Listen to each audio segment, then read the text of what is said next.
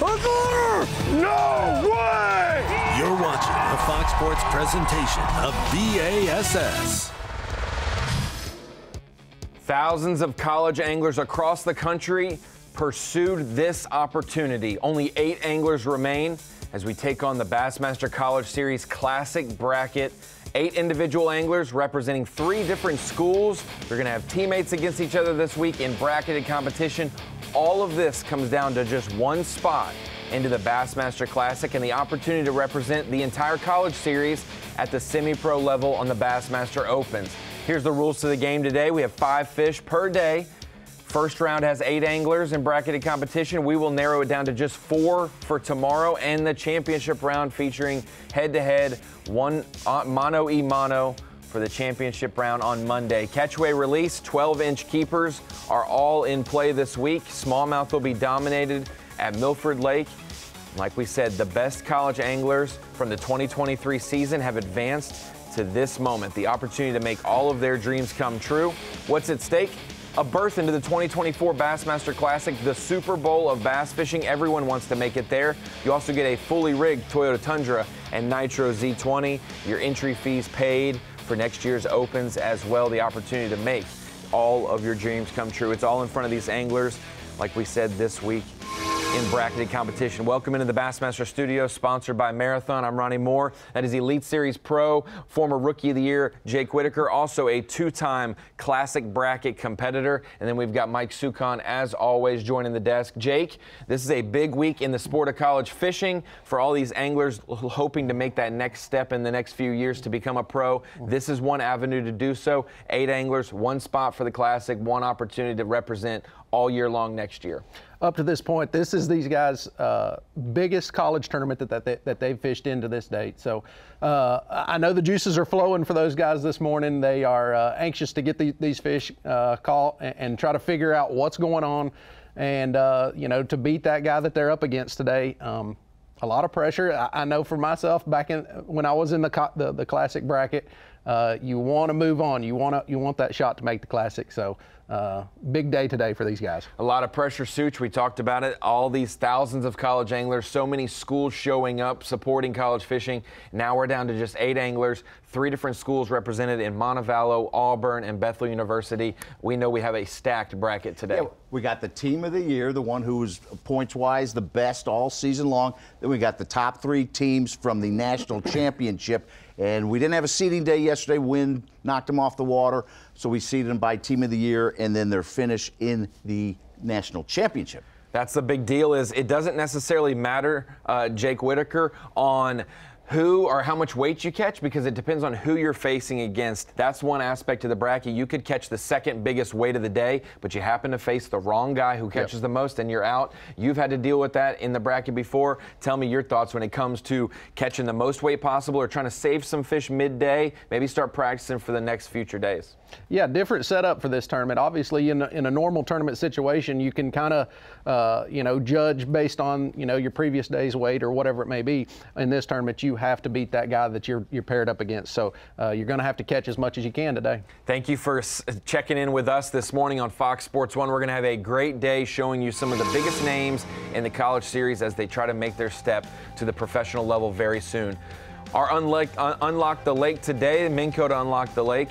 Milford Lake is our destination today in the state of Kansas. This is the 2nd time that we have been here. The 2018 College Classic Bracket was our first taste of Milford Lake. 8 anglers will be out on the 15,700 acre lake.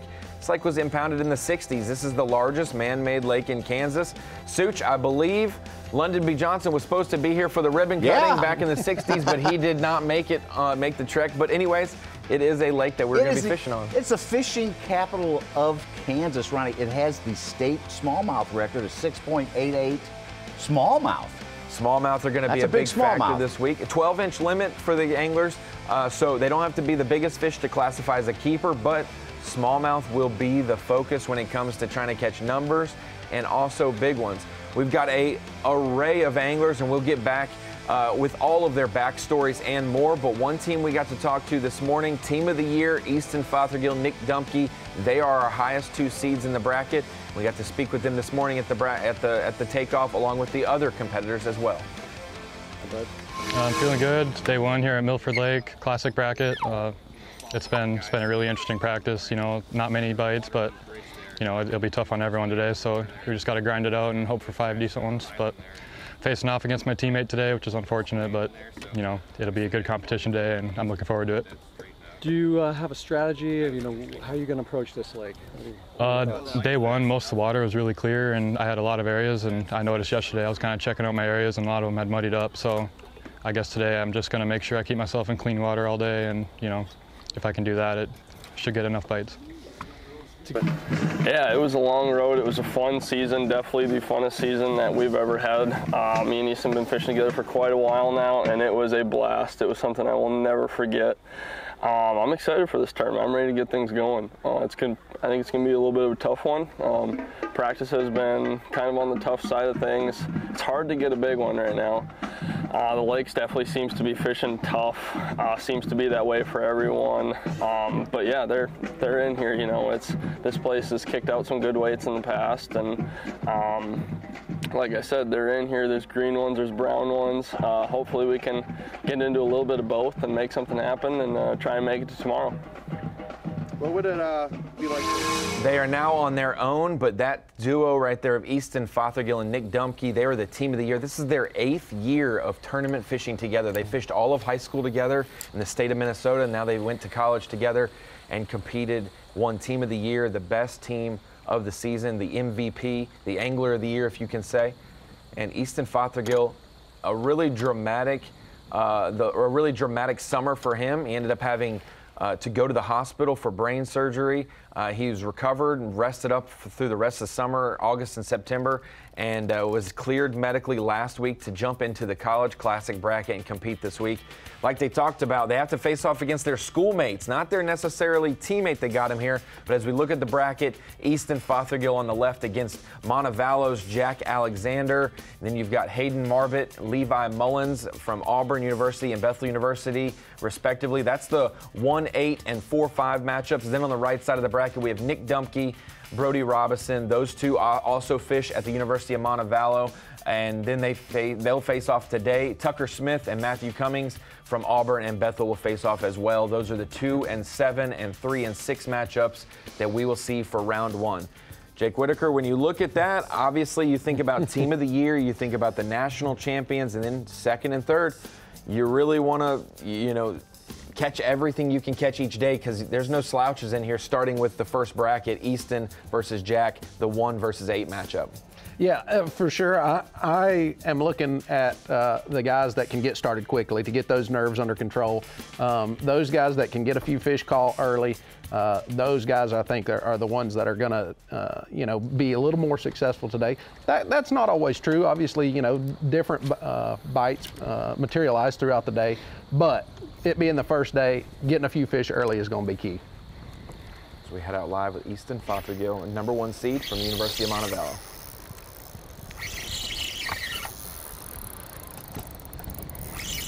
Feels good if it's a bass.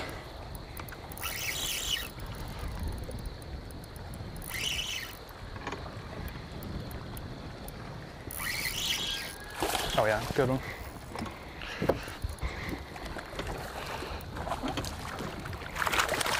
That's big.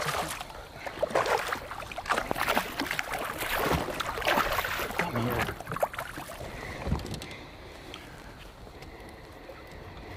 Take a look, Easton. Got the hardest one all the way, fish #1. Oh, crap.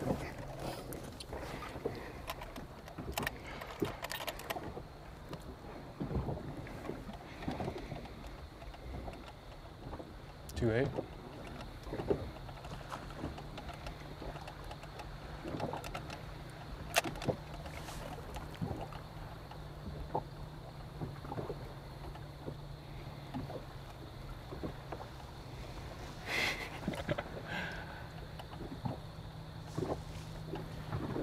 We are doing catch, weigh, release.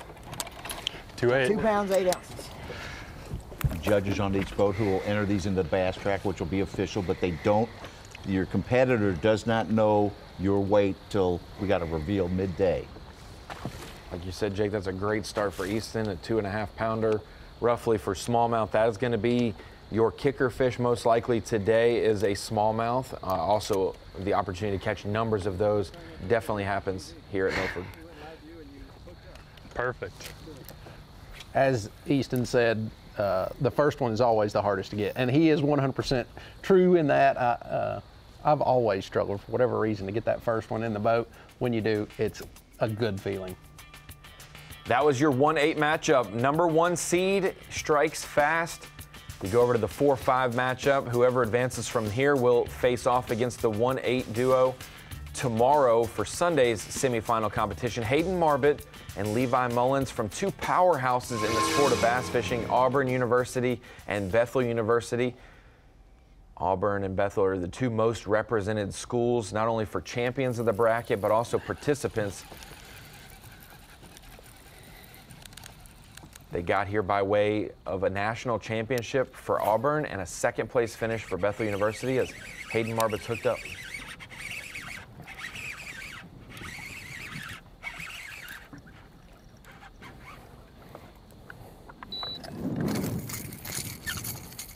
Gonna have a lot of those today.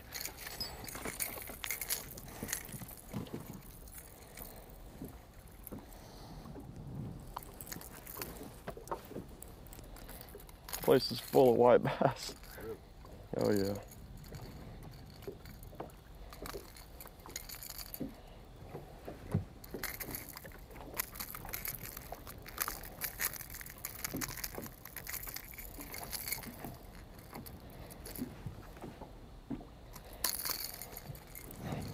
That is not a species that we are counting this week. They said a lot of anglers are dealing with that. You're going to have a lot of different species come into play, and topwater for sure attracts a lot of different types of fish.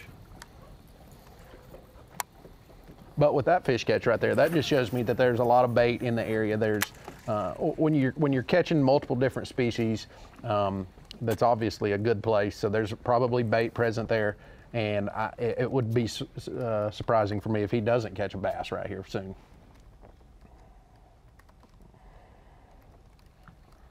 Something interesting you told me, Jake, when we did a story a couple of years ago, was anglers are a little nervous. They get a day of practice in this event. Elites get 2.5 days, 3 days. But to get out to your first place, if the fish are still biting, if some condition has changed, talk about that.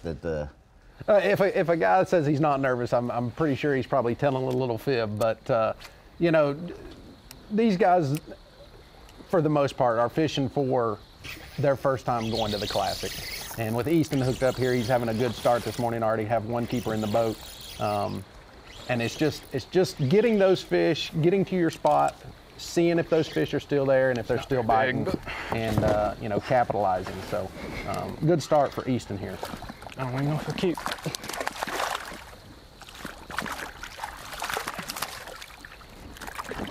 Come here. That'll be close.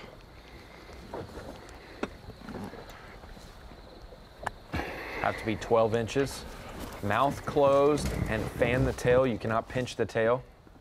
Oh, yeah.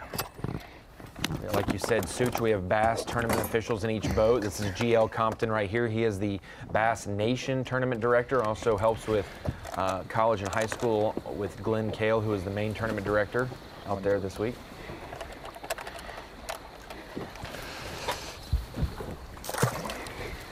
And short sleeve shirt too, Ronnie. We didn't mention the weather. Starts in the low 70s. The winds 10 to 12 miles an hour. Supposed to climb a little bit today. Not as bad as yesterday that knocked them off the water to prevent the seeding round.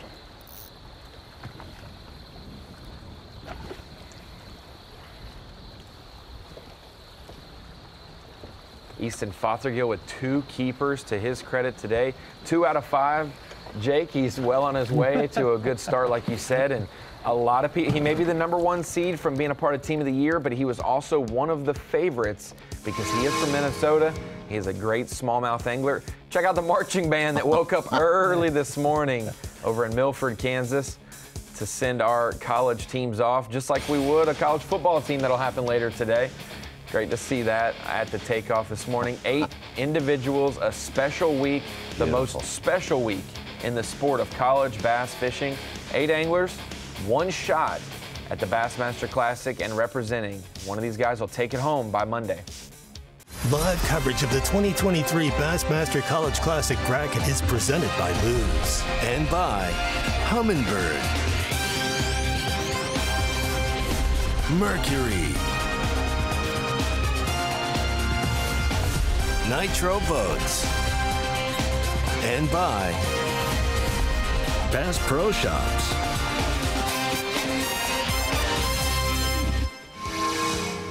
Welcome back to the Strike King Bassmaster College Series Classic bracket here at Milford Lake in Kansas. Day one action here, which means it's the round of 8. We have all 4 teams that have qualified for the bracket broken into 8 individuals, and they are paired up in their individual matchups that we will discuss heavily throughout the week. Easton Fothergill, your #1 seed on the left side of your screen, facing schoolmate Jack Alexander from Montevallo as well in the 8 seed matchup. Hayden Marbett, Levi Mullins, 4-5.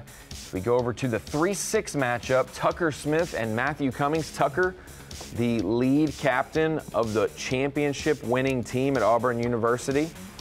Got it done at every stage and every level that you possibly could so far as a high school angler and a college angler, a 3-time high school champion, and he has won 2 separate national championships this year with different leagues, including the Bassmaster College Series Championship. We're out with him live.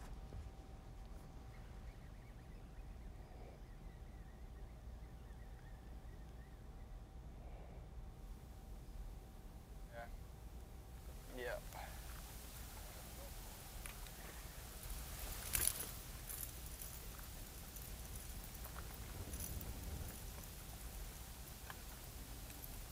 Y80.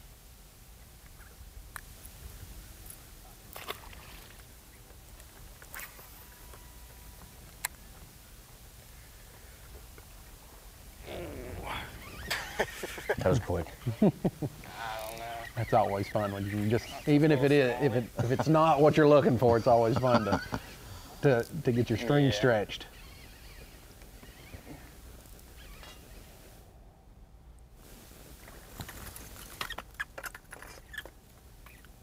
That might be a keeper. Yeah, like you said, Jake, there's so much bait in this lake, it seems that even the white bass and the small all together, back-to-back casts. That's small man. Back-to-back casts for him, 2 different species. See if this one makes 12 inches. It looks like it should. Probably a 1.5-pounder.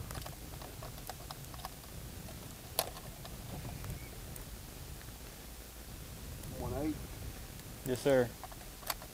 1.5-pound keeper for Tucker Smith to start his day. Matthew Cummings, his opponent in the 6th seed today. The right side of your screen. He is hooked up as well. A lot of topwater action this morning. I'm liking what I see. Water temperatures, the angler said, were around 70 degrees each morning. Obviously, if it gets up to 80, 90 degrees air temp, that warms up throughout the day, but 70 degrees is a good indication that the fall it transitions right upon us. It's about to start dropping water temps wise.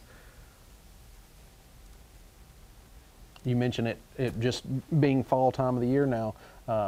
Anytime in fall fishing, this wind that they're experiencing today, even in some of these places that doesn't look like there's not much wind, that wind positions bait fish. It positions the fish that are chasing the bait. So I look for the guys that are, that will catch fish today to have that wind influencing what they're doing. Forecast is for it to climb into the mid-90s today up there.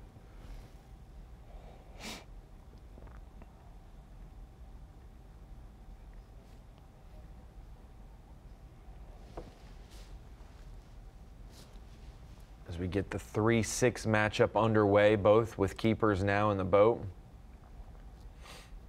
These are some of the most popular and legendary colleges when it comes to college fishing. Auburn, Bethel, they have represented in so many different college classic brackets and had winners come out of this. And then Montevallo is the hottest team in the nation. 2 different duos in this bracket, and another good one, it looks like, from Easton. It's a hybrid. It's non-bass. Didn't mean to get y'all excited.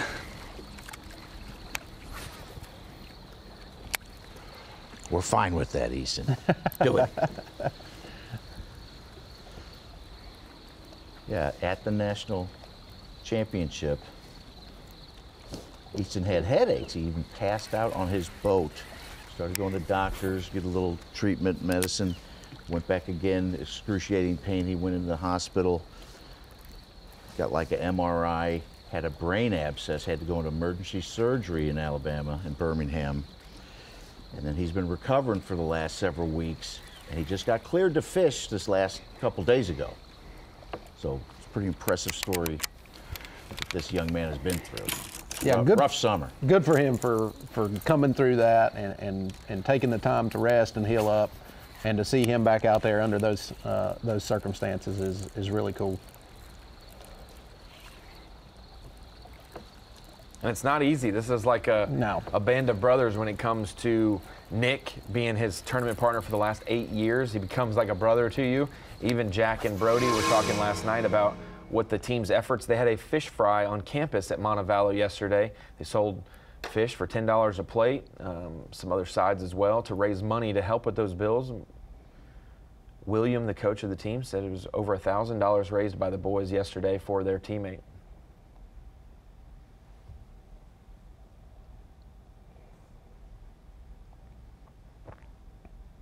Tucker Smith, number 2 possibly.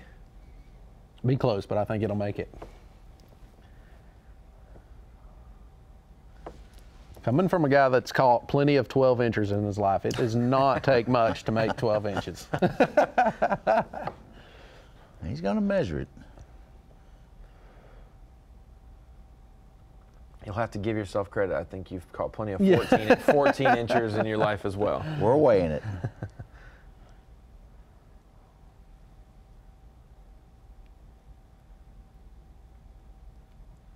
Mike Burtis out there with Tucker. We will look at the bass track feed to keep up with the weights as they come in.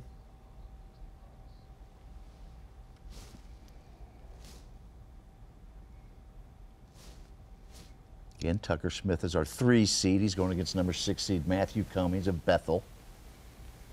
A couple years ago, Tristan McCormick of Bethel broke the tie of going to the Classic with Auburn. Bethel, he was the 3rd one from there, and Auburn's got 2 who have gone on to the Classic.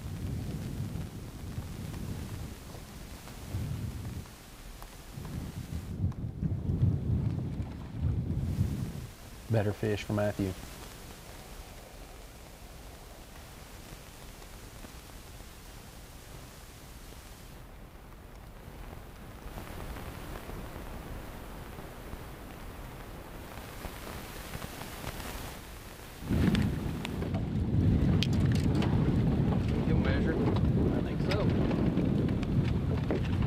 Number 2 for Matthew. No, he's legal. Okay.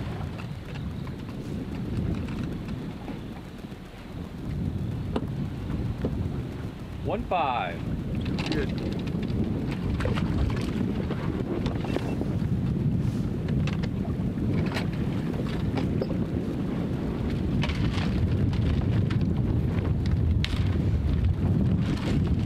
I'm sure there's some boulders or some rock up there that are holding these fish on these wind-blown points, and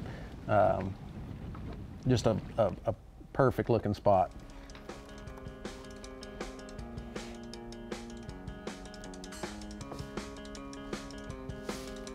As we take a look at the bracket, we talked about it a little bit earlier, the 4-5 matchup, Hayden Marbut versus Levi Mullins. Hayden was the second part of that Auburn National Championship victory. He also shared part in one of the high school championships that he and Tucker both won. So Hayden has been able to execute at the highest level of competition for high school and college series with Tucker, both sharing in national championships on both levels. Absolutely phenomenal what this Auburn team has accomplished. They won a national championship with another league at Lake Hartwell earlier this year, and then winning at Pickwick Lake for the Bassmaster College Series event. Meanwhile, Levi Mullins from the state of Indiana came down to Bethel University, one of the most legacy-based schools out there. Hayden Marbett had a great topwater bite right there.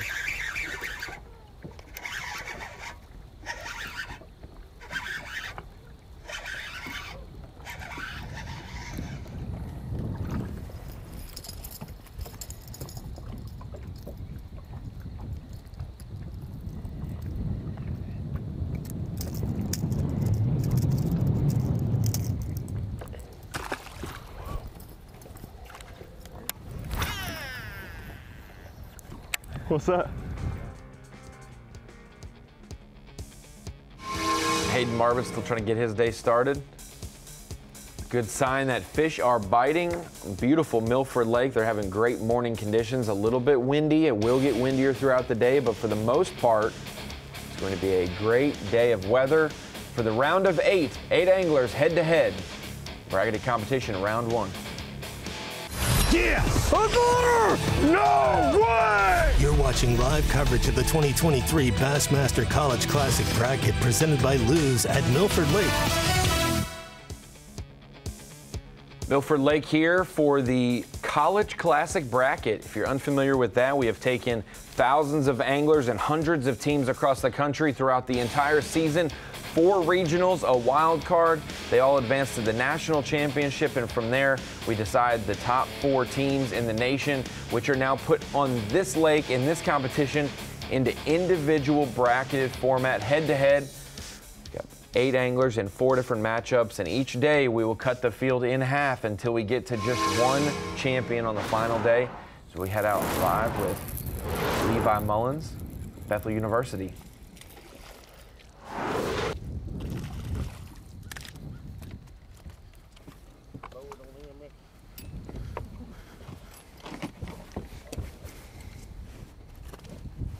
First non-topwater fish we've seen today. Little jig action.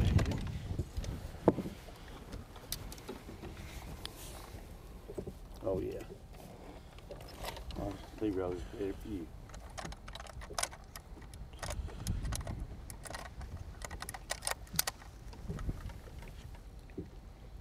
£1 pound, 4 ounces. You agree? Yep. All right.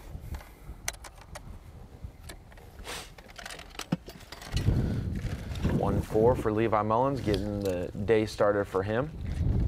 If you look at that structure on the left, that's familiar. Tucker Smith was just down the bank from him, so that's going to be a popular area with the south winds today, Jake, and this lake being pretty vertical.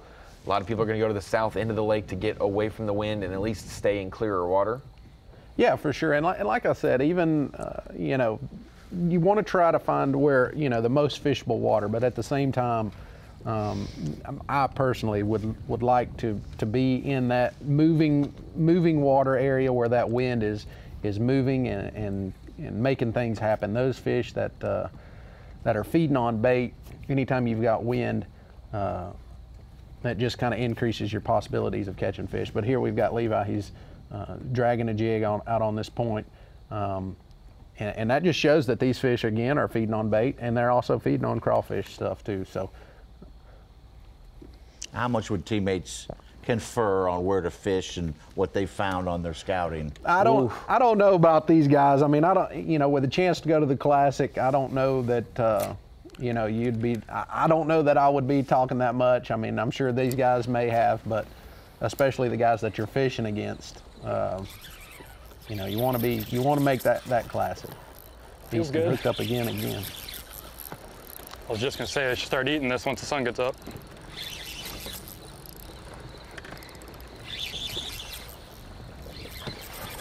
Oh yeah, largemouth.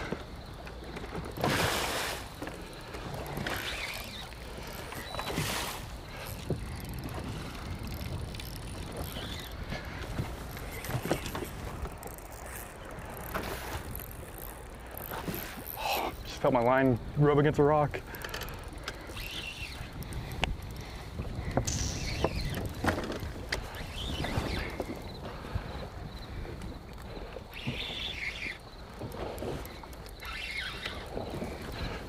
Oh, he's barely hooked.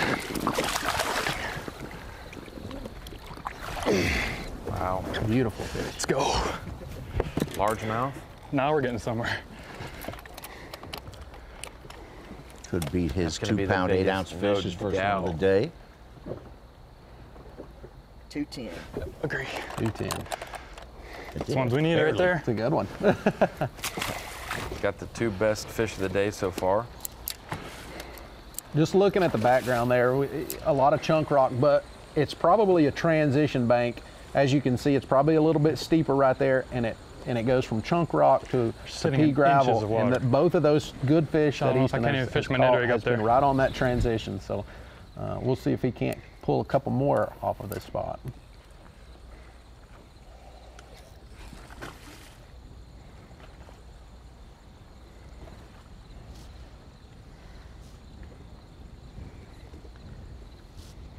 Seeing these anglers out there in hoodie weather. It's beautiful temperatures and sunny skies, clear today, but there is a chance of wind, so we'll have to turn to our friends over at Fox Weather to give us the full breakdown on what they expect with their forecast today at Milford Lake. Hey there, anglers. I'm Fox Weather's Kiana Lewis, and this is the Bassmaster College Bracket Championship forecast. We're looking at the weather on Lake Milford and Junction City, Kansas today, and we are seeing a mix of sun and clouds, highs in the mid-90s. Tomorrow we'll see it again with highs in the 90s as well. Good luck to everyone out there, and don't forget that you can download the Fox Weather app or stream Fox Weather from your favorite connected TV device. Thank you, Kiana Lewis. And yeah, if you like the transition, if you like to experience 2 seasons in a day, come to Milford Lake this week. You'll have fall in the morning and you'll have late summer in the afternoon with 94-degree temperatures. As we go out to Jack Alexander, the number 8 seed, facing off against Easton Fothergill, who is off to the hottest start of anyone today in the bracket. Fothergill has 4 for 7 pounds, 12 ounces.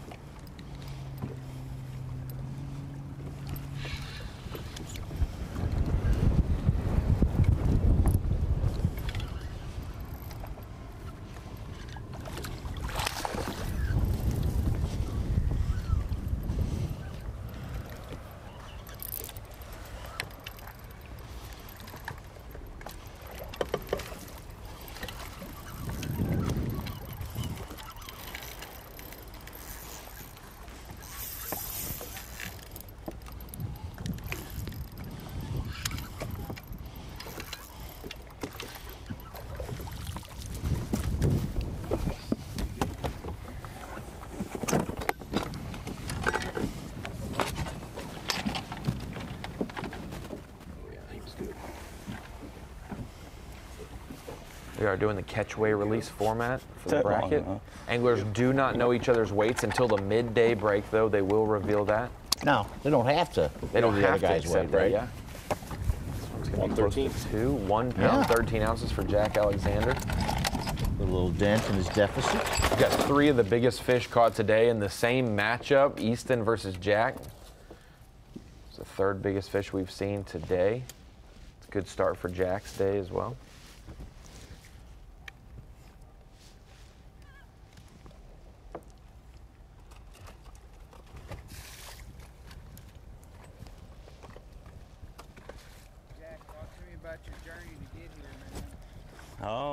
Started fishing in 9th grade. Dad would take me to the lake, just drop me off, come pick me up at sunset. Fished all through high school. Met Brody through just high school fishing. We became good friends, hit it off. Fished in college and had a good little journey and ended up 3rd at Pickwick, and now we're here at Milford. So it's been a cool little run fishing college for the past 2 years. Feels nice. It's a little hard to get than I would have liked, but we're gonna get things rolling here soon, hopefully. Just a little 2.8 Kitech. I think they're eating. That's the only little profile I can give them to eat. I'm sure someone's catching them on a bigger, but not me.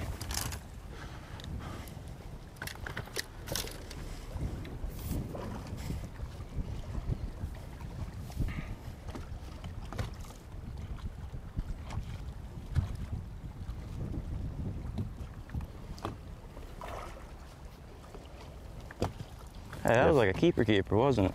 It's like a begging. These 2 pictured, Jack and Brody, they were teammates at Montevallo. this past year. Like you said, third. They didn't really have any great finishes. They had a bunch of 15 to 45th place finishes throughout the year.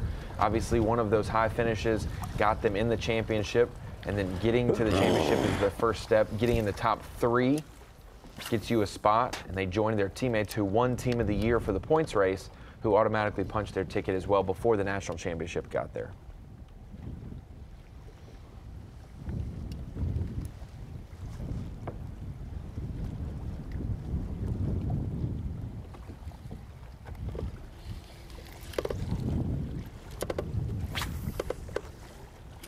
Got fish caught in each of the matchups except Brody Robinson, number 7 seed, against number 2 Nick Dumpke.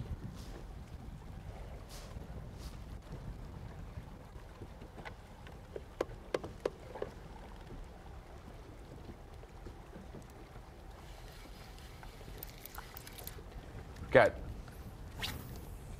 multiple schools represented this week, 3 different universities, 2 of them in the state of Alabama, 1 of them in Tennessee, but we have anglers from Minnesota, from Indiana, Tennessee, and Alabama all represented as well. Round 1 of the college bracket, the 8 anglers facing off head-to-head today. Some of them have gotten good starts, and some of them still have work to be done. We'll be right back from the College Classic bracket. Tomorrow, it's a huge doubleheader on Fox, starting with the Commanders taking on Jalen Hurts and the Eagles or other regional action. Then in America's Game of the Week, Patriots battle Dak Prescott and the Cowboys, or Cardinals, Niners, all on Fox and the Fox Sports app. Got to admit, I wasn't giving up on my team, but I wasn't confident in my Cardinals taking on the Cowboys last week, but they got it done. So now maybe they could shock the world again with the Niners, and maybe the Cowboys will get back on track against the Patriots. But nonetheless, we're, you know, definitely a quality win, and just like what Easton's looking for right here, a quality start to his day. Yes. Scoring early and often is what you want in any sport, and that is what Easton has done this morning. Impressive. By far the best morning. He's probably had a better morning than the entire other 7 anglers combined with how good of a start he's gotten off to. Great offense. Doesn't get to play defense in this. That's right. I don't know, in a day like today where they're going to maybe find out what, you know, what their other competitor has. Maybe a defense is to be played today. We'll see.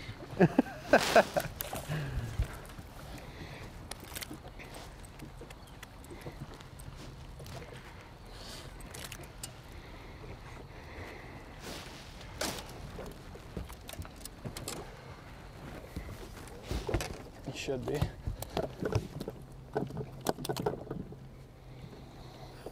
Yeah, 13. Gosh, that's a small 13-incher. Baby. Uneven.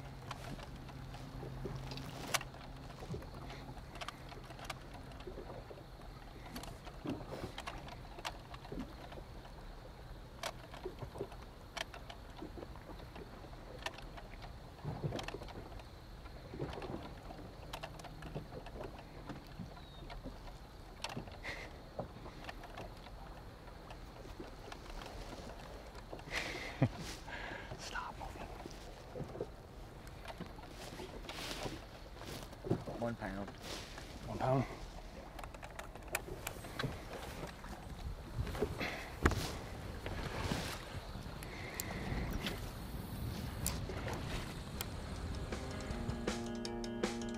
As we take a look at the bracket with updated weights for basically all of our competitors, the only ones not on the board are Dumpke and Robinson in the 2-7 matchup. Meanwhile, Easton almost up to 9 pounds now with his initial limit. Jack Alexander got on the board with a decent one. Hayden Marvitt, Levi Mullins are neck and neck. Tucker Smith, Matthew Cummings. That's going to be a matchup to keep an eye on, as both of these anglers very good in their own right and heading, you know, up against each other. You just never know. Like we talked about, Jake, you could have the second biggest bag of the day and lose to the wrong guy. And Tucker looks like he's got another keeper to go to his tally. Looks like those 2+ pound bites today are going to be keyed as far as to getting you over the hump. A lot of these fish you know, that they're catching. Although that it's nice to have these fish, but gonna have to have some of those fish over 2 pounds today.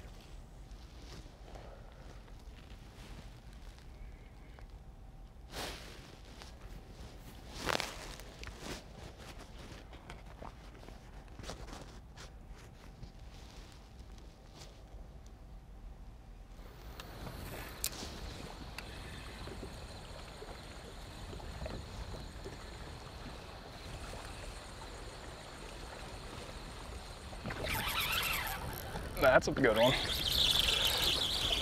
Never mind.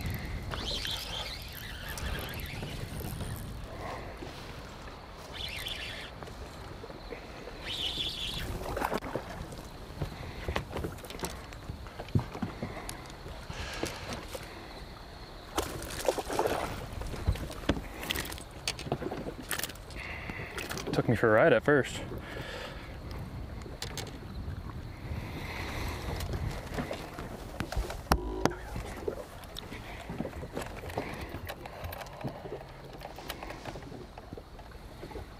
Trying to cull a 1 pound even. Gained a few ounces.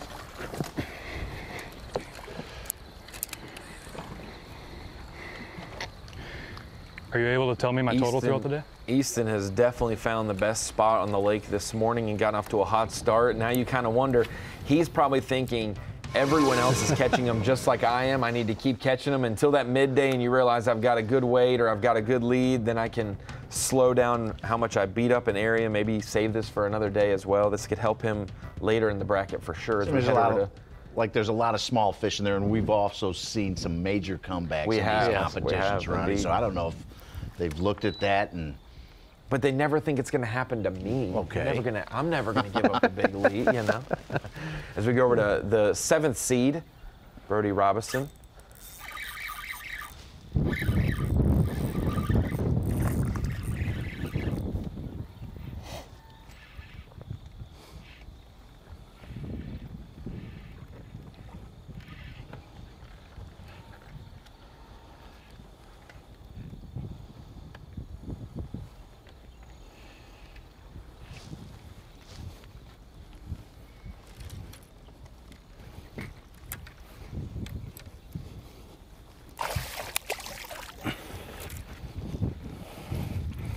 Yeah, number 1.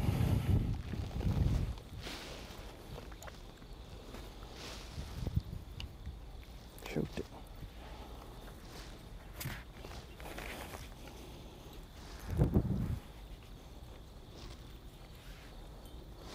I found a bait they want. Good Lord.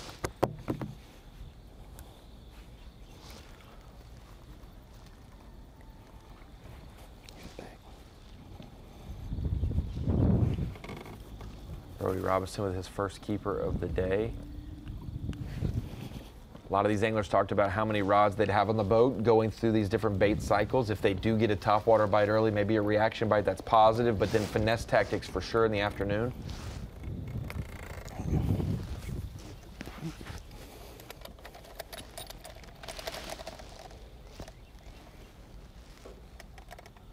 $1.15, you agree?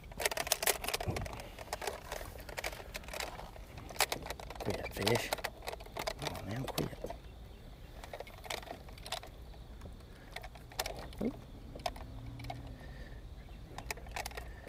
I agree. Fish ain't never gonna quit.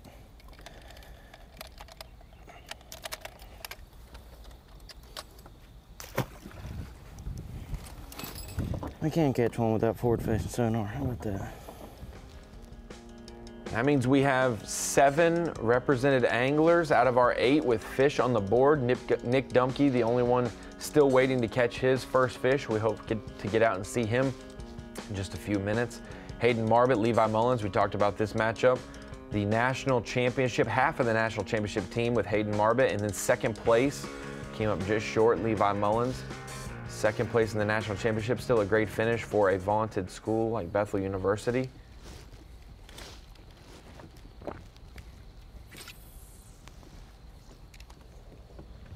We talk about it. We know Bethel's a great school in Tennessee. If you're not familiar in other sports with them, they are a college fishing powerhouse.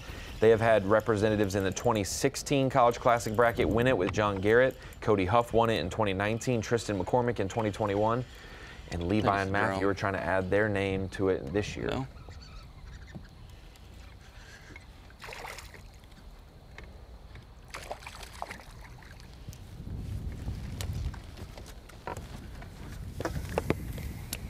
Cody Huff, of course, is fishing the Elite Series this year, and John Garrett is way up in the EQ standing, second place, and he almost has an elite spot assured for next season.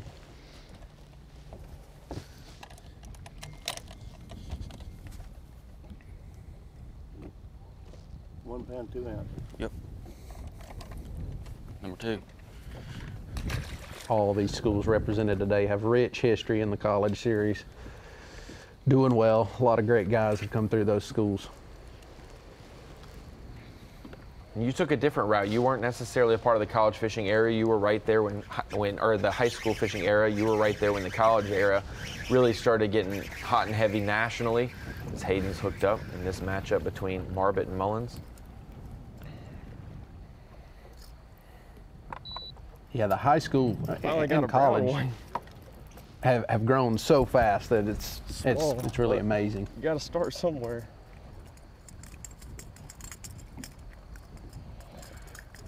And the fishermen, the anglers, they just keep getting better and better. Should be 12. Yeah.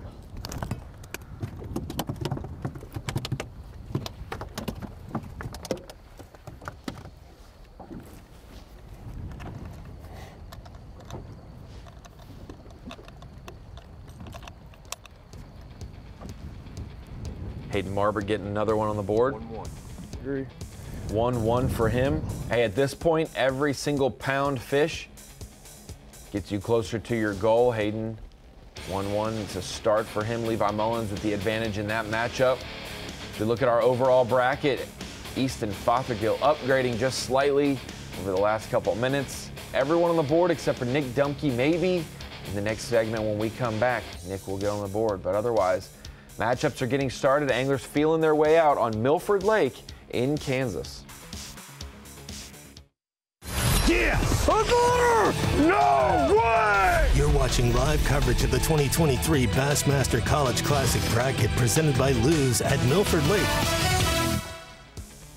Welcome back to Bassmaster Live here at the Strike King Bassmaster College Series Classic bracket. Junction City, Kansas, day 1 action means it's the round of 8. Our 4 teams that have advanced to the College Classic bracket are split into individual matchups. 8 anglers heading off against each other. Taking a look at our Humminbird bird's eye view.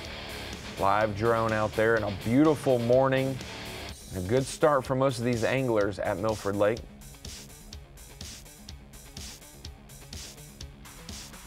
The man of the hour so far has been the #1 seed Easton Fothergill, part of the team of the year from Montevallo. Him and Nick Dumke had a fantastic points race season, and he has had a great morning start, by far better than anyone else today. Should upgrade, not much. Certainly a lot of fish right here on this spot for Easton. I know he's wanting to try to get those better than quality fish that we've seen him catch this morning, so we'll see if he can upgrade.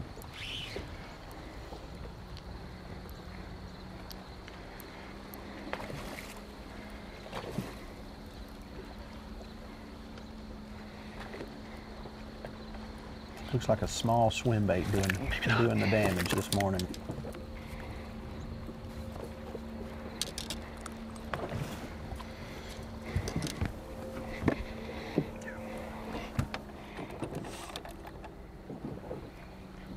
$1-4. Got an ounce. Might be what it takes this week.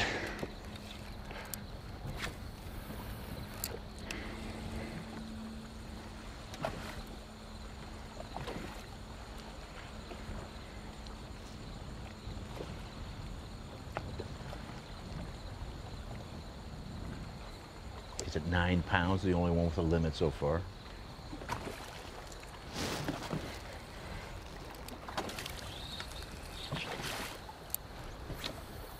Obviously wants to upgrade a little bit on that, but he cannot complain with how his morning has gone so far. You briefly touched on it, Jake, this background, the type of bank it is. It looks steeper, bigger rock, and then over to the right off camera, it changes. Why, for the viewers at home, would this be a key spot? Why is the change such a big deal? Well, it's just anything different in bass fishing when you're targeting these fish, anything different that is going to, want those fish to congregate in that area is a fantastic place. And then you've got the wind probably bringing some bait down through there. And if you look at the bank, you see the chunk rock, but you see that bank that is pretty vertical, and then it kind of slopes off down right where he's casting. Just a change in depth and change in the bank area is what's holding these fish here. Brody, the 7th seed, going up against Nick Dumke, his schoolmate, in this matchup. And looking to put his second keeper in the boat.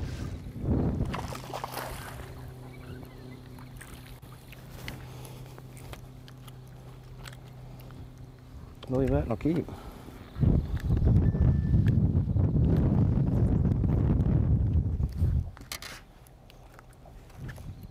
Sure. Oh, all day. I'll take 14-incher. Solid fish for him, maybe close to what his first one was. 1.7. Agreed. Agree. 1.5 pounder for Brody. Cool.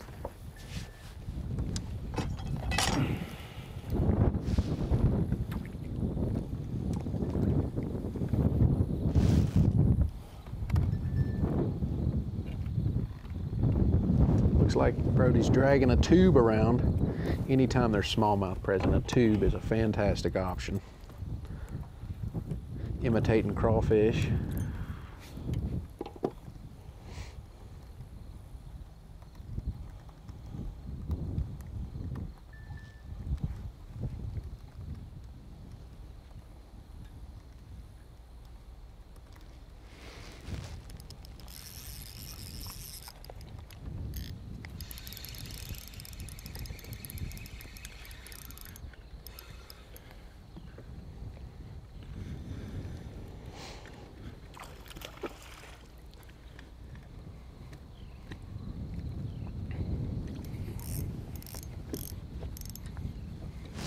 Some folks watching them up there on the hill.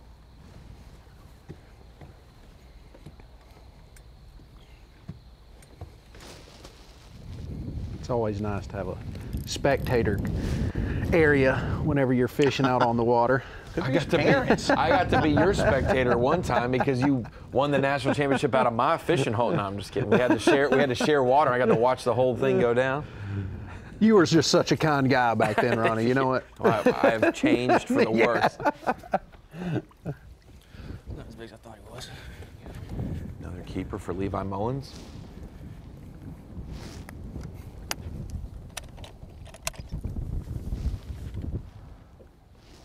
£1 9 ounces. Agree. All right. Number 30. I know these guys are competing, against each other this week, but man, college fishing, I met some of my, best friends in just fishing the college series, and you make so many relationships and, meet so many people that it's just a really cool deal that draws people together, the college series.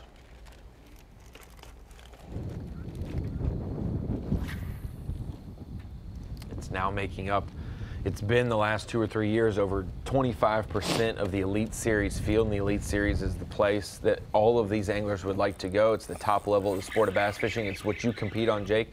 25% of the anglers are college fishing alums, and that there are so many more in the industry and sport and other leagues as well. It'll eventually be 100%, I think. Well, maybe not 100%, but eventually, Yeah. Yes, we will get to the point where everybody on the Elite Series will have either fished in college or, something like that.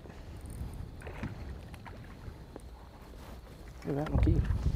Brody said last night on the phone that he's a Coosa River kid. He lives on the Coosa River in Alabama. His parents live at Lake Guntersville. But traveling across the country, being able to fish a lake like Cherokee Lake or fishing in Florida has made him more of a well-rounded angler. He said, I'm really not great at anything, but I'm pretty good at everything so far, just with what college has taught him. Well, that's what the college series helped me with most of all, was just traveling around, going to different areas. I mean, growing up, I fished regionally, you know, close to home, but through the college series was able to travel and go to these different places, and you just learn so much, and it's just a huge stepping stone. Heard a lot of guys say that, and then you're put through the paces of going to a different fishery, figuring it out, going through the weigh-in lines and all that, and dealing with 200 other boats. That's right. And you were, in your 2 years that you made the College Classic bracket, you won the national championship at what would be considered a home lake to you, one that you had a little bit of a local advantage on.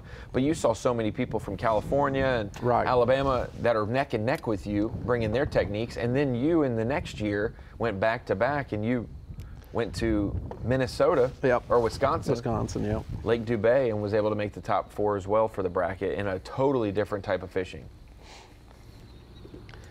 Yeah, and I mean, you know, just the different style of fishing, just like you say. One tournament, Lake Chateau, we won. We were, you know, we weren't catching a ton of fish, but getting bites wasn't necessarily an issue. And then you go to Dubay, and it's like you're struggling to catch the 3 fish limit that they have there. So it's just a diverse, you know, places you go. And these guys here at Milford, I've never really heard of Milford until, you know, they just had the college bracket there a couple years ago. That's the first time that I had ever even heard of Milford. And it's, you know, it's obviously got some fish in it. So, you know, these guys get to go to some cool places and have fun.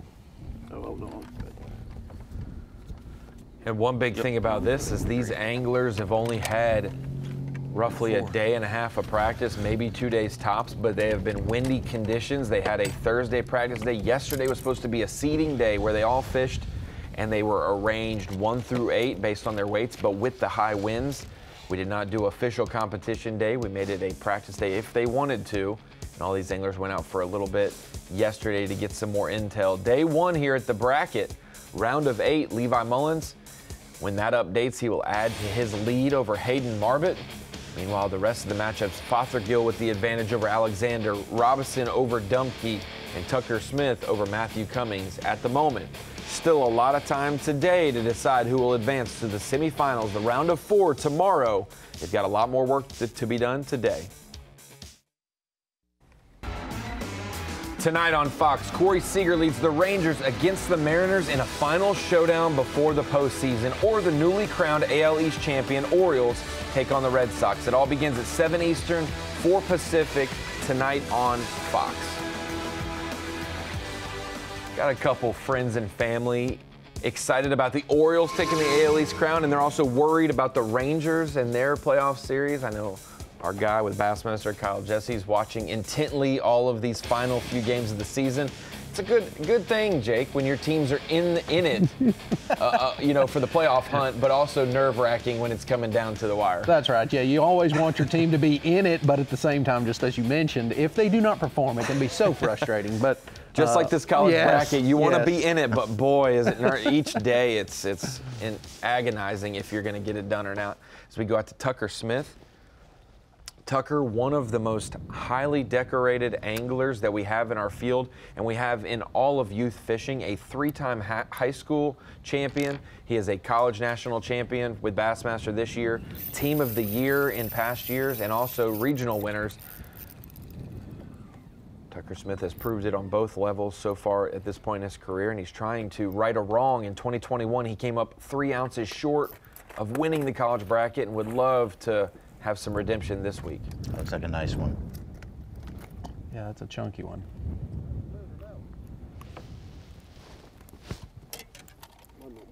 Oh, my bad. All right.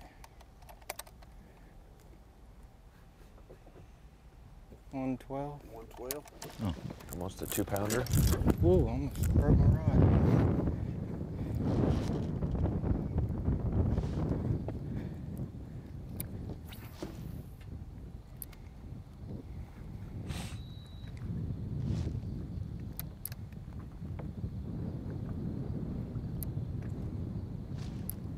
One thing we were interested to see this week at Milford Lake, and you can attest to this, Jake, is back in 2018, neither of our competitors had forward-facing sonar, so that not only can you lean on the past info of what the bracket looked like back then, even though the lake is a couple feet lower in water level, this maybe opens up a different bite in a different region than we've seen in the past. Yeah, I mean, we've all seen it. If you're anywhere in the bass fishing game, we know that forward-facing sonar is going to play a game in basically all of our tournaments moving forward.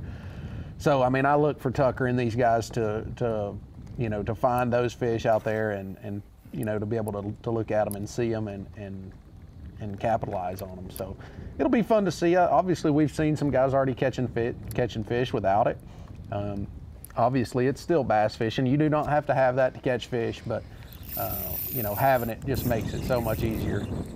And it helps you put the pieces to the puzzle on a lake. Well, like you have 2 days of practice on a lake you've never been to that there's no info for, that you could find something out today that helps you Monday. That's exactly right. And when I say it makes it so much easier, it's not, I'm not saying that they're going to automatically catch them just because they can see them now, but it just, like you said, it helps these guys put the puzzle pieces together. Oh, there's figure a out brush pile here. There's a rock line exactly there. what these fish are sitting on, if they're suspended, if they're if they're on the bottom, whatever it may be. It's just a tool that helps you put the puzzle pieces together faster. Another 15 ounce. Another 15 ounces.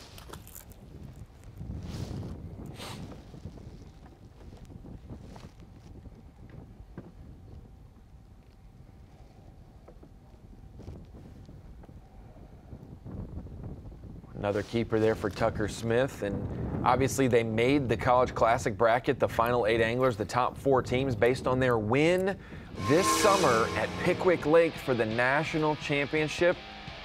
We've seen it in various forms on the Elite Series with high water in the spring. We've seen it ledge fishing in the summer, and these two guys put on a show, led it wire to wire. In a tough summer tournament, they really excelled, and they had a window of time on the final day where all the pieces to the puzzle came together. They were able to take the title at Pickwick this year.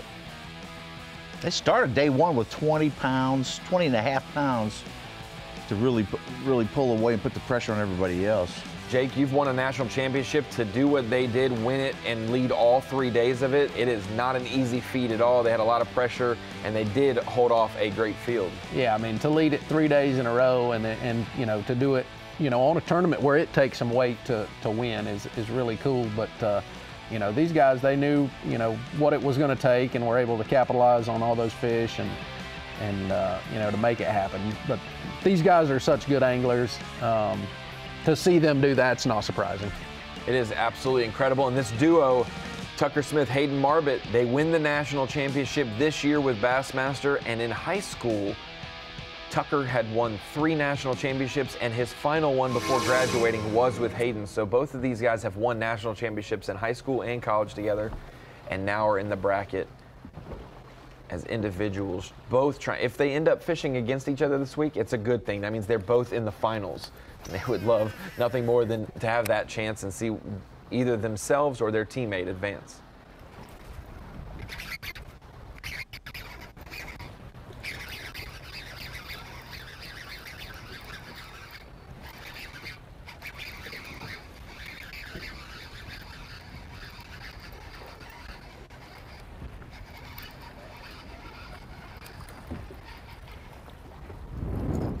Whoa, 2 at a time. Good for him. A double non-species catch. There's so many of them in here. Yeah, I'm glad to see him grab those pliers. This could be a time where you get in real trouble right there. The smaller the fish, more likely you get hooked. 2 white bass. They will not count to the scorecard for him, but plenty of bites, a lot of bait fish up shallow, and it shows you that the wind hasn't negatively affected these areas. Yeah, come on, 2 brown ones. Pushing plenty of fish in this region.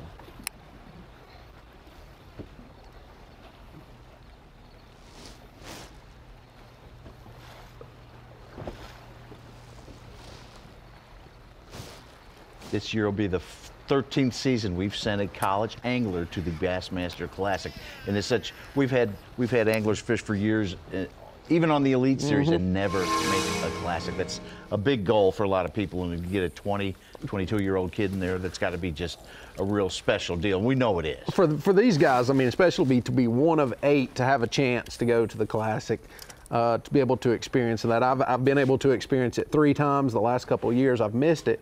But those 3 times that I've been has just been, you know, some of the best tournament memories that I have. And it just makes me want to be back there that much more. So for these guys, they don't know it now, but for the one that makes it, it's going to change his life, and it's going to make him want to be back there each and every year. So, but again, to have this chance for these guys is huge for them. Jack has found a dock to fish. Not I'm many liking of those. what I see from Jack. Yeah. I'm loving it. You can't hold a largemouth shallow water angler back for long. He had to get up here and get him a taste of something a little different. It does look beautiful up shallow, but like we said, a lot of that overgrowth right there is because the lake is 3 to 5 feet low, based on different reports online and whatnot, but water is definitely low. Some of the anglers said, hey, I did some pre-practice map study on Google Earth, and I saw some great boulders, some other great contours, and I get here and there are full-grown bushes growing up on the stuff that I found because the water is low. You can see some of the rock formations as well. There are a few marinas on the lake, and Jack has obviously positioned himself near one of those. So we go out to a 4-box of Jack Alexander, Levi Mullins, Brody Robinson, and Tucker Smith. None of these 4 are competing against each other today. They're all in separate matchups of the bracket.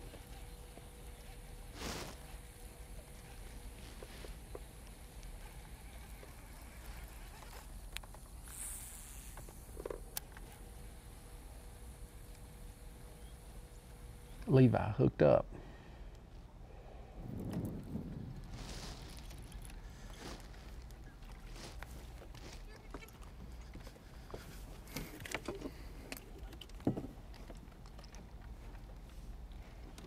Could be keeper number 5 for him.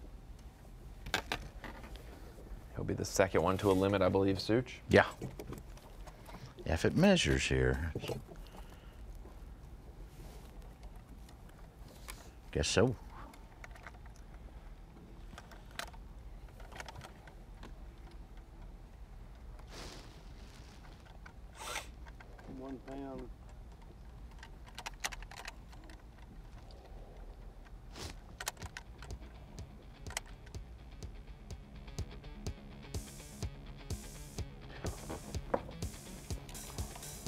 Number 5. Number 5 there, 1 pound. Something, Such. hear Just ounces. dream and wonder. We will see it pop in. We will see it pop in and ounces. upgrade. That will definitely widen his margin right there against Hayden Marvitt. Hayden's catching a bunch of fish, just the wrong species at the moment, but getting plenty of bites. And I have to dial that in a little bit more as we take a look at our matchups. Easton Fothergill, hefty advantage over Jack Alexander. Tucker Smith leading his, and Brody Robinson leading his matchup. We'll be right back. Yeah! No way! You're watching a Fox Sports presentation of B.A.S.S. Welcome back to the Bassmaster College Series Classic Bracket here at Milford Lake in Junction City, Kansas. We're having a full-fledged throwdown this week as we have 8 individual anglers going head-to-head in bracketed competition. We'll cut the field from 8 today to 4 tomorrow, and Championship Monday we'll have the final 2 anglers where we will crown a champion of the College Series. Welcome into the Bassmaster Studio, sponsored by Marathon. We've got Jake Whitaker, Elite Series Pro, former college angler and champion in studio, breaking it down with us, and Mike Sukon as usual. And Jake, you have fond memories of this time of the year, the end of the College Series, and the obviously the bracket. You've had a couple different experiences with that, but starting with the College Series, you had a fantastic 2014 when you won this event. Yeah, man, looking back at this, just being, you know, at Lake Chatoog, I'm not too far from Lake Chatoog where I live. To be able to pull that off with my partner, Andrew, catching those fish on a frog, man, just having a blast doing it.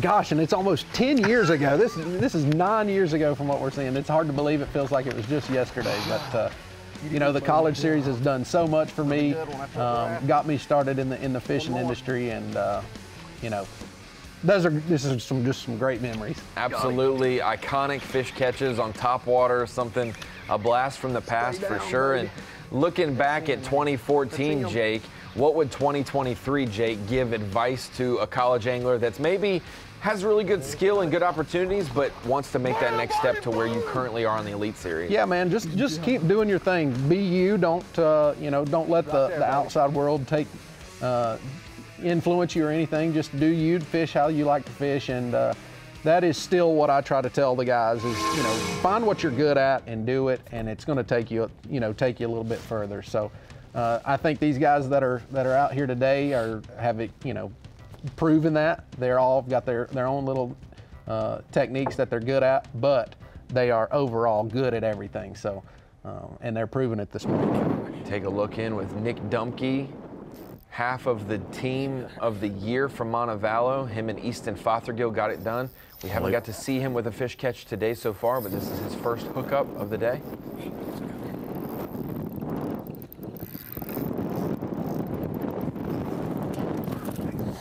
There we go. Sometimes all it takes is that first bite to get you going.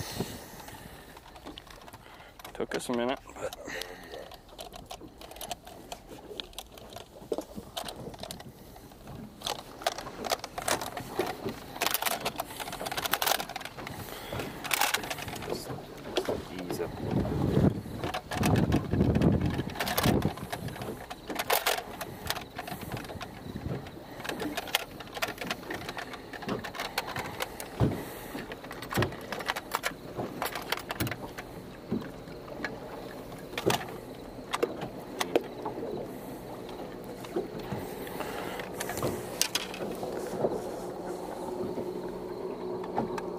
£1, 13 ounces. Agree? Agree.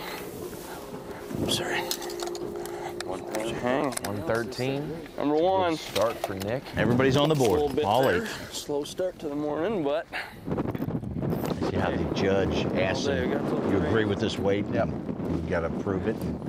You initial did it a a couple card times. later that they I've turn had in. that happen almost every single spot we stopped at now, or I'm having them where they keep popping it. I don't know if it's just something where sun needs to get up a little bit higher. They're just a little bit grumpy right now. The afternoons have definitely seemed to have been the best for the past couple practice days, so.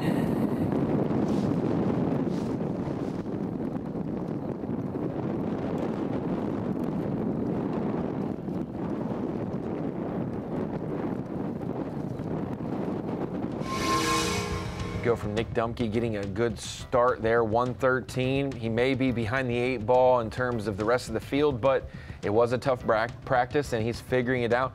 Word is from Glenn Cale, tournament director, who is riding in the boat with him, weighing his fish today, said he's caught a lot of fish, just a lot of non-bass, a lot of other species. Finally getting a smallmouth to execute, bite his bait and him land the fish as Levi hooks up.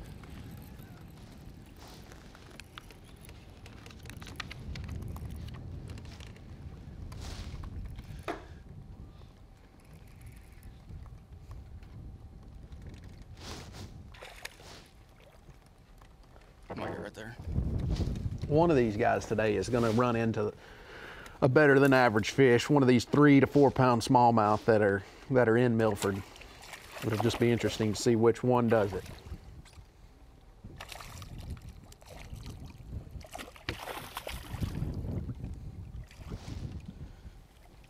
That'll make someone's round for sure. Yes. You will be well on your way to advancing if you can land one of those.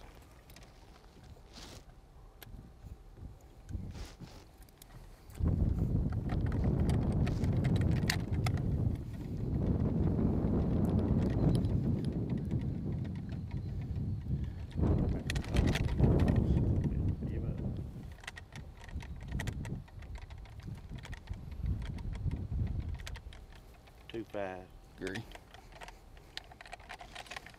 2.5. 2.5. That's a good one. Pretty nice cold. Just our third fish over 2 pounds.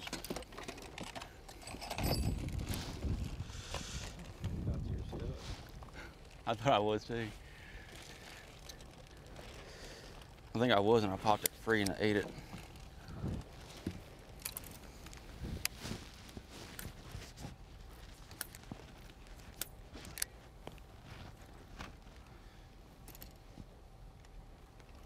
Smart move for Levi to go ahead and retie.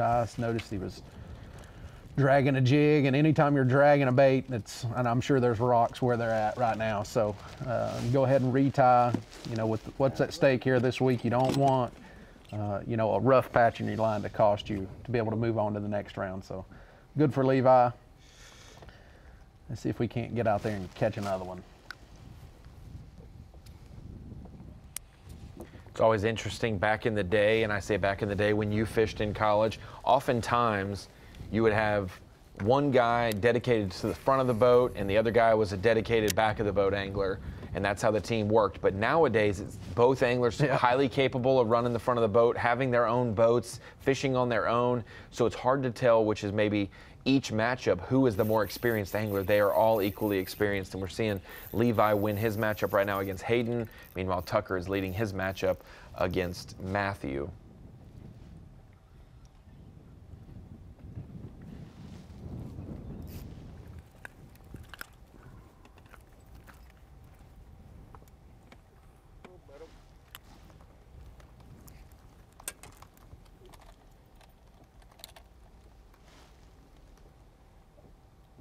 One seven.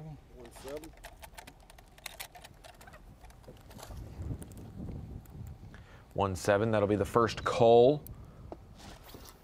1-7 will be the first cull for Tucker Smith. That'll get rid of a 15-ouncer in his 5-fish limit.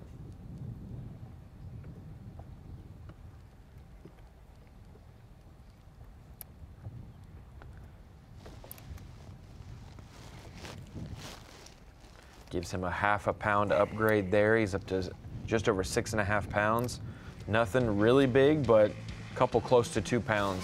Would love nothing more than to advance and make next day's competition in the round of 4. But Tucker Smith, what a phenomenal career he has had up to this point. High school champions 3 times in a row, back to back to back. He did it with Grayson 2 years in a row, 2018 and 2019. Then he joined Hayden Marbett as his teammate, knocked out the championship 1 more year, so 3 in a row for Tucker Smith with 2 different partners before he made his way from Briarwood Christian Academy over to Auburn University in the state of Alabama. These 2, though, fishing in our bracket as high school champions and college champions. They are both in it to win it this week. Tucker leading his matchup over Matthew Cummings, upgrading right there to be able to have a decent lead. Nothing is safe, though, today. Easton Fothergill leads his matchup. Levi Mullins leads his. Brody Robinson leads his matchup. And Nick Dumke just got on the board in the 2-7 matchup. So we will see who prevails, but we're getting closer to halfway through the day. Yeah! No way! You're watching a Fox Sports presentation of B.A.S.S. Bassmaster Live rolling on today with our day 1 coverage, the round of 8 for the Bassmaster College Classic bracket here at Milford Lake, Junction City, Kansas. We've taken the top 4 teams in the nation. One of them won the points race for the season, and then the top 3 finishing teams in the national championship have all advanced to individual bracketed competition where one angler will go to the Bassmaster Classic at the end of the week. Here's some Bassmaster trivia for you. How many classics have the 12 college winners actually fished in throughout their time? I'm assuming their careers. For in other manners as well, besides the 12 we have from the College Classic bracket. A16, B18, C20, or D22, and that's from the 12 winners going on throughout their career. Jake, what do you think? I'm going to go C20. I'm going to go C20. I think 20 is a good number as well. I'll agree with 20, but I wouldn't be surprised if it was 22. Yeah, I wouldn't be either. C. Look at there. 20. There, look at that. Look at there. C20 classic appearances. Yep. Jordan Lee with 5. Cody Huff, Matt Lee, and Tristan McCormick with 2. Cody Huff actually has his 3rd. Well, he's got it. He qualified, but he has not fished in his 3rd yet. Can't be putting the cart before the horse. He has to compete in it first. He's got to go, huh? Yeah. He's got to make it. I think he'll make it. I think he'll get there. I think he'll drive to Grand Lake and make it. A pretty short drive, really. That's right. It's one of the closer anglers. Exactly. Ava, Missouri.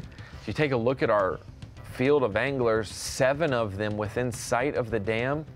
I believe that's just, I couldn't tell who all the way was up the lake,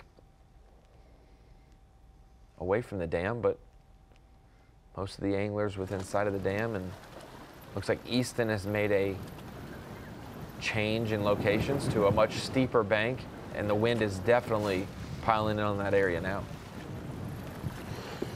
Yeah, so I had found a school in practice, and that's where we started this morning, and that spot way outperformed for me. I caught 2 3/4, and then I wasn't expecting to get a limit there. I was just hoping for 1 or 2 nice ones, but I ended up catching probably 10 fish, and definitely feel like I'm ahead of schedule right now. I'm just trying to get a big one.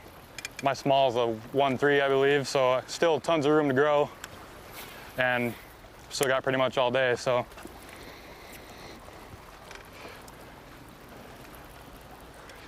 Should be able to make something happen, I would think.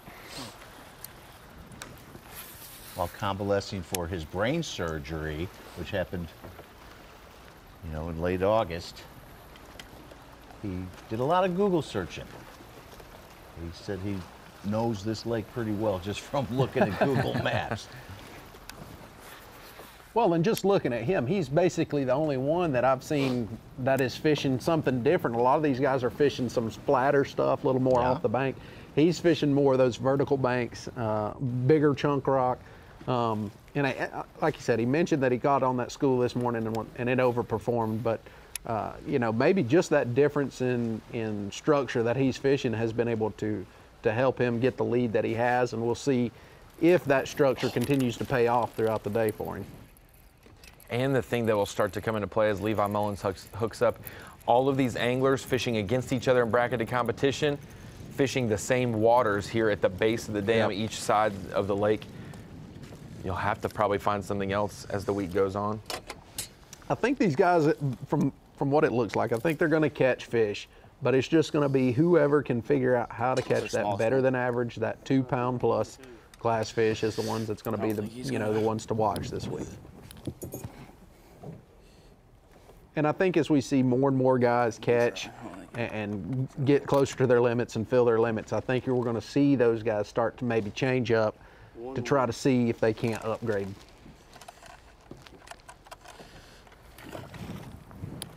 Last time here, 2018, the winning weight was 13.5 pounds. Yeah.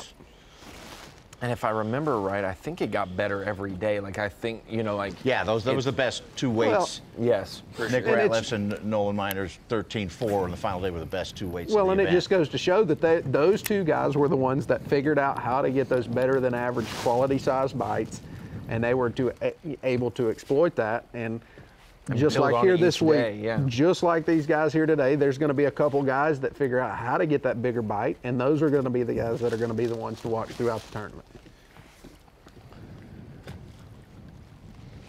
A couple of these guys thought, I said, what's a target weight if where you'd feel comfortable maybe practicing or exploring for tomorrow and leaving an area if you catch some weight.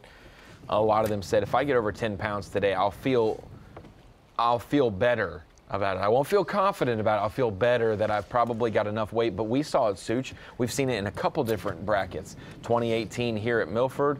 We also saw it at the Coosa River over in Wetumpka, Alabama, where Tristan McCormick and Tucker Smith faced off, where the guy on the final day has a huge lead, 10 to 11 pound lead, and then the other guy comes back in the afternoon and ends up winning by a few ounces. At this bracket in 2018, Nick Ratliff had a 10-pound lead over Nolan Miner. Nolan came all the way back. One fish early. And took the lead with 30 minutes left in the day, and Nick all of a sudden was behind, didn't know that he was behind. He ends up catching a fish in the last 15 minutes to retake the lead by a slim margin and We've make had the some Bass. very dramatic matches here. The Tristan been, McCormick as well was for sure pretty dramatic ending there with, especially because they were side by side. Yeah, all fishing morning the same watching area. it go down.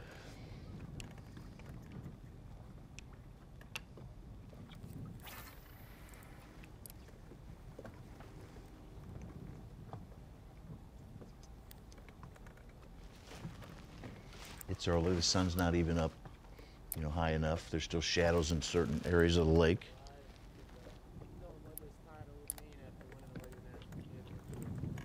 Yeah, this title would mean everything. You know, it's really something I've thought about for a long time, and I've been close in the previous bracket that I fished. So this would mean everything to me. This is the biggest tournament in college fishing, so try not to think about it, just go fishing. But yeah, it's a really big deal, and it would mean everything to be able to do well in this tournament. So we'll see how it goes.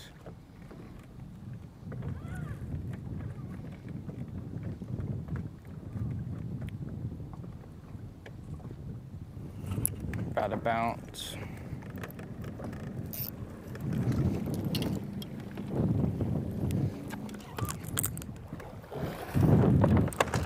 Jake, do you expect the bite to pick up with the sun and the smallmouth, or?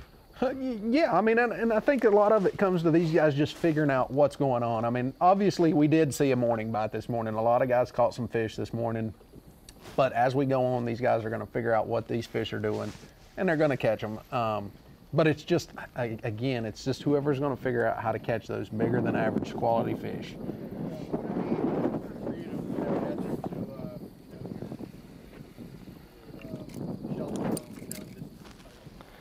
Boy, it would get top spot front and center on the shelf back home. This would mean the world to me. Just to be here this morning just felt so surreal, sitting at the boat, seeing it all go down, taking off was just crazy. It's just that alone was something I won't forget. So to win this thing, oh my gosh, it would mean the absolute world to me.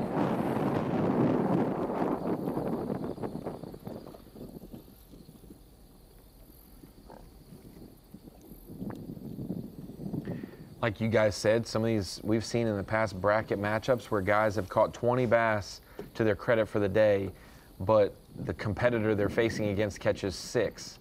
And those 6 fish, or the best 5 out of those, is way bigger than the 20. So whether Nick, who has only caught 1 bass today so far, is on a quality and not quantity pattern and is able to outlast, or if catching a bunch of fish will lead to the bigger bites, it remains to be seen. Obviously, I think we can kind of take Easton out of it. Easton found the best spot so far today, and it's caught quantity and quality. But for everyone else, it seems like it's been either smaller fish, and a lot of them, or a 115 for Jack, and a 113 for Nick, and a Brody with a 115. Well, and I mean, with this being a smallmouth predominant tournament, a lot of times smallmouth will group up, size related. If one of these guys, like Nick, even though he's only got 1 now, if he stumbles upon, a spot where there's, a little school of 2-pound fish, he can look like a hero in a matter of, 30 minutes or an hour. And it doesn't matter that he only had 1 fish at 9 o'clock or whatever it may be. So just being able to, you got to keep your head down, keep searching for that, and just know that it can happen at any point. Levi with another one on a jig. See if this one will upgrade and cull for him. If it does, it'll be by a very slim margin, but I don't know if that will cull for him.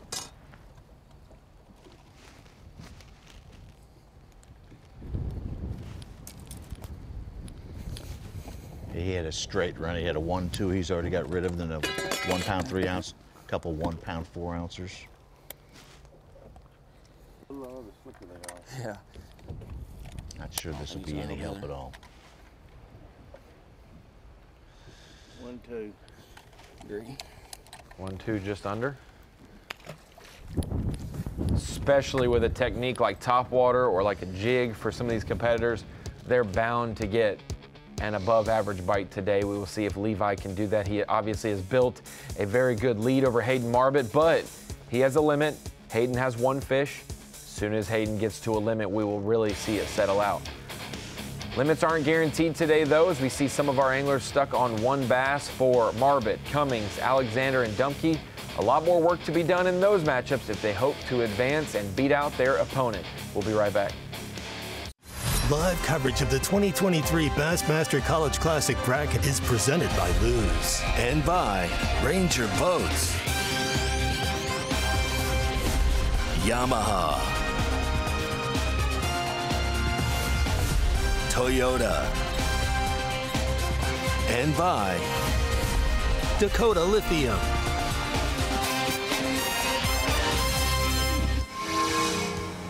Every year it's a goal to advance from regional competition to the national championship to the bracket, and hopefully advance from the bracket to the Bassmaster Classic, the world championship in the sport of fishing. You can't win it if you're not there, and these college anglers would love to be there. As we take a look at our Phoenix weather watch today, like Kiana Lewis said earlier, lows around 69, 70 degrees today, highs in the upper 90s. Kansas is experiencing all kinds of fall/summer weather for sure, and wind at about 15 miles an hour. It looks like it may make a switch and become a north wind. That will also change up the way the lake looks, the way the clear water is dispersed. And in the college bracket, nothing carries over from day to day. It seems you have to figure it out each day. The weather may be different. And last year, this young man's dream came true. Louis Minetti from New Jersey fished for UNC Charlotte. Was able to advance through the bracket after being Team of the Year, made it round by round, and in that final round he was able to take the title to advance to the Bassmaster Classic and represent the entire college series throughout the Opens for this Open season in 2023. Louis Minetti, we got to talk to him this week, and he mentioned, Such and Jake, how much of a dream come true it was for him to be able to experience this moment here at the Bassmaster Classic. He also did something that very few have done. Of the 12 past college anglers to make it, it's only the third one to ever make the top 25 cut in the Bassmaster Classic. And he came and hailed from your school, Jake, UNC Charlotte. Yeah, Lewis was, did an awesome job last year, and gosh, we've had some great anglers come from UNC Charlotte. We've got, obviously I went there myself, Shane LaHue. Both of you guys are on the Elite Lewis, Series? yes, Lewis. But we've also had just other guys that are really good anglers. And I think it boils down to the diversity of fisheries that we have around us. We're able to go do certain things on some lakes and switch it up and go do other things on other lakes. So UNC Charlotte is also, a great school, but which is still a club. It's not scholarship. That's correct. But it is still a angler, driven. Yes. Fundraising type club. Dumpke's second cool fish. Yeah, this is second keeper for Nick.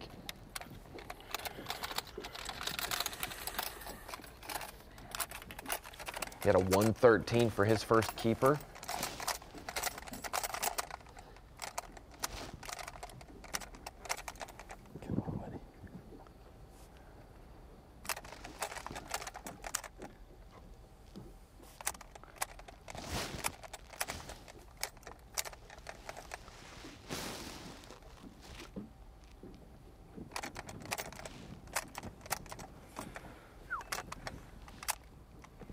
Give up. Cool. 1 pound, 10 ounce. You good? Agree. 10 ounces. 110 for Nick, so two solid fish. We'll pull him within a pound roughly of his competitor Brody Robinson.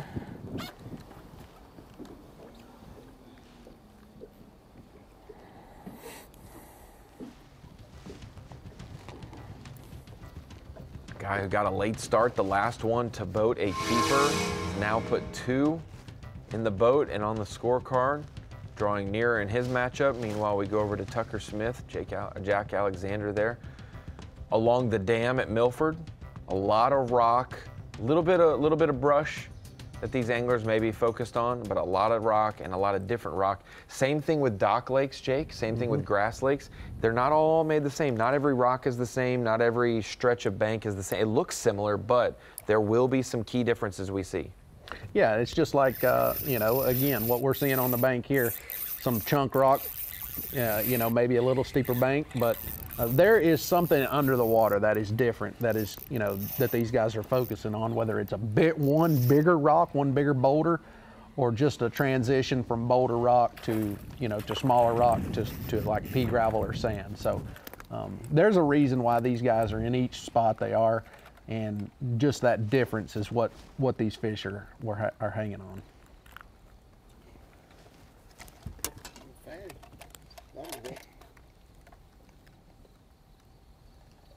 1-9.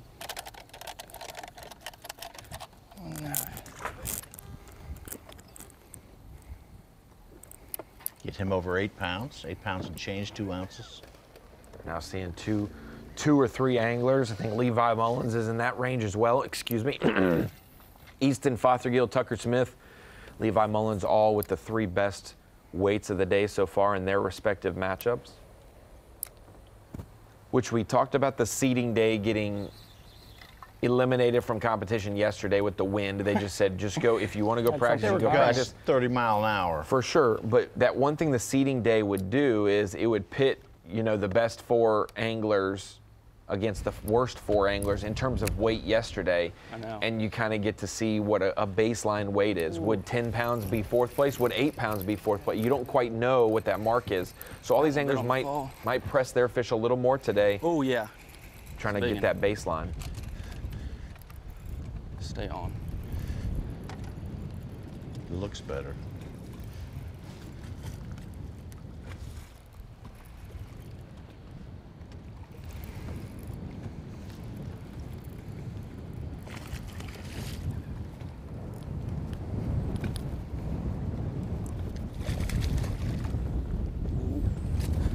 That was almost scary.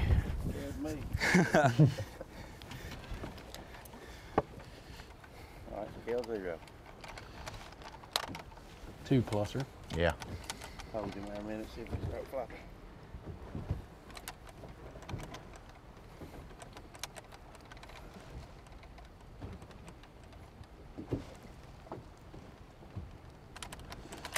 Okay.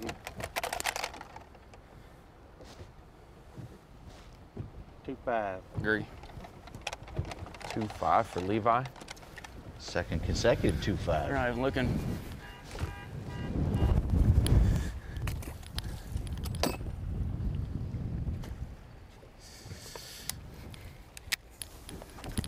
Like we mentioned, Easton Fothergill and Tucker Smith have had great mornings and are out to the highest weight, but don't forget about Levi Mullins from Bethel University. He is right there with them. In his respective matchup against Hayden Marbett, he is dominating so far this morning.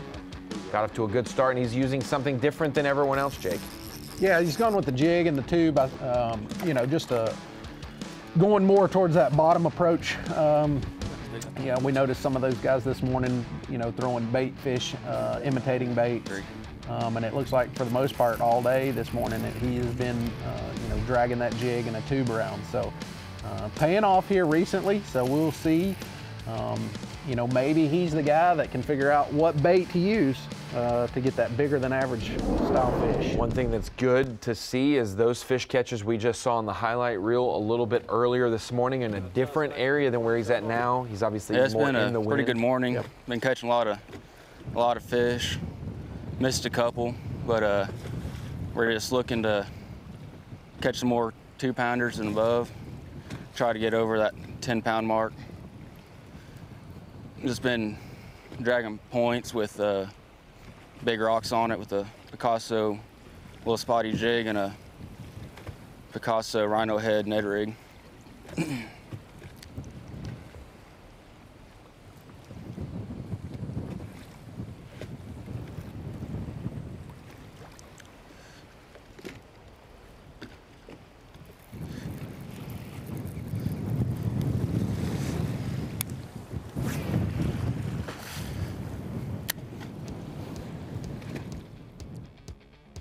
He's got the second best weight of the day, 810.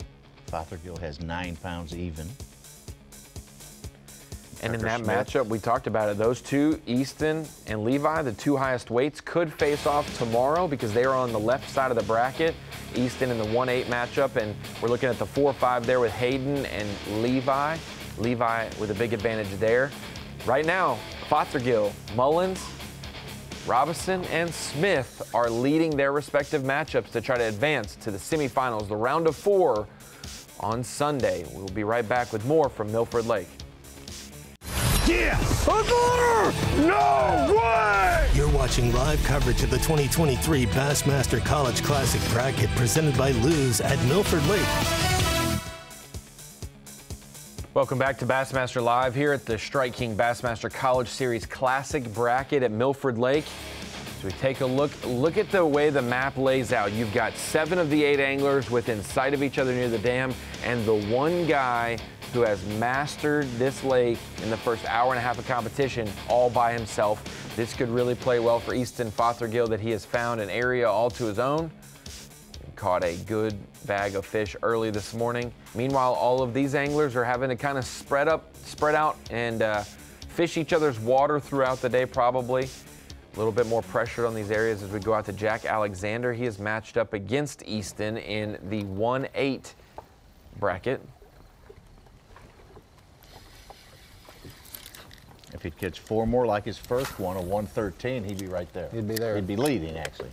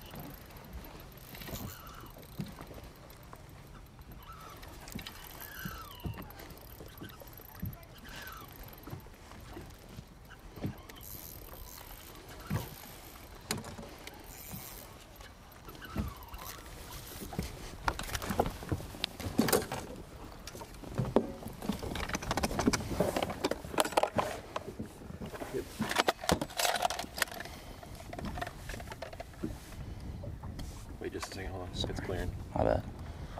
All right, you're good.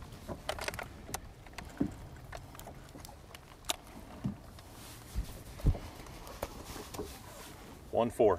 You agree? Yes.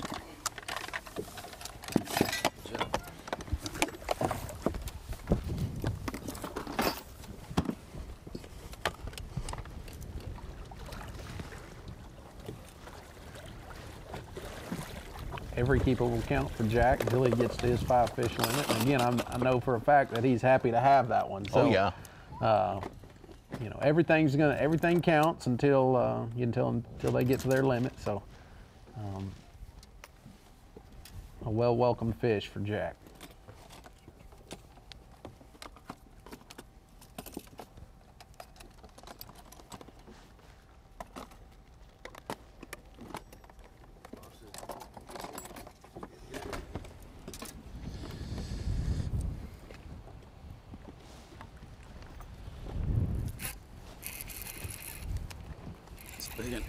Levi again hooked up.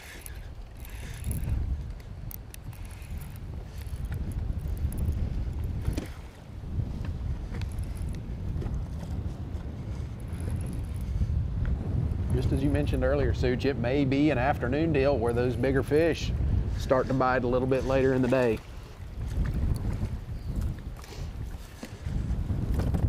That could be a helper. That could help.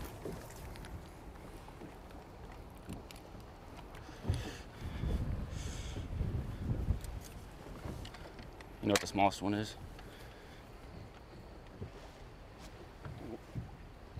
1.9. Agree. Okay. I think the smallest is 1.3. That's cool. Should be a 6-ounce cull according to Levi and his official today.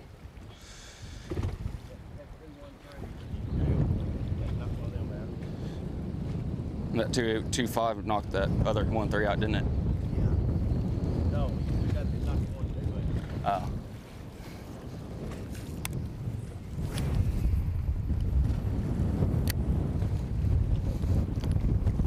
Do what? Do what? 1.9.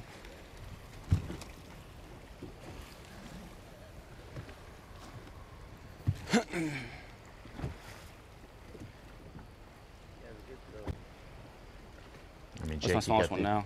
excitement of the winner making a classic, but then the guys who who lose these individual matches. We've seen a lot of Cody Huff, for example, is one who just ran into a buzzsaw in his first round match. Yeah, and I mean that's exactly right. And just because if these guys that make the Classic, the reality is 7 of these guys aren't going to make the Classic. So, but to have to be where you're at, but to be in the position that you're in now, to have the opportunity, it should just be a confidence booster for these guys, and to carry that on throughout their career, throughout their college career, and even their fishing career, to know that, hey, you were one of the best of one of the best 8 guys in the college fishing for that year. So again, use it to your advantage, make your confidence rise. I mean, if you think about it, it's not all about the champion. In the short term, it is. Yes. You get to go to the Classic, you get to do that. How many guys have made the Elite Series and had successful careers that came up short in the bracket? You won. Right. You made it through the Opens and won Rookie of the Year. Tyler Rivette was in one of the brackets against you, and he had made it through the Opens. He just won an Elite Series event this year. There are so many anglers that, and even those who didn't make the bracket. So it is the who's who of doing so when you think about the guys who haven't made the bracket that still have had successful careers. Meanwhile, you have guys like Cody Huff, who made it multiple times and won it, and it ended up translating eventually into qualifying as well. Well, just like you said, I mean, you could, one of these guys could, be 1 ounce short. Looks like Jack's got some competition down there. Caught a good one. That might be, that might be like the high school bracket going on right there. Maybe the middle school bracket. Junior champion. You got a Hey, good for him. Good for him. Good for that kid. That's awesome. I'm sure Jack is probably very frustrated, but hey, at the same time, good for that kid, that young man. He's measured it. Hey, good for him. And he's got to see and make sure it's a keeper if maybe he's doing an online tournament, a shoreline tournament. I think everybody fishing has had their fair share. Like, is everything all right? I'm like, this is like super nice. of moments where they've seen somebody, catch a fish close to them, or had something crazy going on their fishing spot, or whatever it may be. It's just one of those things that you got to deal with. Needs to start his comeback. I think with Levi's latest catch, he tied Easton for the highest weight, now official, and Hayden is going up against Levi, so he's got some work to be done. This may measure 12 inches.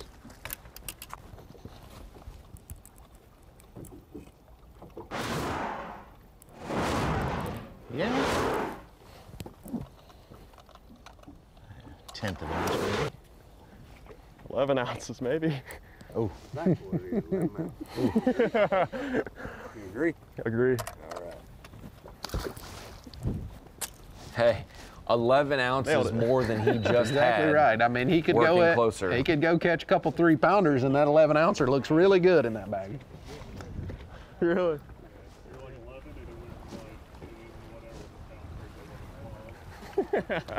I'll be interested to see if Easton can get this upper section of the lake, or wherever he's fishing, the mid section of the lake, to play for him, because as we noticed earlier on the map, that the other 7 guys are all down grouped up towards the dam. So pretty cool choice here. Got the windy day. A spinnerbait is a fantastic choice, and that's what he's caught this fish on. So again, I want to see if Easton can get this mid to upper section of the lake to play for him, and if he can, what implications will that have for the rest of the tournament?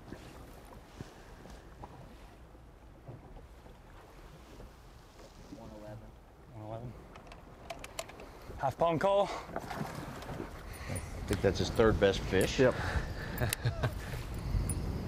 It's good when you've got the two biggest fish of the day. You catch the 111, and it's a half a pound upgrade. Right. Now he is well on his way to having a good enough weight to survive for sure, whether he upgrades the rest of the day. Small's 1.4 now. Got it.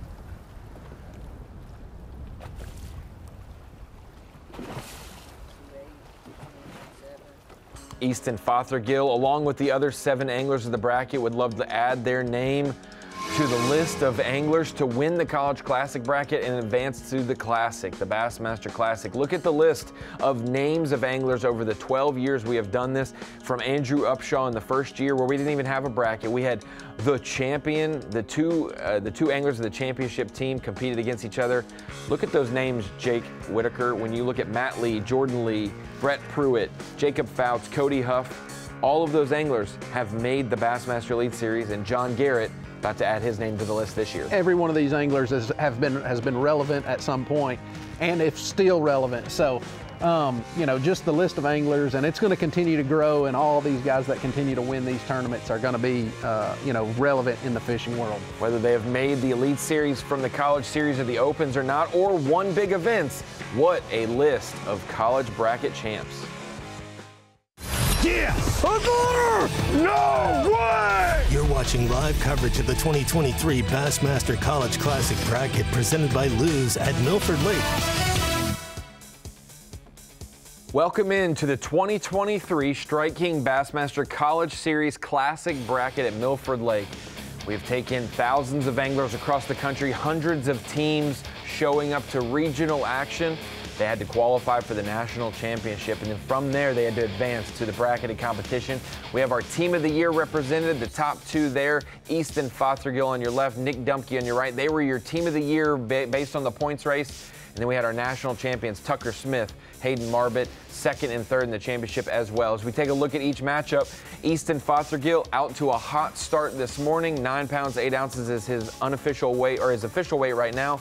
Jack Alexander still building his weight today with 3 pounds and change. But Jake, you talked about it. The guy who gets off to a hot start this morning could have a recipe to success. Easton Fothergill was that angler. Yeah, he was able to get a couple of good fish. Well, he filled his limit off this spot, but he was able to get a couple of those really good, you know, better than average fish. And that really got his day started off, you know, on the right foot. And he's, you know, he's upgraded a few times from here on. But, you know, I'm looking at where he's at on the map on the lake. And it's very interesting that he is the only one in that general area of the lake, and I want to see if he can continue to make that section of the lake work, because if he can, it seems that he's going to have that whole section to himself. And it's amazing he had brain surgery in the last 6 weeks since the national championship, and he's recovered and was cleared to fish this week. Yes, absolutely. Dream story for the Montevallo angler. He hates that he has to go up against his schoolmate, Jack Alexander, but someone has to advance. Then you go over to the other Montevallo versus Montevallo matchup, Nick Dumke and Brody Robinson.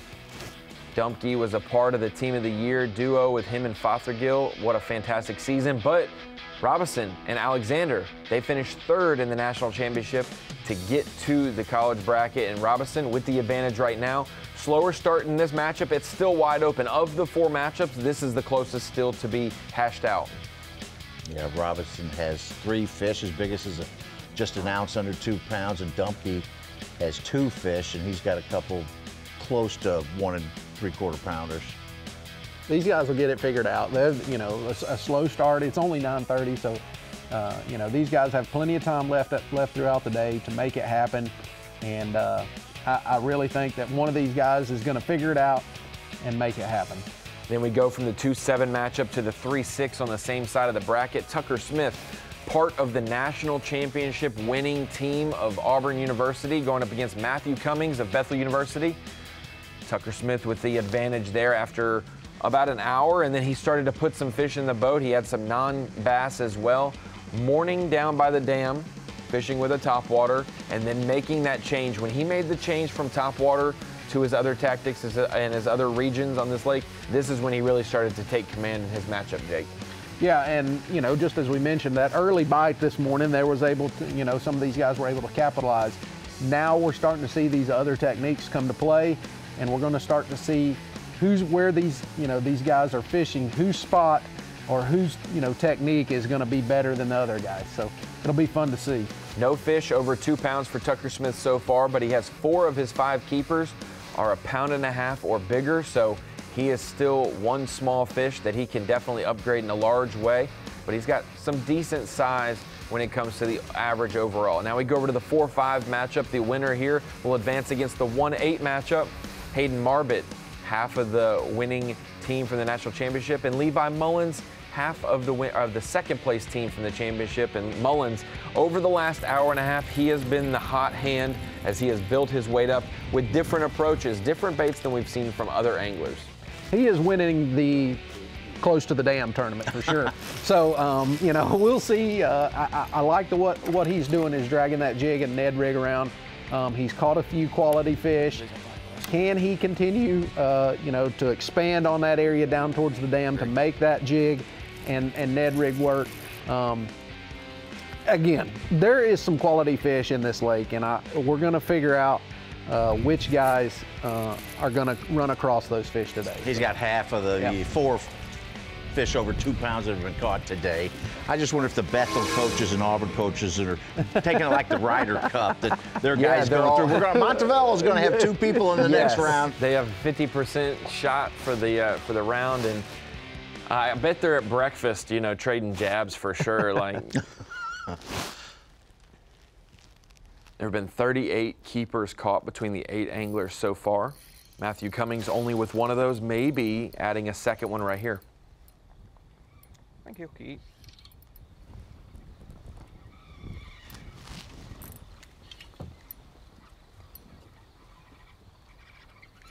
Oh, yeah. Oh, down, little guy.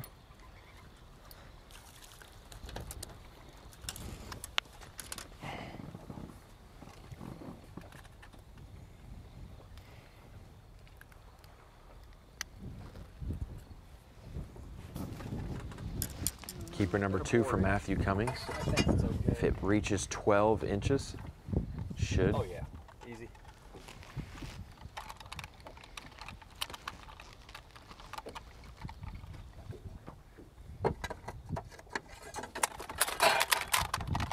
Calm down.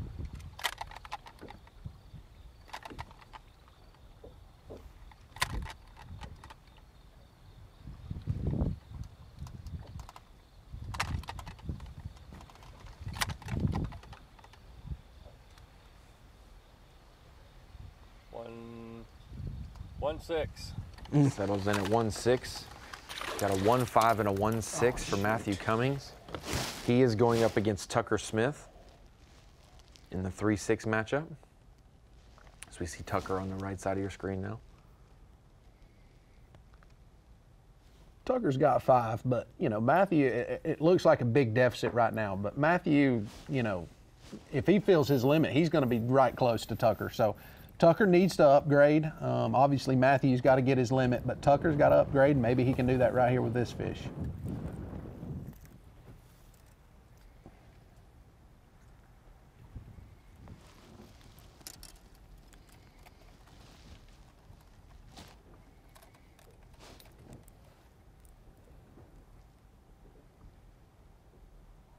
One, two.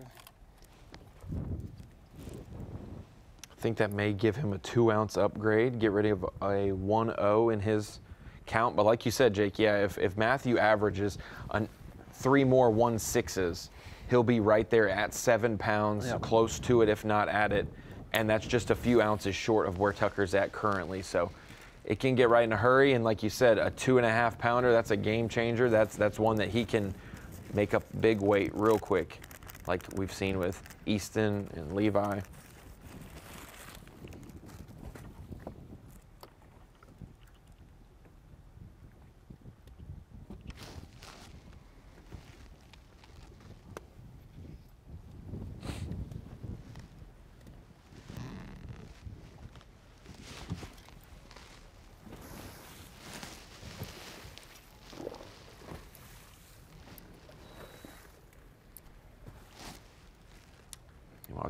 Tucker's partner, Hayden Marbett, in the 4-5 matchup, hooked up with another keeper. This would be possibly his 3rd. It does look like it'll meet the 12-inch minimum. Broke me off right whenever I swung it. Did you really? Yeah.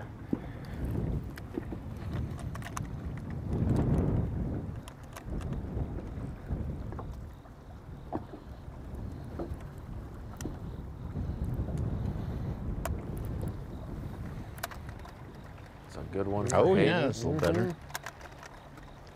His best fish.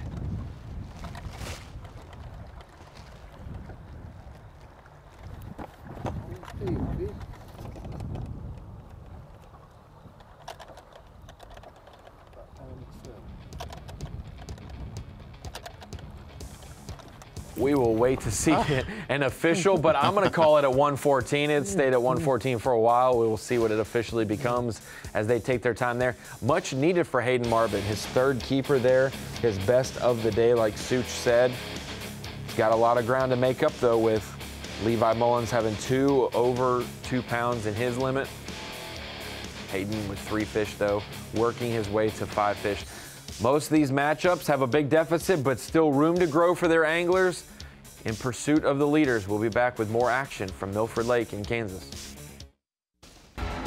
Tonight on Fox, Corey Seager leads the Rangers against the Mariners in a final showdown before the postseason. Or the newly crowned AL East champions Orioles take on the Red Sox. It all begins at 7 Eastern, 4 Pacific tonight on Fox. Now for those who love them some baseball and are tuned in as well, gotten word across the desk on how the Rangers can clinch the AL West today would be if they beat the Mariners and Houston loses to Arizona. But the Rangers can also clinch the wild card at least by winning and Houston also winning. So an Oriole was big news your here. Ronnie, Little Rock's Brooks Robinson just recently died. Yeah, 90 a years legend. old, Hall of Famer, famous. Yeah, he was well known. My grandparents lived down the street from the Orioles and got to witness the Cal Ripken years for sure. That's a fond memory of my childhood growing up. I'm from St. Louis Cardinals were always my team, but for the American League, I like the Orioles. Oh, I was going to say, like Frank I thought you were Robinson. going to say for this year, you're not a Cardinals fan. I didn't know. Hey. You can see Easton is out in the waves big time where he's at now. The wind is starting to gust from, I believe, the south, building up towards his area.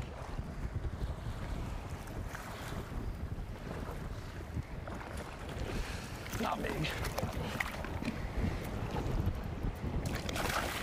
Watching him fight these fish in the wind reminds me a lot of last year at Lake Oahe. This, just from looking at it, Yeah. the lake kind of reminds me of the way it sets up, just kind of those tapered banks with some rocks and sandy banks. So, you know, the smallmouth, you know, in Oahe, Oahe is really an overlooked fishery. It's it's got some really nice fish in it.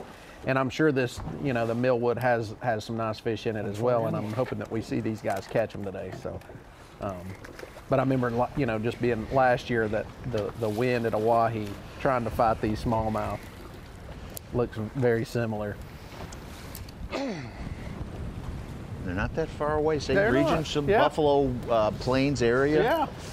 This was Junction City has Fort Riley, and it was a big cavalry stop.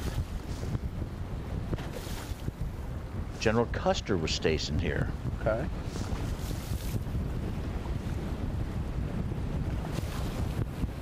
There's a Custer Hill on the fort right now.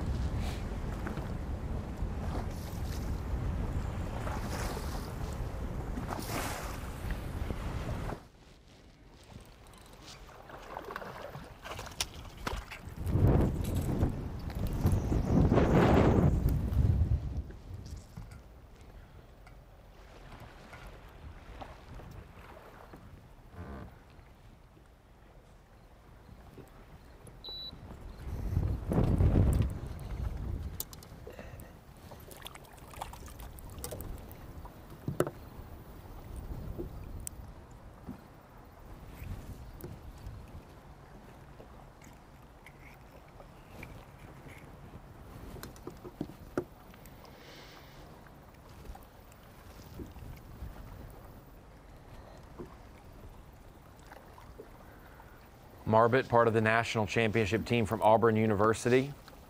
At least this fall, that's one thing fans of Auburn can root for is the fishing team. I don't know if their football team is doing as good as they'd like them to be doing in the SEC this year. Brody Robinson's hooked up. Please be a bass.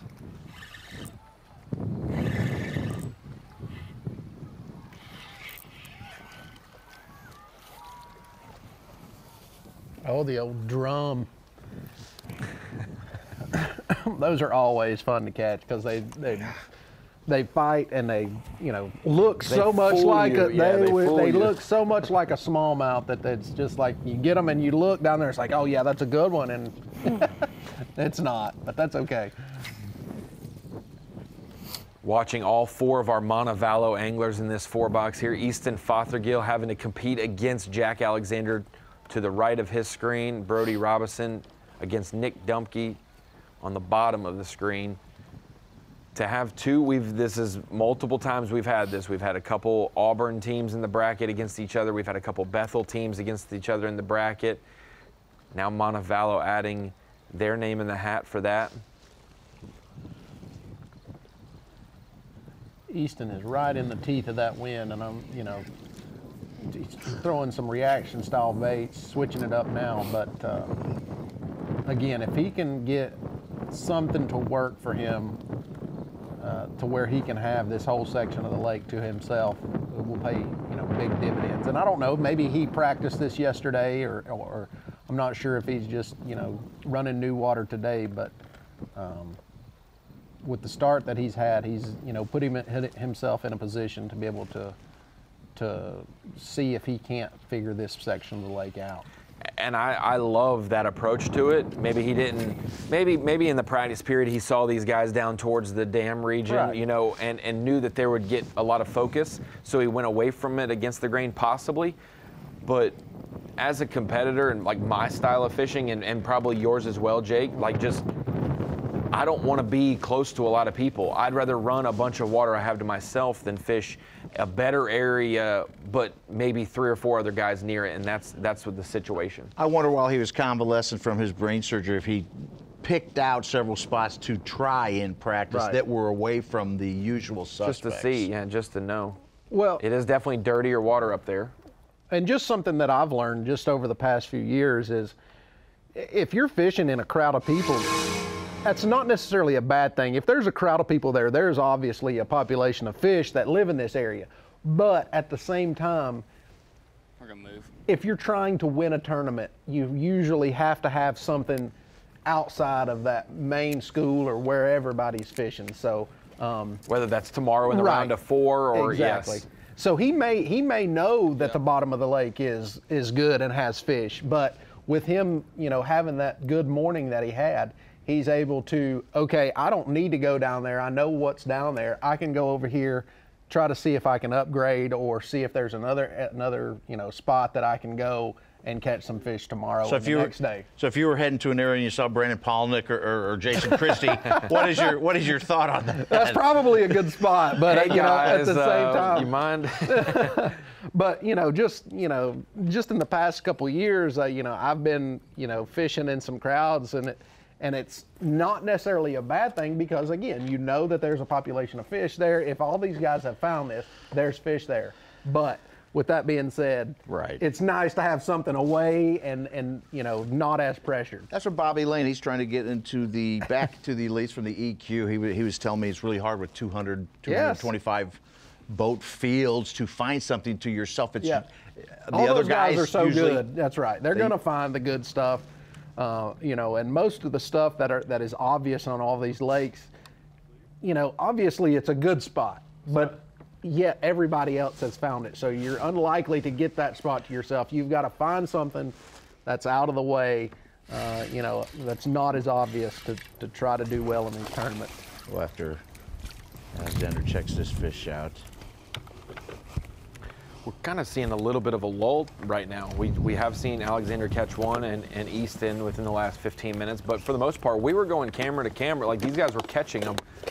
There's always a morning bite, it seems, but in the fall, even with it getting up to 90 degrees, there will be an afternoon bite most likely from 12 to 2, sometime in that day, Central Time wise. Somebody's going to get on a bite, you'd have to expect.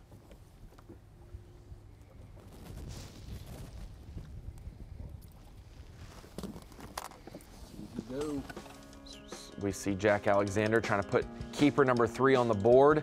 Here's how each matchup goes. If you're just joining us, we are in bracketed competition. We have 8 individual college anglers out on the water at Milford Lake in 4 different matchups. We will cut it down to the semifinals tomorrow, and then we will cut it down to the championship day on Monday. Right now, Fothergill, Mullins, Robinson, and Smith are leading their respective matchups. Getting closer and closer to the midday portion at Milford Lake. We'll see what the afternoon has in store coming up. College Classic bracket action here at Milford Lake. Say that 3 times fast. I certainly can't. Junction City, Kansas is our destination this week. We have 8 anglers, narrowed it down from thousands in the country to just the top 8. We'll cut it to 4 for tomorrow and 2 for Monday. Some Bassmaster trivia for you. How many college winners have currently fished the Elites? Of the 12 guys, how many have been on the Elite Series? Currently have been on the Elite Series. Jake, you're not a College Classic bracket winner, but you're on the Elites. How many of your peers won the bracket? Not current Elites, have fished the Elites over the years. In time, yeah. Okay, I'm going to go 4. B4? I think I know the answer. Can you name them? I'll go C5. I think it's Matt Lee, Jordan Lee, Cody Huff, Jacob Fouts, Brett Pruitt. And we could add John Garrett. He is second in the points race this year and will qualify at the next stop. He should already have enough points to do so, unless what a runaway in that proportion. EQ with JT Tompkins, John Garrett, and Trey McKinney.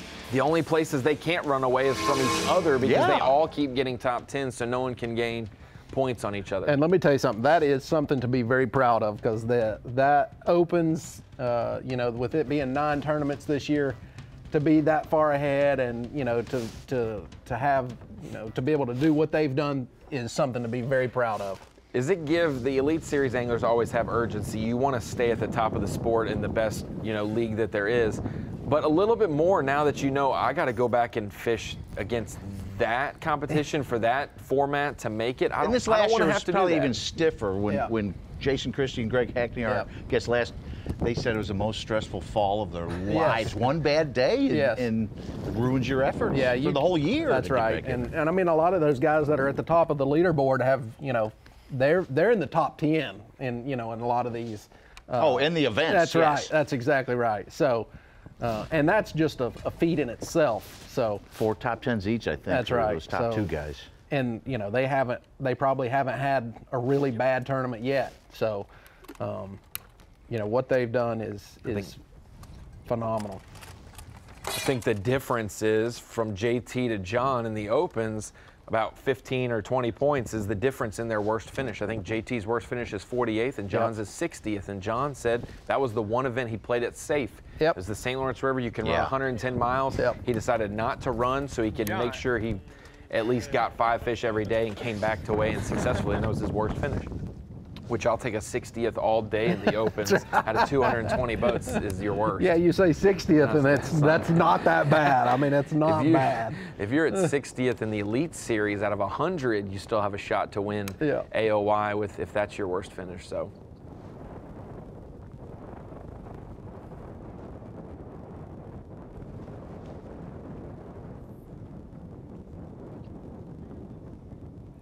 A couple of our former college bracket competitors. Some won the brackets, and some had really good finishes throughout the time that are now on the Elites and being highly successful. Tyler Rivette from 2015 back in the College Series Classic bracket. He decided he loved college fishing at Nicholls State so much. Look how skinny, mini he was. No muscles no yet. Guns. Yeah, no guns. Now he is the gun show. Look, he's going to try to show. Oh, that's a little Popeye there. But Tyler Rivette fished for Nicholls State. Started the college team in South Louisiana. Now he's an Elite Series champion. Jake Whitaker sitting right beside of us, a national champion at Chattooga in 2014, made 2 different brackets from UNC Charlotte. Ended up fishing the Opens, I believe your second season? Yep. Second season on the Opens, qualified for the Elite Series. Then we had, for the first time ever, a college freshman won the national championship and then won the bracket. Jacob Fouts in Minnesota from Bryan College. Ended up advancing. He looked so young there with no beard, and now he's got a beard. He had to face off against his teammate. Him and Jake Lee from Bryan College had to compete against each other in the final round. One of them had to win it, and Jacob did in advance. Then we had Cody Huff. He won a national championship at 10 Killer Lake, I believe, in 2018. Then he didn't win the bracket. Then in 2019, he makes the bracket and is able to successfully win at Watts Bar and advance to the Classic. He got to fish the 50th Bassmaster Classic at Guntersville, and now, based on the smallmouth swing, he was a highly touted rookie, and then a great sophomore season for Cody Huff. He's got a chance to win an event as well at a semi-pro level today, I believe, as well. He showed up on those deep water events. For sure. He's went to Bethel University in Tennessee, but is from the northern Arkansas region and southern Missouri region, the Bull Shoals, White River Lakes right there.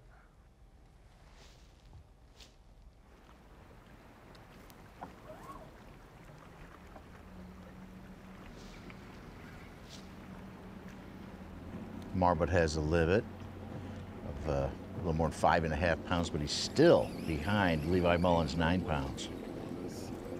Oh, it'd be everything, you know. That's what all of us dream about since high school fishing, you know, junior, everything like that. We all dream about making the Classic, so this is probably the best shot we'll have at it for a couple of years until we get out of college. We're gonna try to make the most of it. We got a small limit right now, but gonna have to get rid of a few of those.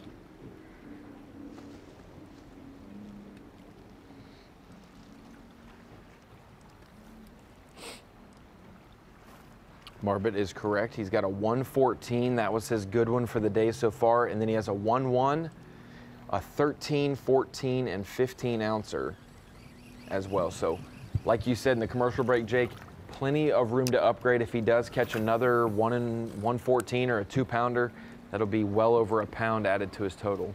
Again, we know that he's behind, but I keep going back to the fact that, you know, how big a 3-pound fish is going to be for all of these guys. A couple 3-pound fish for Hayden, and he's leading his bracket. So you can't give up. You got to keep going. We're still early in the morning. You know, obviously the time is ticking, but at the same time, a couple fish is going to go a big way. Biggest fish is a 2-pound, 10-ouncer from Easton Fothergill. A largemouth. Largemouth. Largemouth. Yeah, what do you think of that? That's an X factor. Not many caught largemouth, and to have that be the kicker of the tournament so far, if someone else maybe goes up shallow or finds an area where both species are living like Easton did. I think that fish was lost. I don't know that thing was. I think he was lost. So. He was on his way somewhere and decided to eat as Hayden's hooked up. He was looking for a bush and found Easton's bait instead. Looks like it could upgrade, but if so, it'd be slight.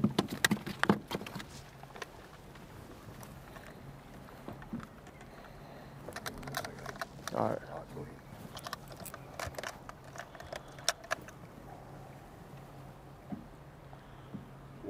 Wait. Oh yeah. 1-8. It's touching the cooler. Oh, let's do it this way. Good. 1-8. Sweet. Agree. 1-8, his second biggest of the day. That is an 11-ounce upgrade there, almost a pound upgrade.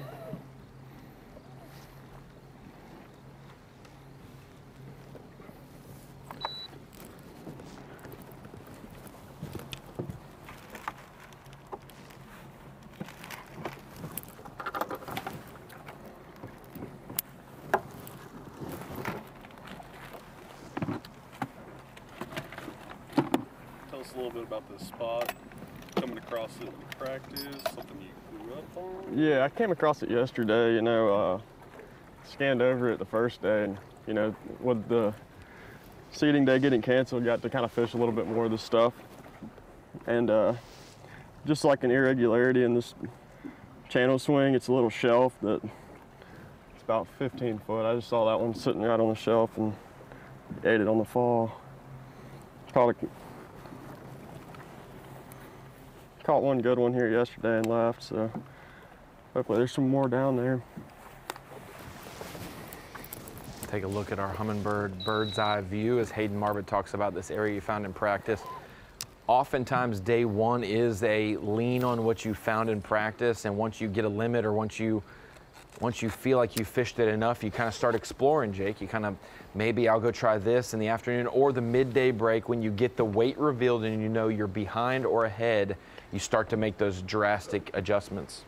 Yeah, that's big that, you know, they're going to be able to find out what their score is if they want it, you know, and then they can go and make a game plan for the rest of the day. So, you know, he's going to, if he's not able to upgrade from here on up, until they figure out what their score is, he's going to have to, either make some changes, change areas, make some bait adjustments or whatever it is. But at least he knows that. I think that's really cool that he knows that he's going to have to change something, or he knows he's going to have to go to a different area. If you didn't know throughout the day, you would just be thinking you may be doing the right thing, and obviously you're not. So, at least you're able to make those adjustments. It's getting hot. First adjustment is taking the hoodie off, because it is now going to probably be close to 80 degrees, if it's supposed to get up to close to 100 today in Kansas. Oh, yeah.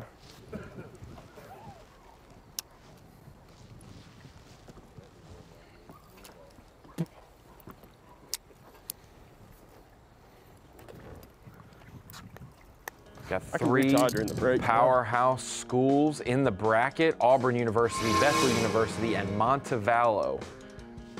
A couple of those in Alabama and one of them in Tennessee. We're gonna have coverage all weekend long throughout the rest of today on Bassmaster.com, as well as live coverage tomorrow with you on Fox Sports 1, 8 a.m. Eastern Time. We will see you there, and it'll be cut down to just the semifinals, the round of 4 before Monday's championship round of 2. We'll be right back after this break.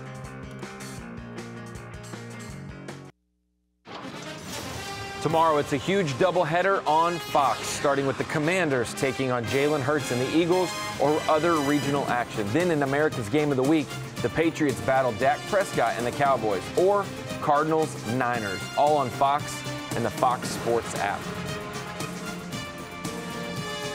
Such, I kind of apologized earlier. I gave up on my Cardinals. I didn't think that they'd have a shot last week, but they got the win. They are within a play or two of being 3-0, and they're 1-2. So everybody's been Did they get the hating win, on my or did Cardinals. the Cowboys take the loss in that one? No, they took the win. They played well. You think played they're well. How about Josh Dobbs? I know. Showing up How about on, limited, early season. Late preseason, he got picked up. Exactly, and then coming in and playing like that. That's Absolutely fantastic. Okay, As a so Cardinals fan, I've got hope. I'm not buying a Dobbs this year. I'm not buying a Dobbs jersey yet, but we're getting close. We're getting close. As we go out to Matthew Cummings, Bethel University.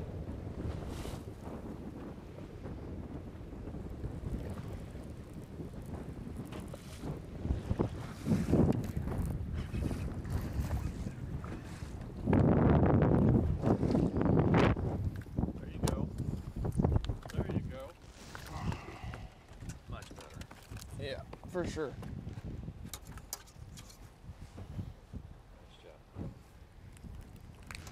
I don't want Very 1.5 pounders caught today. Very important fish for him. This will be keeper number 3, I do believe.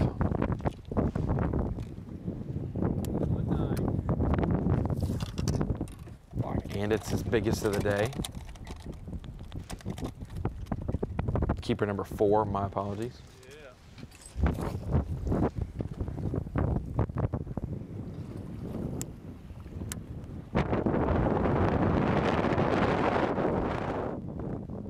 Keep your balance in this wind. Yes. Jake, you ever fall out of a boat? I have How never many fallen times? out. Oh. I have come very close, but I have actually never fallen out. But there have been moments where a split second, like I'm gone, I'm going in. So. Where's my wallet and my phone? Learn your balance in college fishing Yes. too, right? Yes. Maybe Lake Oahe was one where you had to stay balanced. Well, I've gotten smarter with time. I put my butt seat in there whenever it's real windy, and I lean on that. Back in, when I was in college, I thought if you had a butt seat in, you were, inferior to the rest of us. Yeah, of course. Yeah. That guy's not really on him if he's got enough time to sit down, for sure. Matthew Cummings and Levi Mullins, Bethel University in this year's bracket. Just another chapter to the legendary legacy of Bethel University.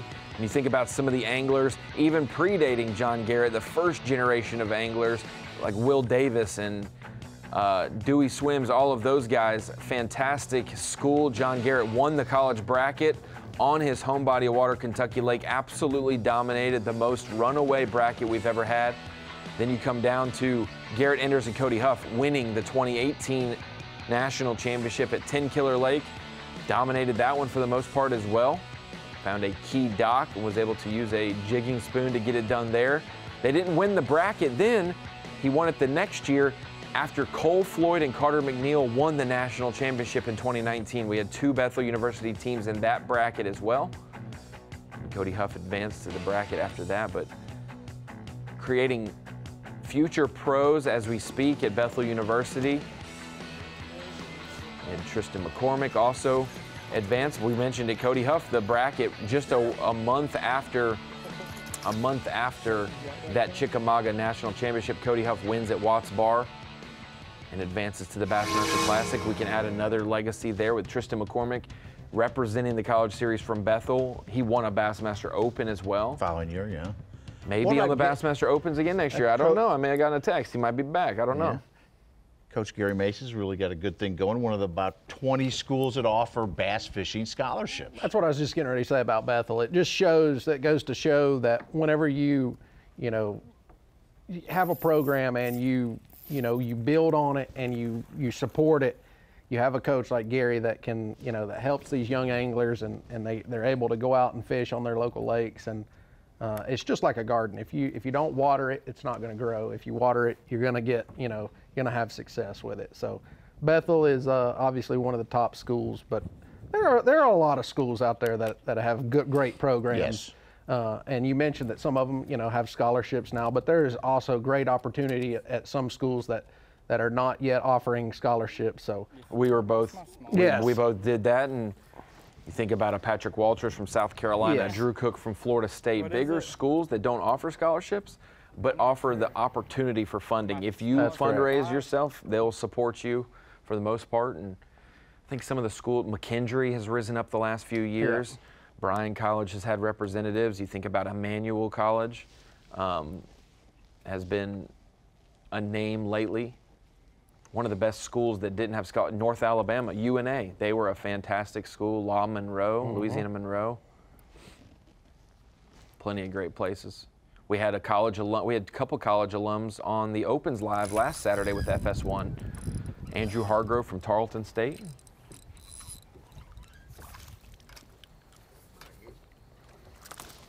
What's my small one? But with all that being said, I mean, these guys, just because you go to Auburn and fish on the Auburn team doesn't mean that you're going to be any good. These guys, that are on this level and at the top of their game, have put the time in with themselves to make themselves better and to make their angling to be at the level it is. So the focus and desire, it takes a certain level of self-understanding to push yourself to be the best and to carry that over to the next level. What's that? It's that same guy. He's just real hungry. Yeah. Or do you think a coach acts more as just a manager of figuring out the schedule, when to go, this and that? Or does really kind of clue you in on what you should be looking for at a lake and help you figure that out? I don't have any history, or I don't know what Gary does with the Bethel crew, but it's just nice to have somebody there that Gary's in the industry. He knows what to, what's going on, how to approach sponsors, stuff like that. So I don't know much about the fishing aspect, but just having somebody there to kind of lead you through, the industry side of the fishing game, so is really big for them. Tucker Smith, Auburn University, hooked up here. That's probably a big part of learning your way in the industry. We stand corrected is what nice this one fish. looks like. Yeah, this one will Cole. Oh yeah.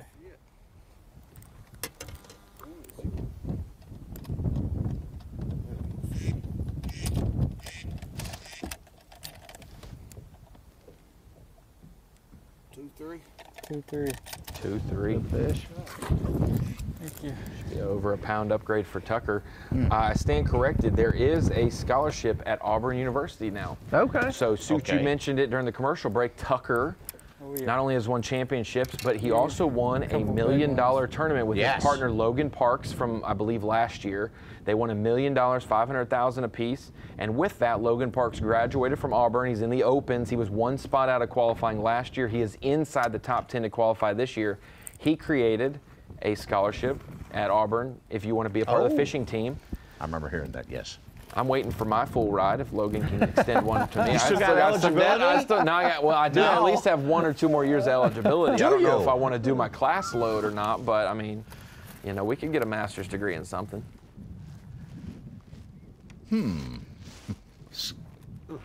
Scholarship or not, I'm not going back to college. I'm nightmares of waking up and, you know, I have a test or something, walk into a class and there's a test or something that I didn't study for or didn't know about. So I made it through college in 5 years. It took me 5 years. So, hey, I'm done. Hey, my nightmares are it's 11:59 and my Wi-Fi went out when I'm trying to submit the assignment. Teacher, I'm screenshotting every time I can to say, hey, I was doing it on time. I promise you. It's the dorms. It's the dorms. As we take a look at the bracket, these guys are looking to go from the dorms to the penthouse of the sport of bass fishing if they can make it to the Bassmaster Classic. A couple more days of competition will tell the test of time, but Tucker Smith in his matchup, 3-pound, 5-ounce advantage. That's gotten a little closer, but Tucker is culling. Matthew is getting to that point as well. 4 fish for Cummings. Fothergill, he's leading his matchup. Marbot is closing in on Mullins, who is leading. And then Robinson and Dumke still wide open in that matchup. We'll be back with more from the bracket. Yes! No way! You're watching live coverage of the 2023 Bassmaster College Classic Bracket presented by Lews at Milford Lake. Bassmaster College Series has thousands of anglers from hundreds of universities competing for one prize, and that is to win the national championship or I'm joking. win the College Classic Bracket. Some highlights here from the Pickwick National Championship just a few months ago this summer. Tucker Smith, Hayden Marbot of Auburn University knocking down the door, winning the national championship. Montevallo punching their ticket. There's your team of the year. And then Bethel University, second place, the first runner up there to Auburn, but still opportunity to accomplish their goals as they made the College Classic Bracket. Hayden Marbot, Tucker Smith, knocking out a fantastic 2023. They also won another college national championship with another league earlier this year as well. So a phenomenal year for that Auburn duo, and they have both made it to the last few days of the college season. As we take a look at where the anglers are on the map, looks like Brody Robinson has made his way up towards the region that Easton Fothergill was occupying this morning. Maybe that'll be an uptick for Brody, but the matchup of Nick Dumke and Brody Robinson is about as tight as it can get so far. Only 5 fish caught between the two. Robinson with 4-6 on 3 fish, and Dumke with 3-7 on just 2 fish.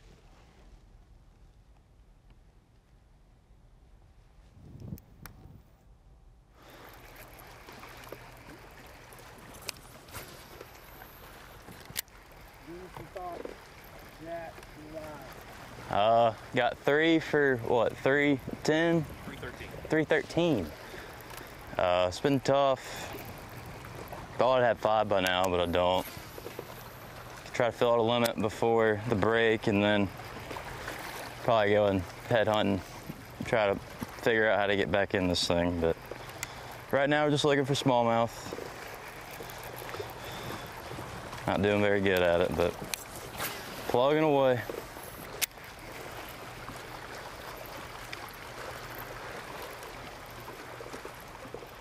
Brody was telling me on the phone last night that he has embraced the technology and learning forward-facing sonar, going to Smith Lake, knowing that he needs to get better at that. He has kind of fallen in love with finesse fishing. Meanwhile, Jack, his partner, doesn't have it on his boat, doesn't want it on his boat, wants to fish. By the way, I guess he just knows how to.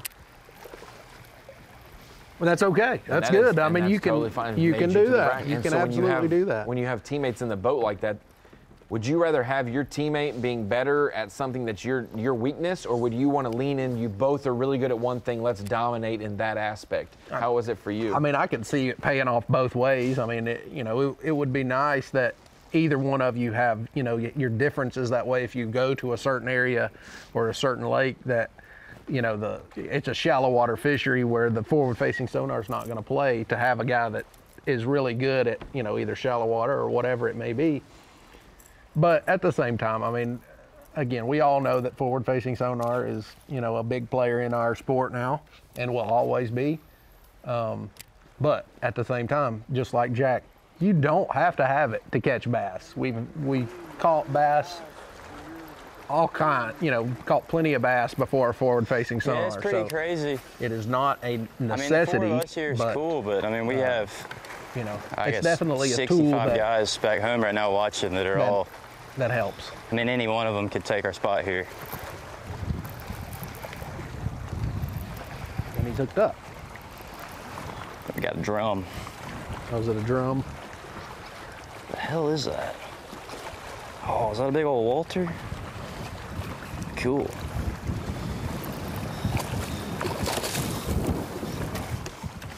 Big walk by.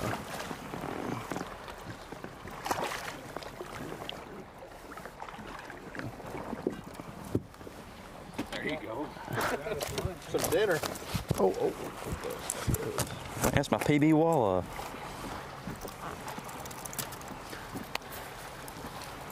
He got my damn.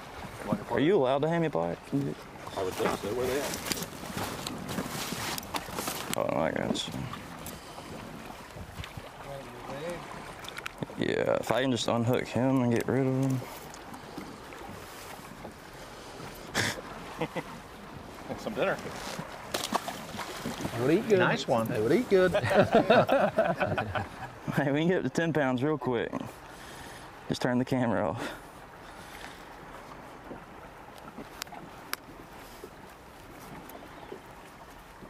Jack's in a little bit of a predicament. While he gets that undone, we'll take a 4-box look at Easton Fothergill, Jack Alexander, Hayden Marba, and Levi Mullins.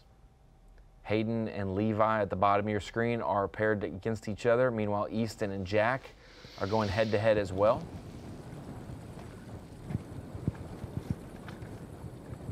Trip. Like flew into like some island in Canada this summer, and we caught like, oh, we'd catch like 200 a day. But oh yeah, it's just I mean, obviously you have us 4 here, which is pretty crazy. First time 4, you know, at once. But like, it's just the tip of the iceberg. I mean, we have so many great anglers back home watching right now. I mean, so many of them deserve to be here, but I mean, we're just stacked. I mean, you got to catch them to even have your name recognized. It's a good group of guys. It's just a fun team to be a part of. You got to catch them, and they're good guys. I mean, yeah, I mean, school helps us out a lot. All the professors are really understanding. I mean, it's about as easy as it could be on a college guy to travel. I mean, we still got to do our work, but as far as them working with us, I mean, it's first class. They make it really easy to travel and compete at the highest level.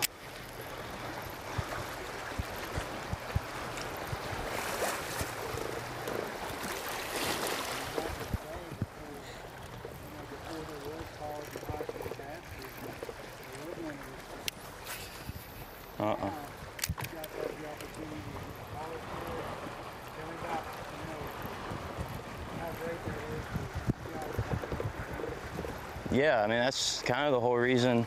I mean, I've always liked to fish, but in middle school I ran track and field, and I wanted to quit. And I was like, you gotta do something. Well, I was like, well, I'll just fish competitively. And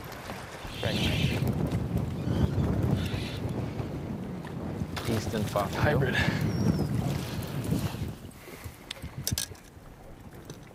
I'm pretty sure that is the same spot that his partner fished this morning.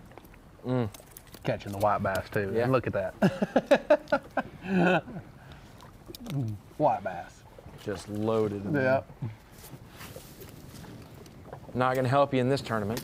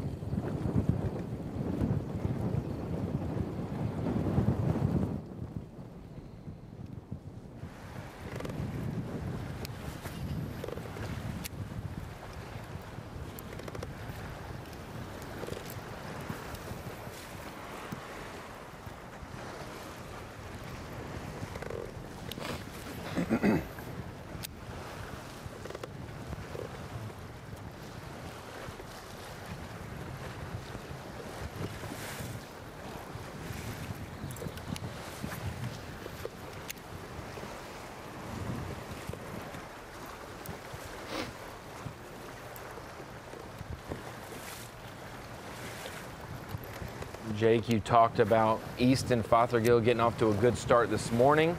That's allowed him to run around and sample some other areas without the fear of not catching fish and needing to upgrade. Other people are making their adjustments as well. Welcome into the Bassmaster Studio, sponsored by Marathon. I'm Ronnie Moore. That's Jake Whitaker, Elite Series Pro and former college angler. Meanwhile, we also have Mike Sukon down at the end of the desk. Jake, how's the morning been, in your opinion? You were correct in getting off to a hot start for Easton. He has carried that momentum, but we've seen Tucker Smith, we've seen Levi Mullins, Hayden Marbut's had his time as well. Some guys are really starting to put it together.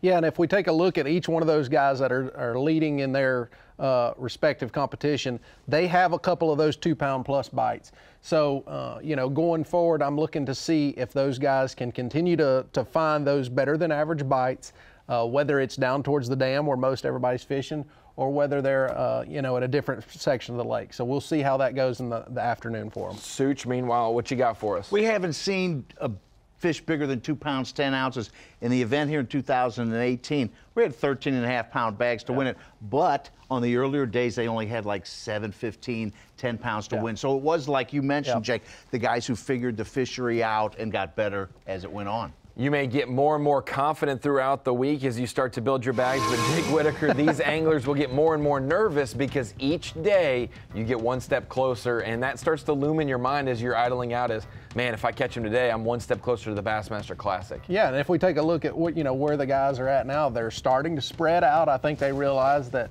they're going to need to start finding those bigger than fish than what they've caught this morning. So it's going to be interesting to see what the wind does and what what sections of the lake start to play from here till the end of the day. So we look at our 8 anglers and the 4 matchups. We take a look at our 1-8 matchup, Montevallo versus Montevallo, Easton Fothergill versus Jack Alexander. We got to hear from Jack just a few minutes ago. He caught a nice walleye that does not count for anything other than stories later. And Easton got off to a great start, is the only angler to have a largemouth also in his limit. It happens to be the biggest of the day as Jack hooks up. Maybe this could be keeper number 4 for Jack.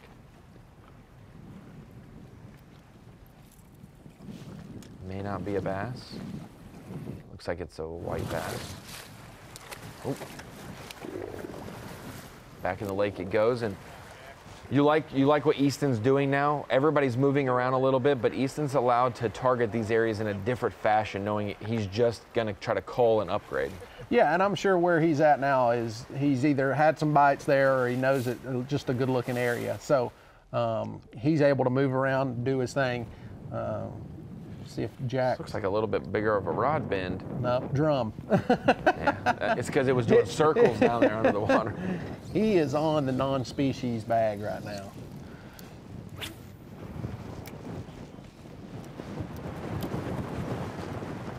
But I like what he's doing. He's got a wind-blown bank. He's got a reaction-style bait in his hand. It seems to be a crankbait. And obviously there's fish in the area. It's just not caught what he's targeting yet. So I like this move that he's making. There's a lot of life in his regions. Like you said, the wind blowing in there has put a lot of other species of fish in his area. Easton Fothergill, healthy advantage over Jack Alexander, but that weight there for Jack is just 3 fish. He has 2 more to fill his limit, and then he can start to upgrade. He definitely has a lot of work to be done. Meanwhile, Hayden Marbut closing the distance a little bit. It was just 9 pounds to 1 pound a few minutes ago. He is up to 6.5. That's getting closer.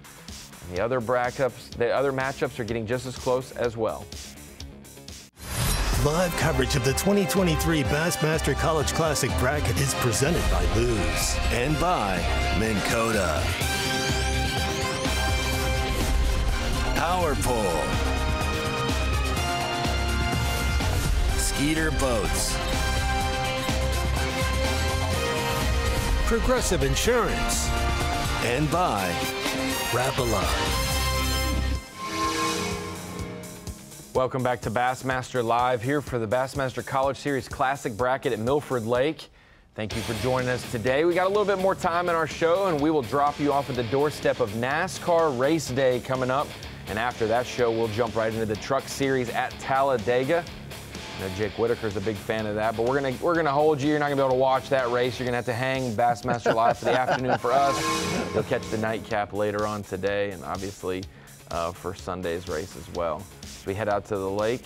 Milford Lake in Kansas. It's the destination for the college bracket this year. We're the top 8 anglers left in college fishing, going head-to-head in bracketed competition.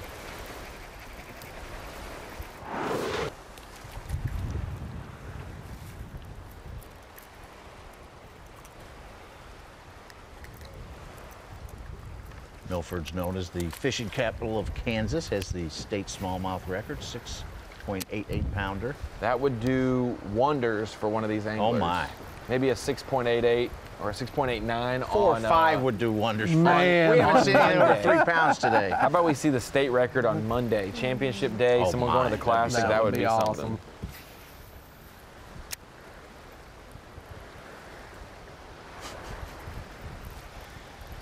Oh.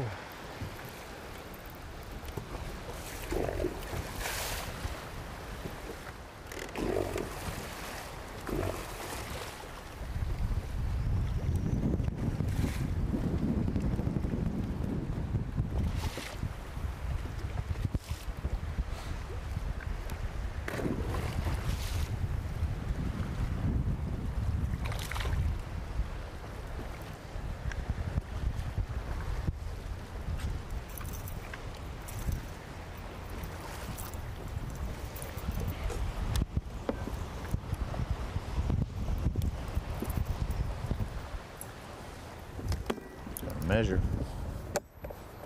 Be real close. Be close. Got it. Yeah. Well, then you're right. It doesn't Fish are take over much. 12. Well, it doesn't take much to make 12. We're used to the Bassmaster Opens lately where it's been 15, 15, 18 18 inches. inch limits. Yeah. 17 and 3/4. Growing up, so I've growing up fished a lot of the lakes in South Carolina, and it's always been a 12-inch limit. And with as many spotted bass that are in those lakes, it's just, you know what a 12-inch spotted bass looks like, and they are not big at all. We've seen some put in on Bass Track is 8 ounces. Yeah. One thing that anglers mentioned after talking to them a little bit last night after practice ended, they talked about that northern shore got much dirtier with all the sustained winds from the south hitting that north shore. It got dirtier, and a lot of those fish that might have been shallower had to push off the bank a little bit. They noticed they were a little off the bank, still relatively shallow, but off the bank. Yeah. Maybe Jack will have to make that adjustment this afternoon, even in this area. As the wind sustains and beats it, only small fish may be up on the bank. Maybe the next group of rocks off there, maybe 5, 6, 7 feet deep, could be a place that he targets on the dam. Thank you. Trying to buck them there.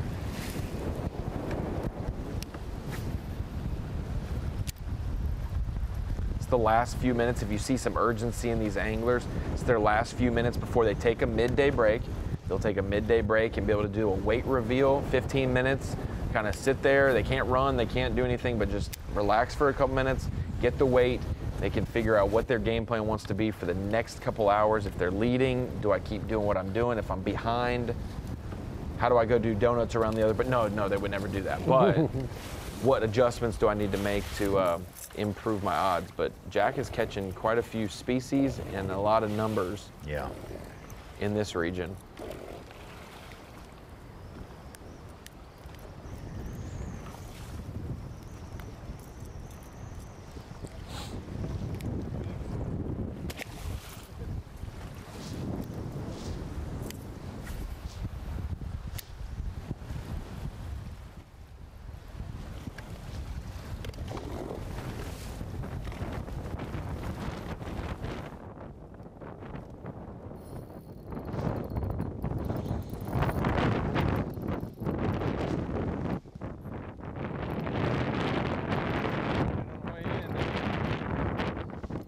Bethel's Matthew Cummings has his 5th fish on.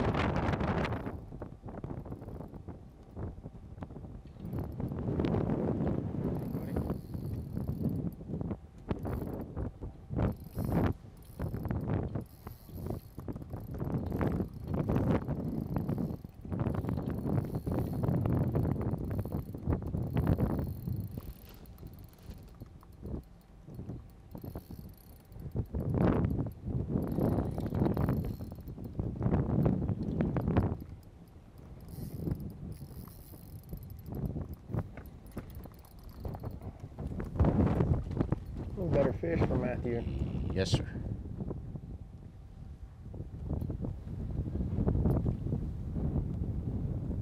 It is a good one. Good smallmouth. Especially for it being his 5th keeper of the day. He's at a limit now. Just looks like it could be his biggest of the day.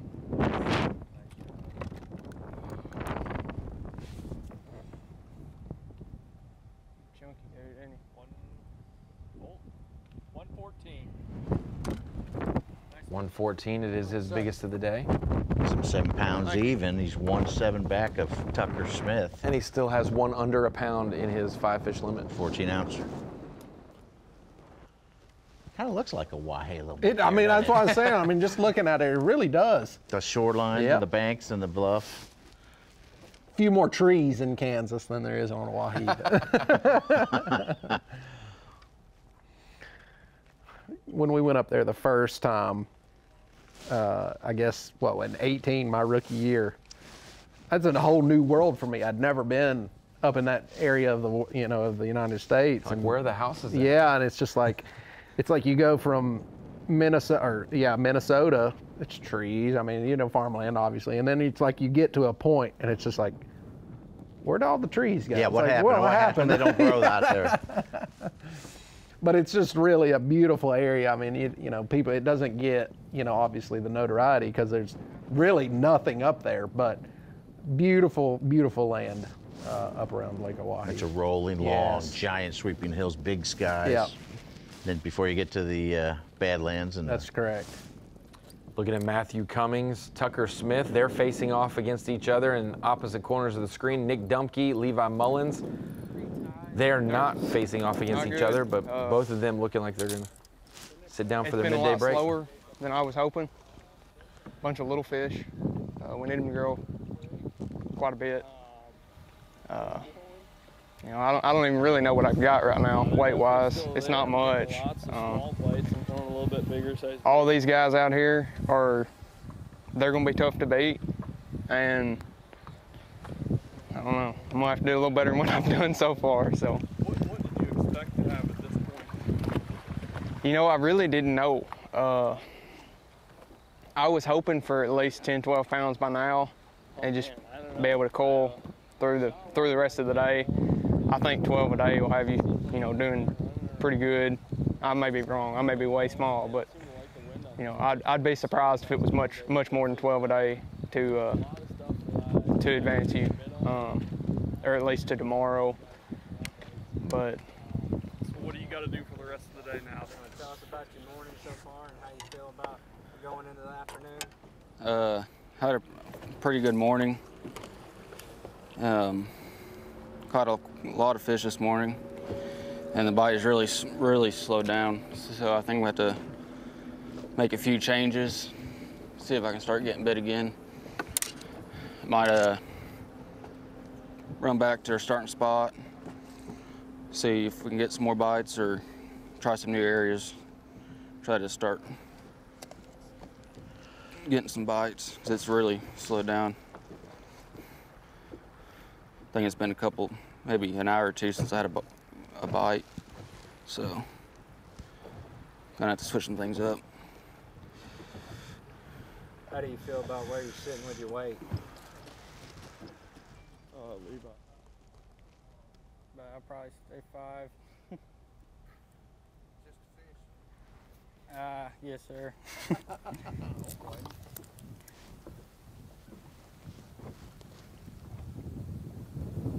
Hey, Tucker, tell me about your day so far. Yeah, it's been pretty tough. The later the day gets better, so we'll see how the late bite is. Hopefully, usually when the sun comes out, they start eating better, these smallmouth, but we'll see how it goes. Yeah, it's pretty windy. A lot of the guys are fishing the same stuff, so kind of just crowded where we're at right now down through there, but gonna keep bouncing around, see if we can catch a couple good ones. Need a couple close to 3, that would be nice.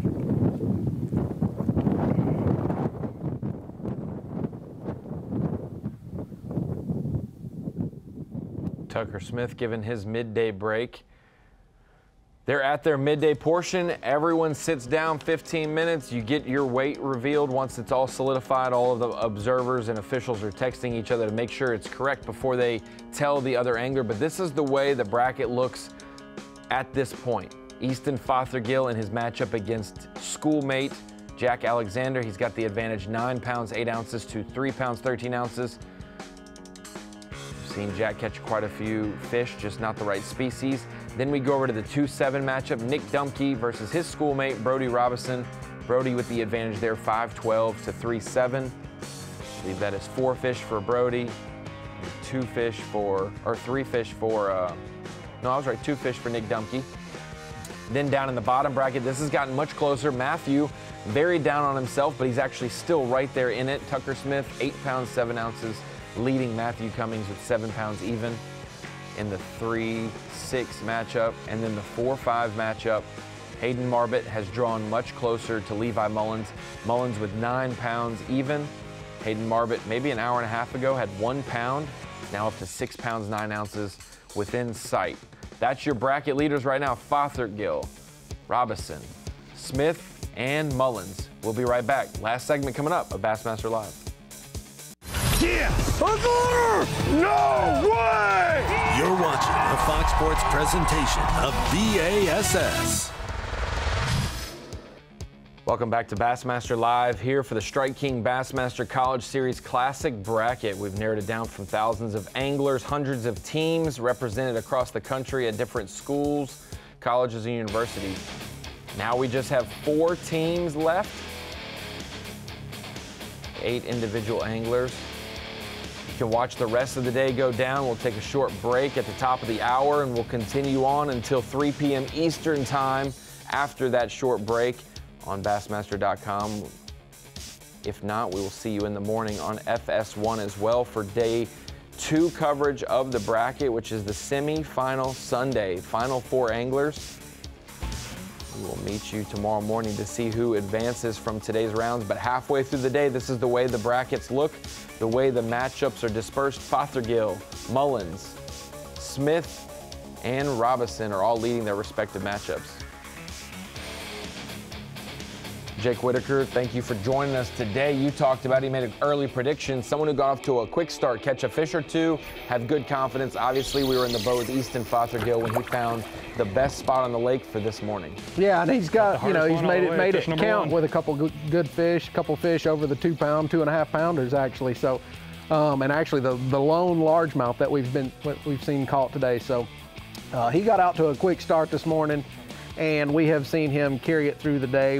He's, you know, made a few adjustments, changed a few areas. He's caught a few fish in other places to cull up a little bit. But again, we're going to see some changes that these guys are going to make this afternoon, whether it be, you know, techniques or locations.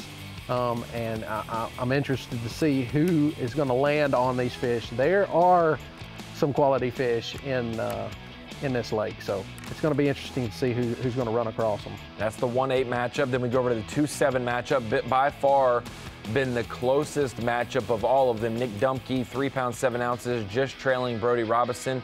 Robinson didn't have the quickest start. Both of these guys took a little while to get started. He caught one, then he caught another, and kind of piecing it together. But there's definitely, of the bracket matchups, this one is wide open.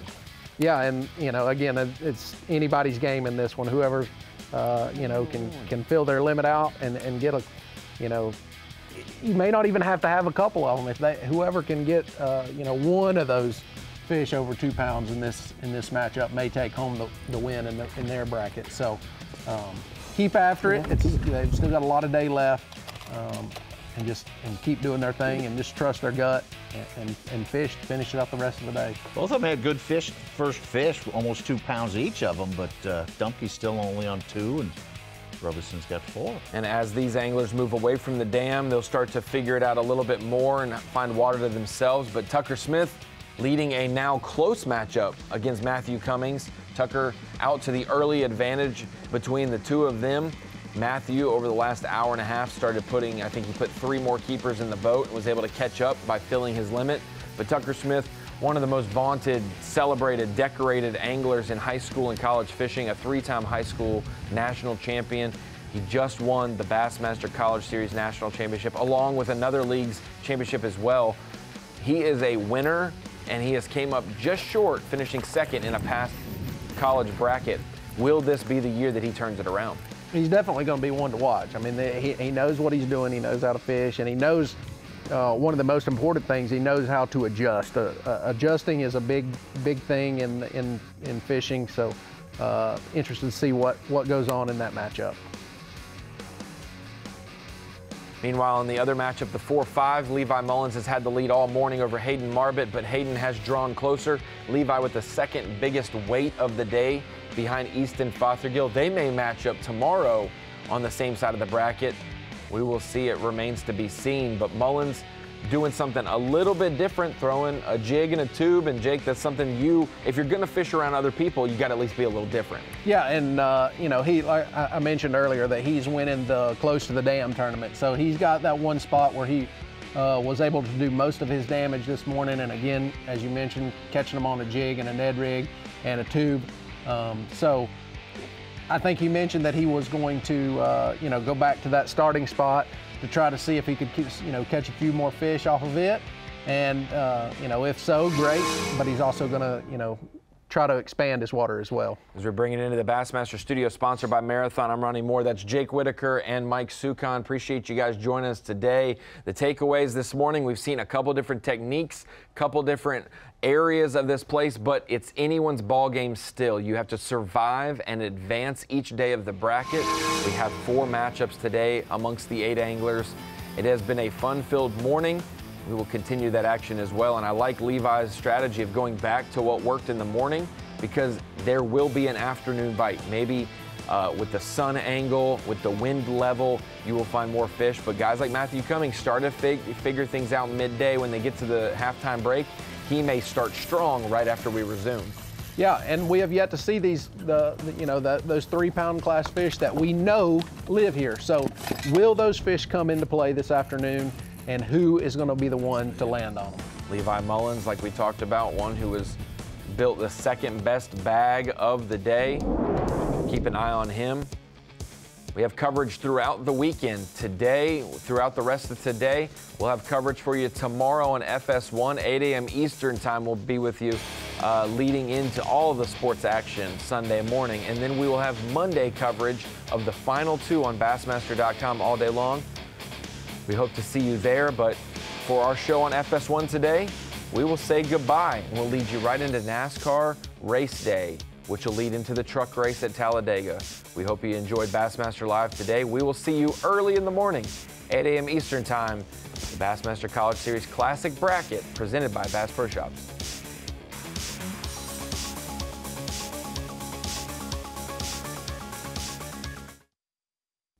Yeah! No way! You're watching live coverage of the 2023 Bassmaster College Classic Bracket presented by Lews at Milford Lake. Welcome back to Bassmaster Live. Here are 2 final hours of action for day 1 at Milford Lake. You can see the wind has been sustained all day long from the south, roughly. May have some changes coming this afternoon. And it has been an interesting playing field so far. We've seen some decent weights early this morning by a few competitors. We saw some hard charges right before the midday break. And during our 1 hour away, we have seen some crazy changes. This is how we left you with the bracket. Fothergill 9-8, beating Jack Alexander, who had 3-13. Marbett trailing Levi Mullins. Now we look at the update after about an hour off the water, and you see the biggest mover there. Jack Alexander now closer to Fothergill.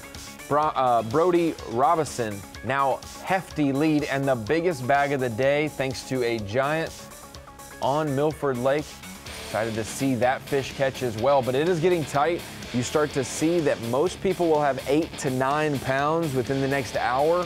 10 pounds may be the mark that gets you in to semifinal Sunday, as we do make a move up the lake to Brody Robinson, the angler who this afternoon has made the biggest charge, put in the most work to possibly advance in his bracket matchup versus Nick Dumke.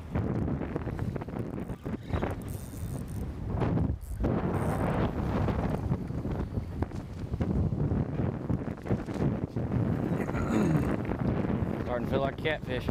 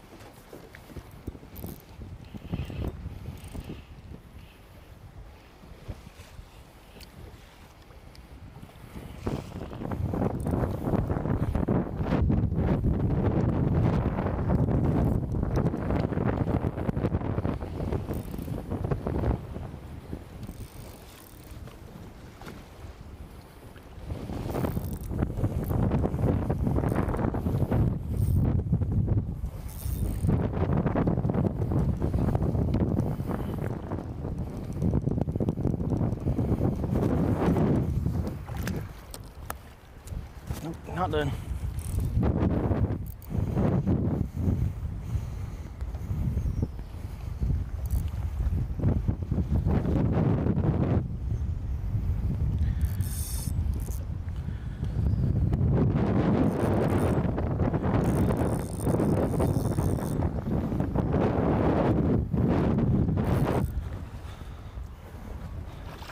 Come here, big girl.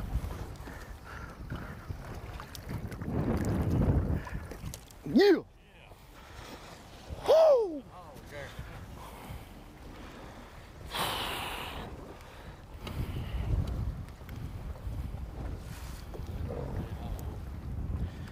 Oh my God. Thank the Lord.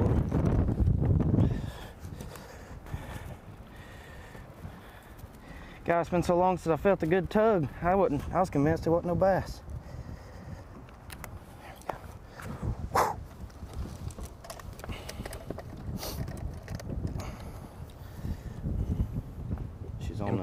Important fish for Brody Robinson. The biggest one we've seen of the day. 4+ pounders we're bringing into the Bassmaster studio, sponsored by Marathon. That's the kind of bite that you need. Ronnie Moore here with Jake Whitaker, Elite Series Pro and former college classic bracket competitor, along with Mike Sukon. And guys, this is what we talked about. You're either going to have to catch a bunch of 2-pounders and have a consistent weight, or you're going to have to get that bigger bite. For Brody, who had struggled most of the morning but still was in the lead, he got that big fish. Yeah, we saw this morning a lot of the guys were, catching a lot of fish, but the size just lacked. And a fish like that will go a long way into increasing his chances to making tomorrow. And guys, we've still got a lot of time left. There's a lot of good fish in this lake, so there could be more action like that coming. Such, the opportunity presents itself. A lot of these bracket matchups that were safe and secured, if you thought at halftime, it's not safe anymore. These guys have intel. They know what they were behind or they know what they were ahead, and now they have a determined approach to adjust. You get you a 4-pound, 6-ounce fish and jump over 10 pounds. You're probably feeling pretty good after, suffering through a slow morning. Your biggest fish was almost 2 pounds, under 2 pounds. To get one almost double, you got to be feeling real good this afternoon. Absolutely. Going to be big moves made this afternoon. We have 2 hours left in the fishing day, and we're going to bring you all the way up to, I guess, the reveal that they're going to have later today to see if they advance to the next round. You see the bracket now after that fish catch updates. We see Easton Fothergill still holding tight, but Jack Alexander, who had been struggling on 1 or 2 fish, but catching a ton of numbers and ton of species, he has put it together in the last hour and gotten a limit up to 715, right behind Fothergill, who was once safe and now needs to maybe continue to upgrade. But from the start, he has been the best angler for the most part today, Jake Whitaker. Yeah, he's been the most consistent. Again, he got started this morning, got 2 really nice fish off of that area and was able to fill his limit. I'm not real sure if he's just kind of been bouncing around for the remainder of after he's got that. Got his limit, but he's got a good limit going, and I look for him to to keep that going throughout the day. But Jack is right on his heels. He's not going to make it easy on him, and one good fish from Jack could put him right back really close to One thing we know is that this area of the lake, that mid-lake portion, not many people have spent time there, but we've seen some of the biggest weights and the biggest individual fish there today. Meanwhile, Jack, like we talked about, started down at the dam early this morning, caught a fish, kind of getting his feet under himself, caught another one.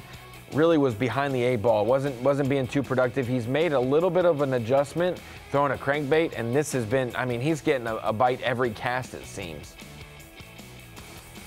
Yeah, for whatever reason, this little spot that he's got here is full of fish. It's it's all fish, all species, and he's really making that crankbait work. I like that move. When you've got wind blowing into a bank like that. That's a good way to get those fish to react. Now look where he's at. Again, I'm liking what Jack's doing.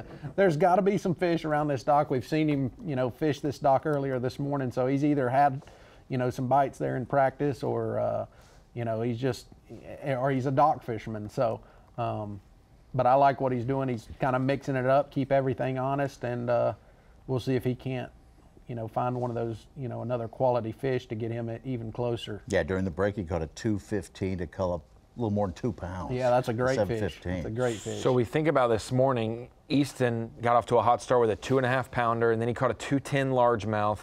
And then other than that, it was really just Levi catching some 2.5s were the biggest fish we had seen. During that 1 hour break, the midday portion from 11 to 12 Central, at Milford, we saw a 215 and a 4.6 come in the boat. So we've seen the 2 biggest fish of the day during our 1 hour break. Figure that. We just needed to give them, no pressure. You're not on camera. You're on camera, but you're not live for this hour. Go just do whatever you need to do, and they did big work. Well, the fish thought it was lunchtime too, so they started to eat. There's always going to be an afternoon bite window, and it looks like those guys at least capitalized. Jack, 215. Easton's been bouncing around. He's kept a lot of things honest because of his hot start. He's had the ability to do so. Looking at the other matchup across from them, the other Montevallo anglers, Nick Dumke, Brody Robinson. We showed you Brody's 4.6. For Nick, came in tough practice, even though he's ranked as the 2 seed. They didn't have a seeding day. They just had practice days. Go out and be seeded like you were. And he obviously has had a slow morning, and Brody Robinson, same deal, but every now and then Brody's caught an upgrade until he caught that big one.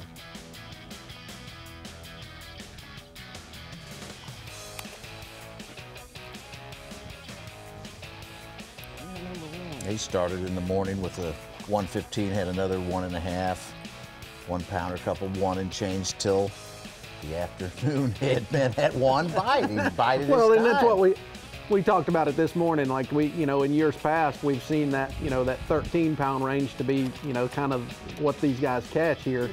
So What's the dial it in? To get that, you have to have a 4.6. I don't think, the average fish on this lake is, is very big, but there is quality fish in this lake, and it showed right there with that one fish. Kickers go a long way always. Man, they always go a long way. Another angler for Montevallo that he's facing off against Nick Dumke from the state of Minnesota, now relocated down to Alabama for college. He is one that knows smallmouth well, but he said by far the best smallmouth angler in the field is my actual teammate, Easton Fothergill. I've had a tough practice. I think I can catch some fish, but I don't really know exactly what I'll have. He's a little bit behind the 8-ball, the lowest weight of the bracket so far, and now he's facing off against the highest weight of the bracket. That is not you don't want to deal with that. You don't want to be having your tough day when your opponent has their best day. Yeah, the only one without a limit. He's still on 3 fish for 413. But, I mean, you look at his weight. He's got 3 fish. If Nick catches a 4-pounder, he's, again, 1 average fish away from being right there with Brody. So. 2.5 pounders, and he'll be less than 1 pound back. But it is kind of crazy when you think about bracketed format that this is the last 2 hours of my season if I don't catch it. And one thing Nick knows, he knows that Brody had more weight than him at the halftime. If he doesn't upgrade at all, he knows his fate. Yeah. He knows that he has already lost. Meanwhile, Brody can just keep catching them, assuming Nick is also catching them. So it's kind of a two-edged sword. there's no chance that I can accidentally sneak in there with a tough day. I already know what my opponent had at halftime. You got to feel really good with the biggest kicker of the day, though. I mean, you got to go, you know something. Well, I mean, you know, if they've figured out what everybody's had, what, 9.5 pounds was the biggest bag when they went to break. And then, so you know that nobody's caught anything over 3 pounds, and then you catch a 4.6, you've got to know that that's going to put you in good shape. First time in camera in your boat, Jake. Oh, it's different. It's a challenge to when they put a camera in your boat and ask you to perform on command. Ask you to perform and you know to talk and to tell you what's going on. It's different. And it takes a little bit to get used to. So we go down from the 2-7 matchup to the 3-6 matchup. Tucker Smith of Auburn University versus Bethel's Matthew Cummings. Tucker Smith started out strong. This was one of those matchups that had a big deficit, a big gap between Tucker and Matthew.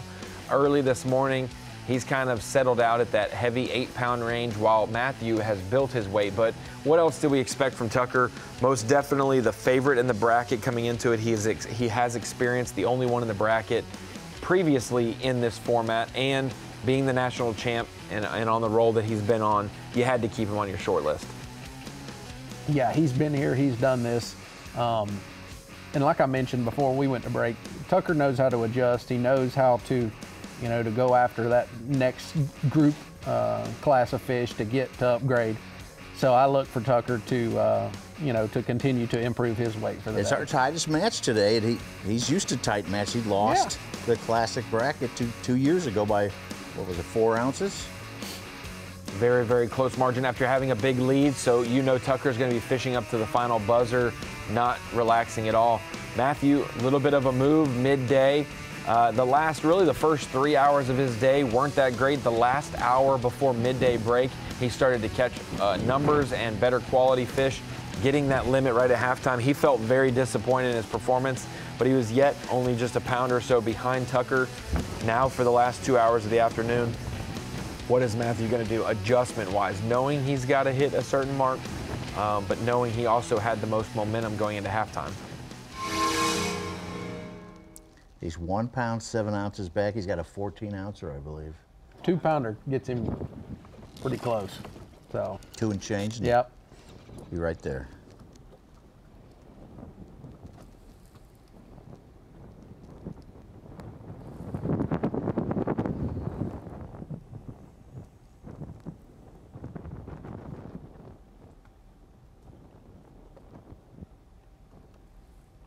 Noticed we've started to transition to all the, you know, a lot of more dragging baits. I know this morning they were, you know, catching fish that were feeding on bait, but now we are, you know, tubes and jigs. A lot of those crawfish imitating baits are what really starting to play.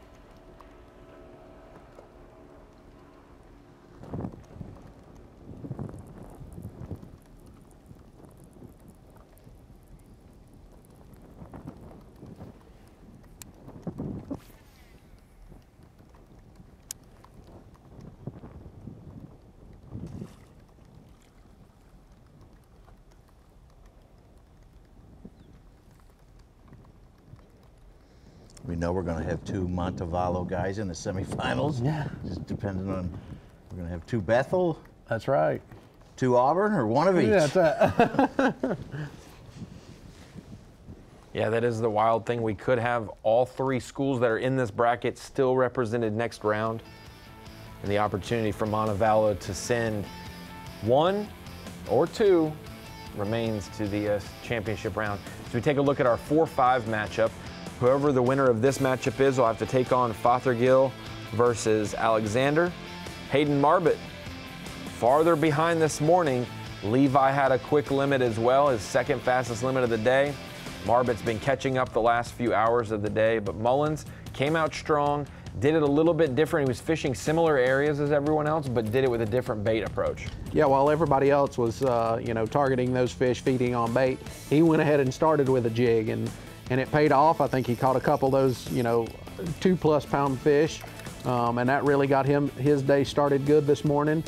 And he's kind of followed up with that. Before break, he said he was going to go back to try his starting spot, and it looks like he may have upgraded a time or two there this afternoon. So look forward to see if he can continue to make that jig work. Levi Mullins from Indiana, but goes to school at Bethel University, one of the most legendary college fishing powerhouses with a legacy of sending anglers to the Bassmaster Classic. Could they do it again this week? Meanwhile, Auburn University, one of the best athletic schools in the country, no matter what sports you pick, but also in college fishing, has sent just as many anglers to the bracket and to the Bassmaster Classic. And Hayden Marbett, part of the national championship team, would love to put his name in that hat as well.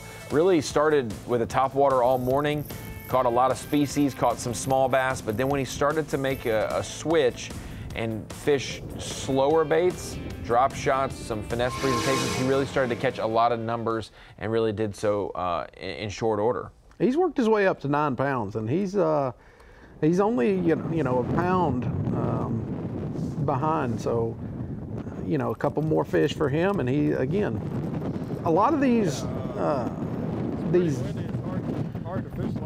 battles are tighter than what they may seem based off weights, because just as we saw that 4-6 get caught, I think we probably got about any fish over 2 to 3 pounds is going to give these guys weight to make it happen. So it's either going to catch you up, or it's either going to make your further your lead. So we'll just see who's able to make the adjustments to make it happen.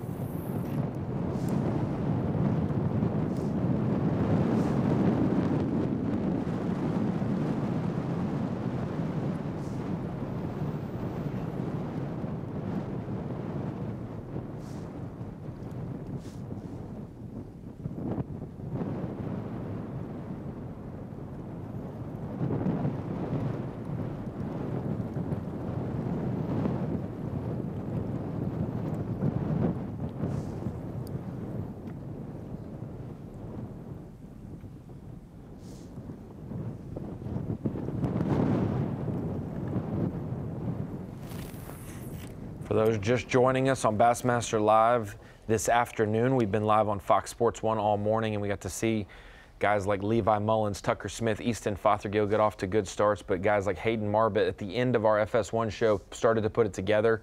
These two Auburn anglers won the national championship just a few weeks ago at Pickwick Lake. Now they're looking to both advance to round 2 of the bracket.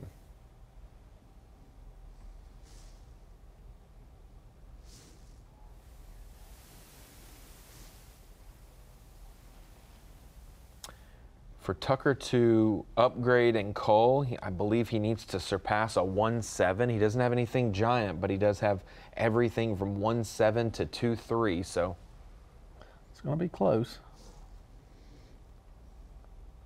Tough audio with him, so we'll see what gets put into Bass Track. We'll keep an eye on that.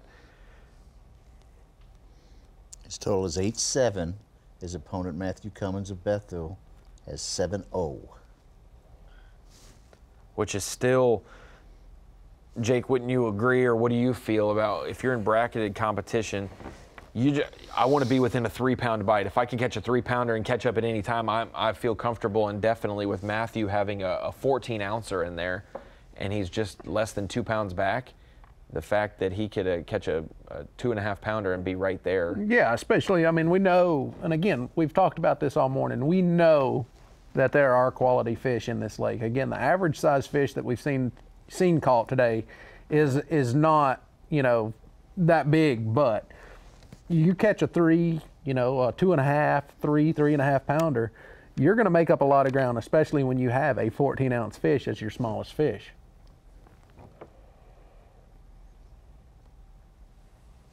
And if that happens, I mean, you go from, feeling like you're zero to hero, and then all of a sudden you're like, man, I could have a good lead here. This could be the one for Matthew, or maybe an upgrade in general that gets him closer.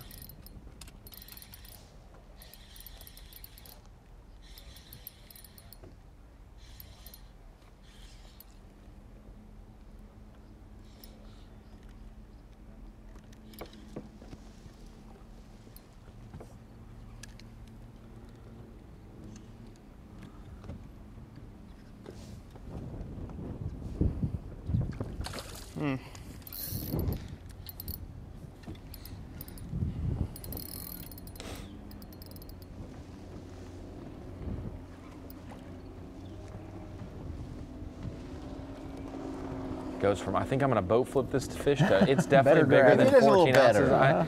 I need to make sure I get this upgrade.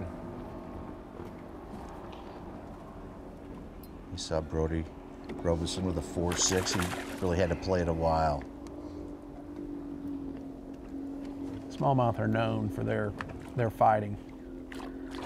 They are very fun fish to catch. Oh yeah, that's gonna call. Should definitely call for him.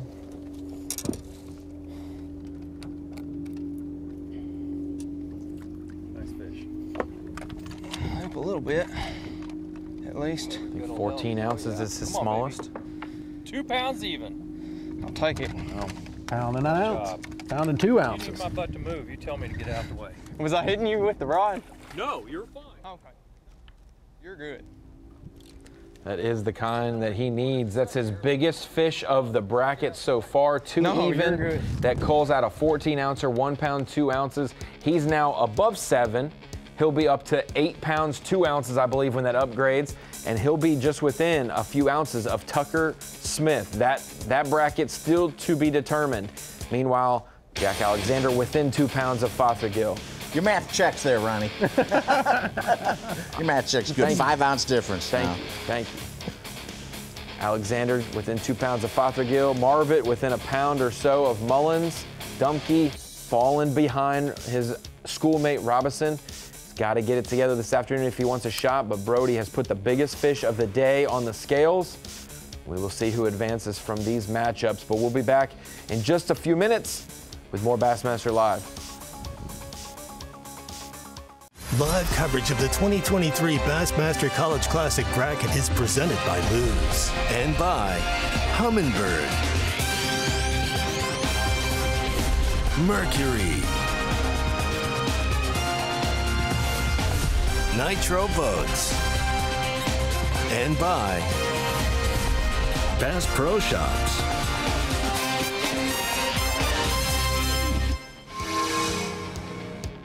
Welcome back to Bassmaster Live here for the College Classic bracket at Milford Lake in Junction City, Kansas.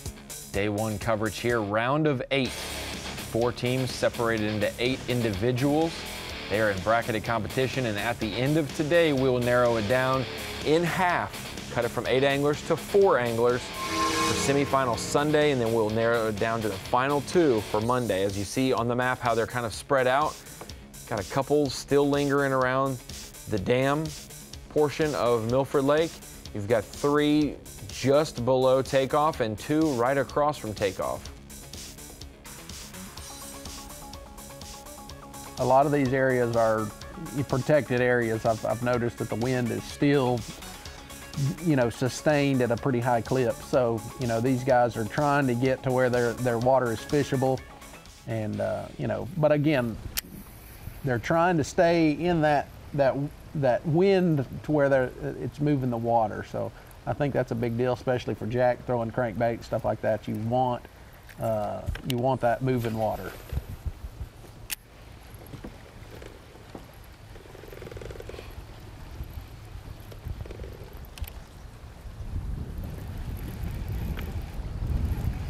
Jack has really caught a lot of fish today. Obviously some of them are not, bass, but really catching a lot of fish.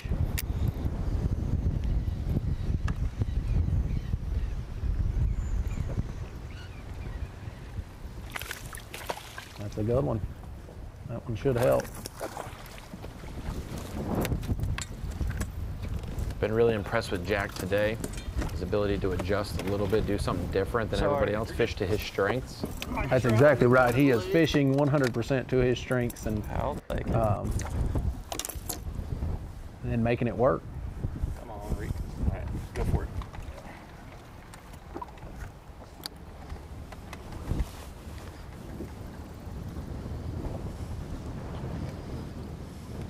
$1.9. Locked in at 1.9. Cool.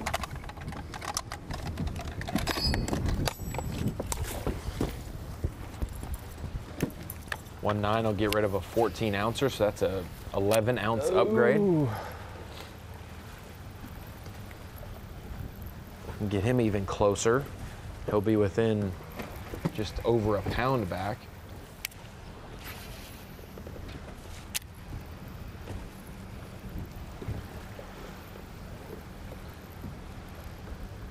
What's that put me at whenever you get the total? Yeah, I'll let you know. Thank you. That puts you at 8 pounds, 10 ounces. Cool. 8.10. What's Easton have currently, if you can tell me? Yeah, I will. Let me refresh this. 19 ounces back of Easton Fothergill. AKA a pound 3. I hit a. There's math. Hey, there is math. My child hit a year and a half, 1-3. and we What's stopped the doing all smallest those one? Is it weeks 14 and ounces those now? things. My child is 92 weeks old. Yeah. You know, nope. As soon as she hit a year and a half, I'm done with that. All right. That's not updated When that when that updates, Jack will be within just a pound and 3 ounces, aka 19 ounces, 19 according to Mike Sukon. Do the math. Getting closer in that matchup. Nick Dumke's still waiting to see him put keeper 4 and keeper 5 in the boat. If he does that, we'll see what he needs to upgrade to get in range of Brody, because Brody has put the biggest fish of the day. Think about this, put it in perspective. I hate to say this, but Brody's biggest fish, a 4.6, is just barely smaller than Nick's 3 keepers together today. So Nick definitely has some work to be done if he wants to earn next week or next round. Brody's on top 10-10. Nick with 3 fish is 5-13 back. Yeah. 2 3-pounders will do it. That's what I'm saying. Like, I mean, it's as bad as it looks right now. It's not over. No, it's not. It's not over, and things can happen quickly. You ever have a late catch in a Absolutely. day that Absolutely. not just sealed the cut, but did something really major? Yep. You have? Oh yeah. I mean, just it's like you're needing one fish either to make the cut or to to make the top 10 or whatever it may be, and more times than not, if you stick with it to the end, you get you get that fish that you need to go by.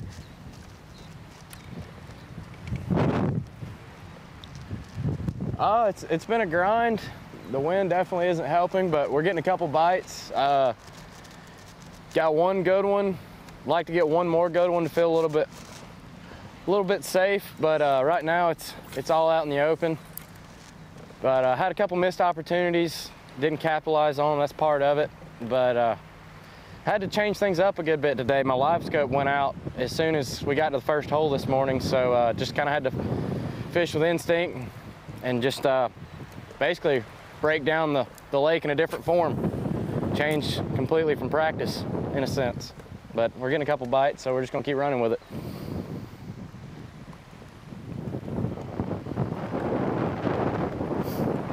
I think that may be an angler's worst nightmare now, as your live scope goes out first thing. Good for him though, for keeping his head up and just plugging along and going. Again, he mentioned it, just going with his instincts and making it happen. For sure, it's not the end-all be-all, especially in the fall. We've seen that with the Bassmaster Opens. You've got half of the top 10s being able to fish a traditional way, with half of them fishing offshore, and maybe untouched fish.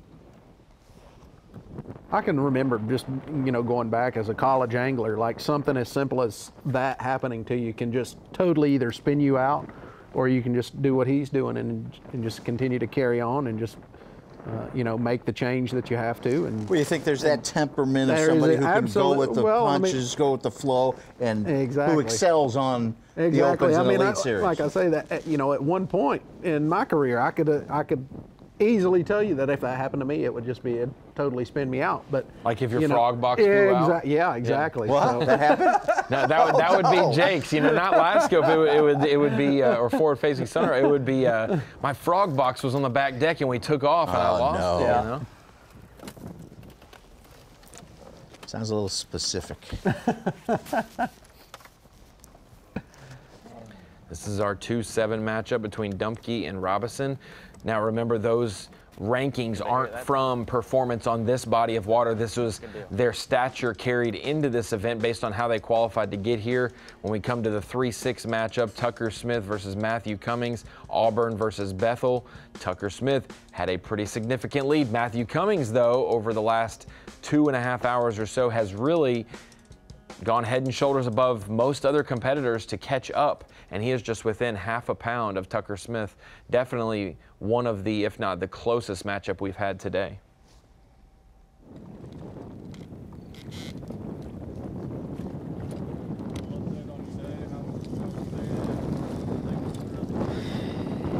It's been slow. Just made a decent coil. You know, I need about 4 more of those, but you know what? We pulled up here, got out of the wind a little bit. I caught a couple here yesterday. Just trying to grind it out and run into a couple good ones.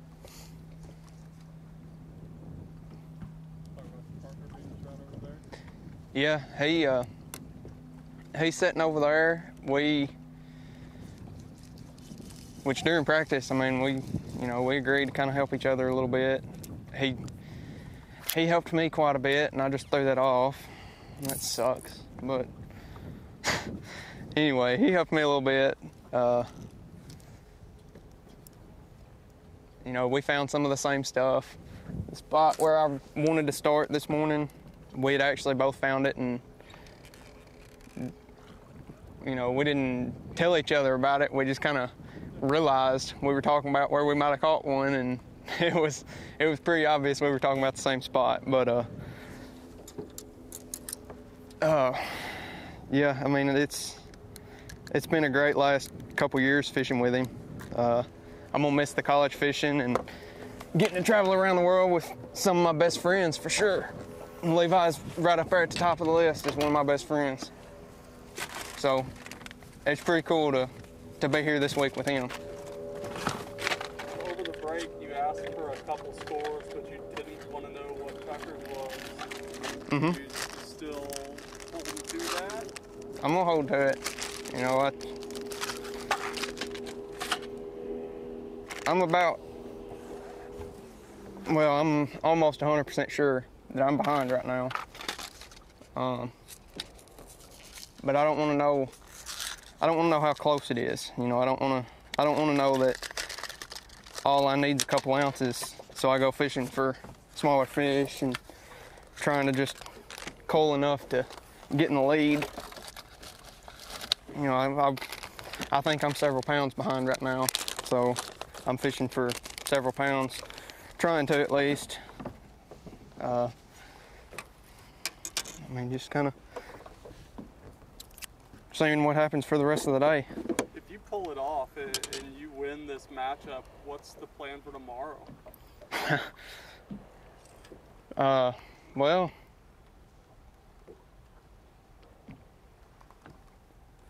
my plan for today is not gone so well, so I guess tomorrow it's just gonna be just go fishing. You know, that's kind of what I'm doing today. Practice was pretty rough, so I just kind of went fishing today. You know, found some new stuff actually. Some of the places we've caught a couple fish, it's not been what I caught fish on in practice, or you know, like that point that we sat most of the day at. I think I caught 2 fish off of it yesterday, and you know, caught more off the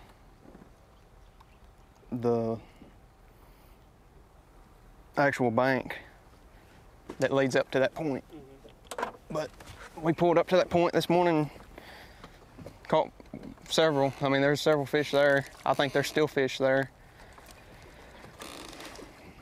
You know, hopefully I can make it and go milk some more out of it tomorrow. We're probably gonna go hit it again before the end of the day. It's 12:40 right now, so we'll be back there before the end of the day for sure.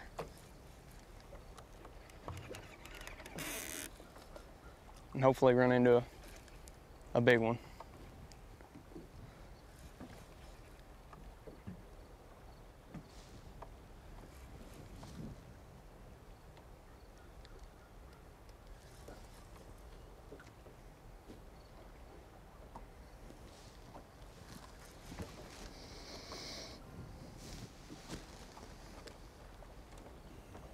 You know, I like that Matthew may be humble in terms of not over his expectations. Like he's, you know, I'm behind, you know, but I don't know if a partner, I would want him to be negative like that. He's in a good position.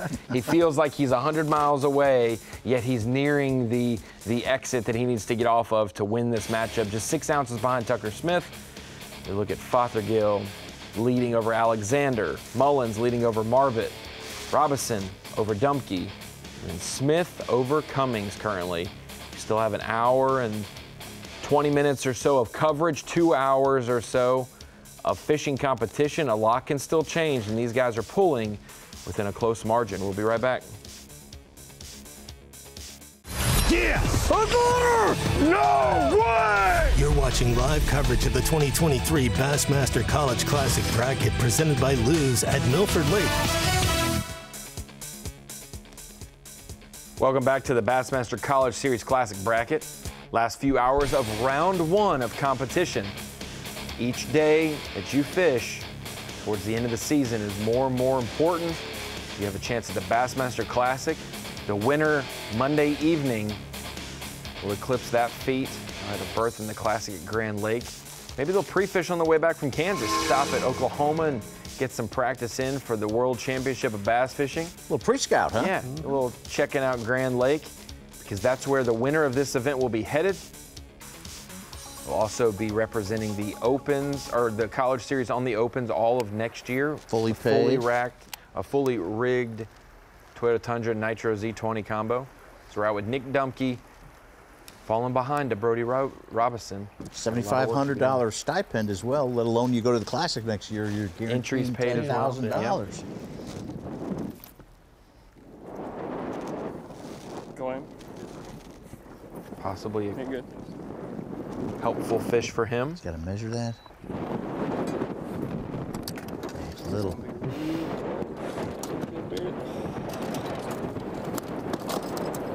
you, Lord. Way over.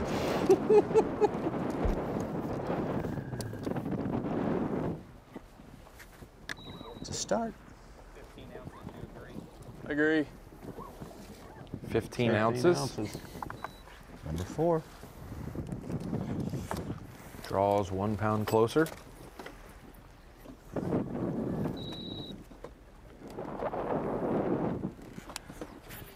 So small, I didn't even know I had them. But boy, will I take them.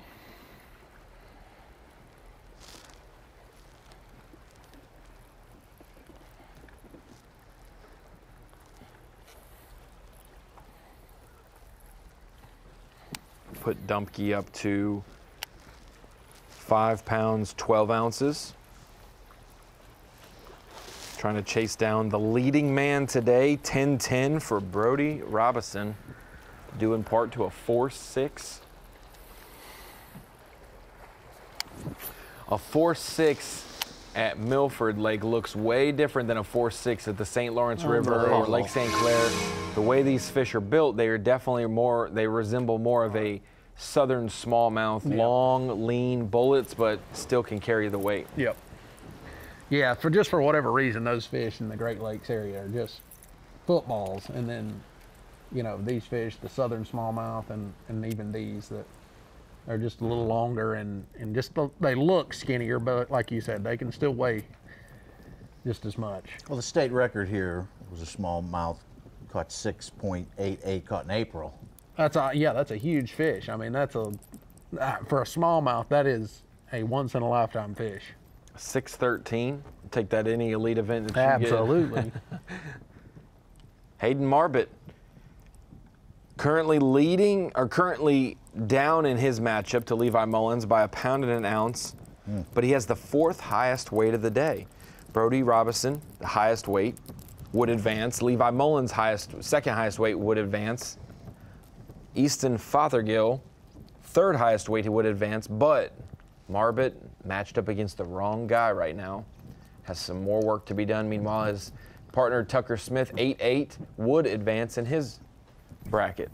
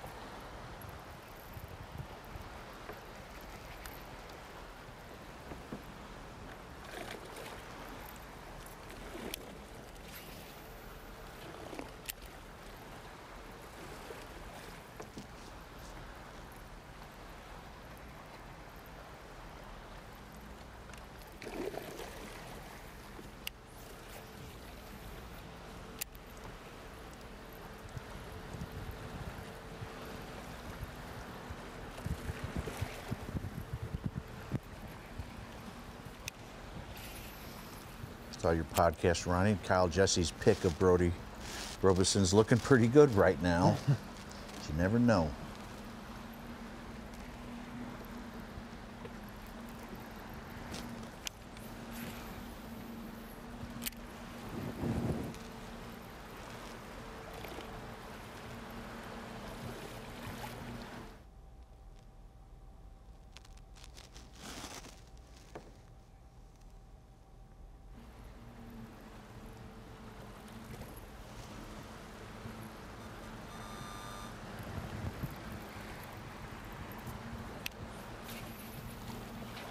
We saw Robeson with the 4.6, and Levi Mullins got over 10 pounds with 3 fish, about 2 1/4 or 3 2.5s, I believe.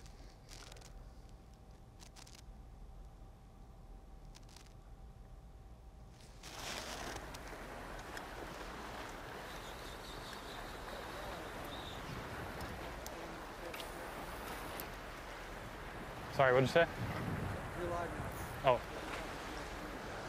Oh. We're in a little bit of a low right now. I'm just kind of bouncing around. Something's changed. I'm trying to figure out what's changed. I'm fishing a little bit deeper off the banks now, just to see if they slid out a little bit. But the afternoon's been tough ever since about really after the break, but we still got lots of time left, and I'm confident we'll get another couple upgrades before the day's over. So we'll keep our head down and keep grinding.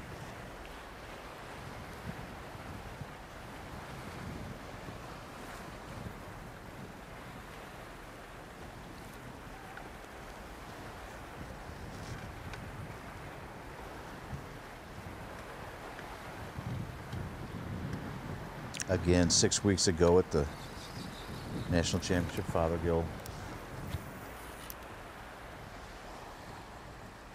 I don't think that'll upgrade for Jack Alexander, but yeah, a tumultuous summer after a successful fishing season. He passed out on the water in the boat and had headaches, and then went to doctors and checked him out. Well, and I mean, you just, I can't got so imagine. bad he went to the ER and well, and when the doctors tell you you're going tomorrow for emergency brain surgery, then yeah, I mean, MRI. I can't imagine how scary that is. But for him to be out here doing well is a testament to him and his recovery and everybody who took care of him. Yeah, exactly. Yes. I asked some of his teammates, you know, you become brothers when you fish and travel like you do, the memories you share. What was it like for them as they had to sit by and watch and wait? And they said, you know, one day we go to dinner and the next morning we get a text notified that he's going to the hospital. We don't know what to expect. We don't know how to do anything. We're not sure what's going to happen. And it's cool to see the rest of the University of Montevallo fishing team that's at back home, maybe watching right now, doing a fish fry on campus to raise money to help with those medical bills. It is like a band of brothers, especially within your own team in college fishing at times. And so very cool to see the group that Coach William has put together, and that, you know, years ago, Elite Series Pro Clint Davis helped start. The program there. Yes.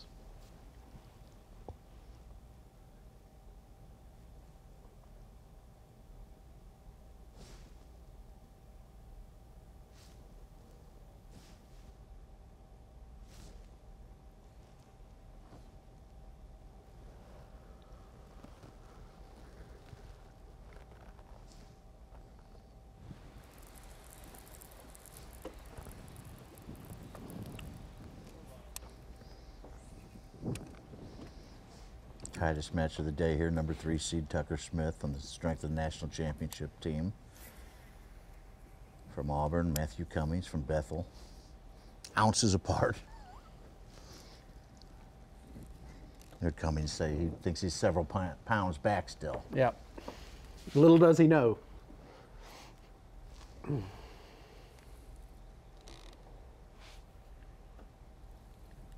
What will it take for Matthew to Matthew's get down by ahead? 6 ounces, and his smallest is a 1.5.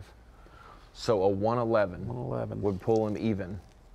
Very doable. I think I'll have to reach out to Glenn Kell right now. I think if they tie, it's based off your seed.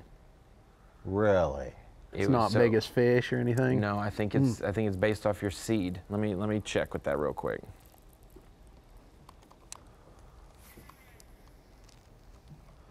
They wouldn't see if they memorized the school's fight song. Huh? That's right. First one to recite it correctly.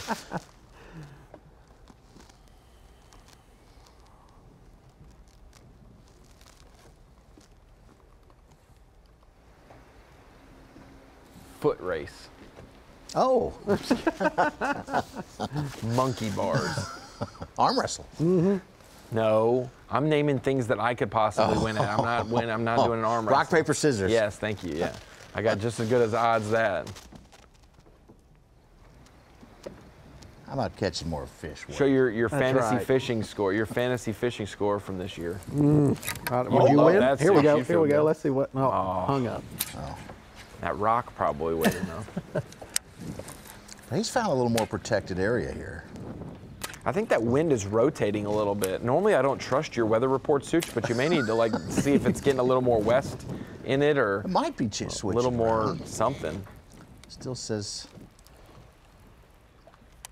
south all day. From the south. That's what it said the second day at St. Lawrence River, and it. Oh yeah, it's going to be 5 mile an hour wind. Got out to the lake, and it's blowing 15, 20. Yeah, from the north. From the north, all the north guys were exposed day 1 and protected day 2.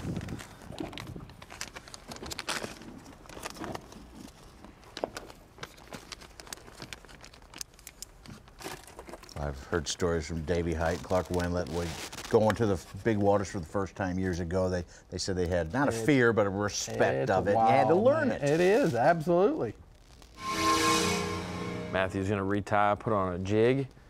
We've seen that work out for Levi Mullins today, and now possibly for Matthew.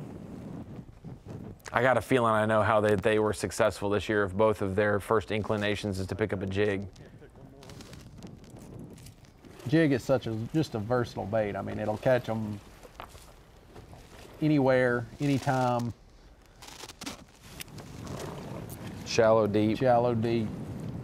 Smallmouth, they all like crawfish, and that's what it imitates. Confirmed, it is based on the highest seed. Gotcha. Which is still an earned deal. You're either the team of the year and you're the highest seed, or you're the champion, you're the highest seed, or if it was a seeding day, it would have based on performance this week.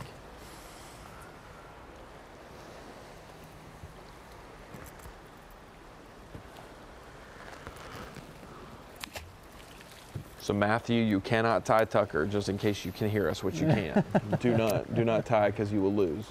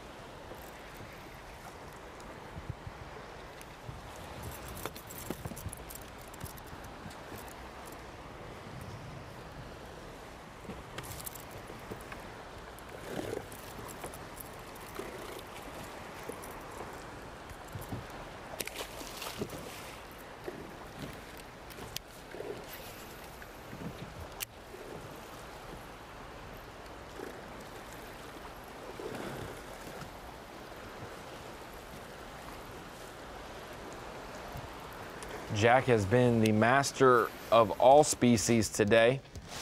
He's catching decent weight in the bracket, and we're waiting to get an update on his weight. I think he has more than 715. I think he's in that 810. I thought 810 range. Yes, so he'll be within 19 ounces of Eastern. Yes, Eastern exactly. Fothergill. We spoke of this, man. That's the way the bracket sits right now. Still, Easton on top.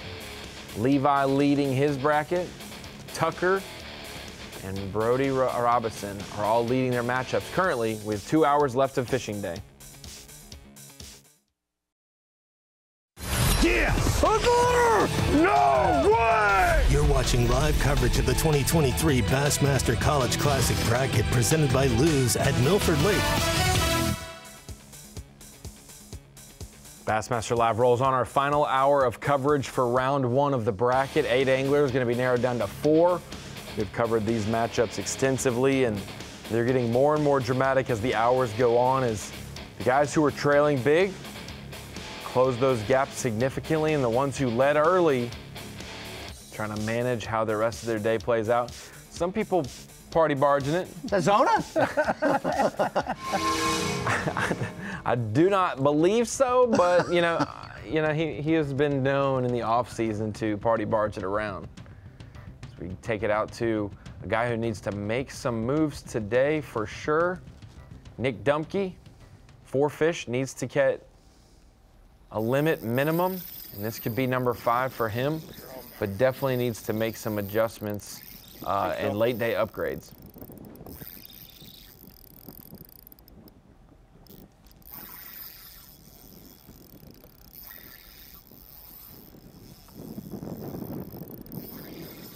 Big smallmouth. Oh my gosh.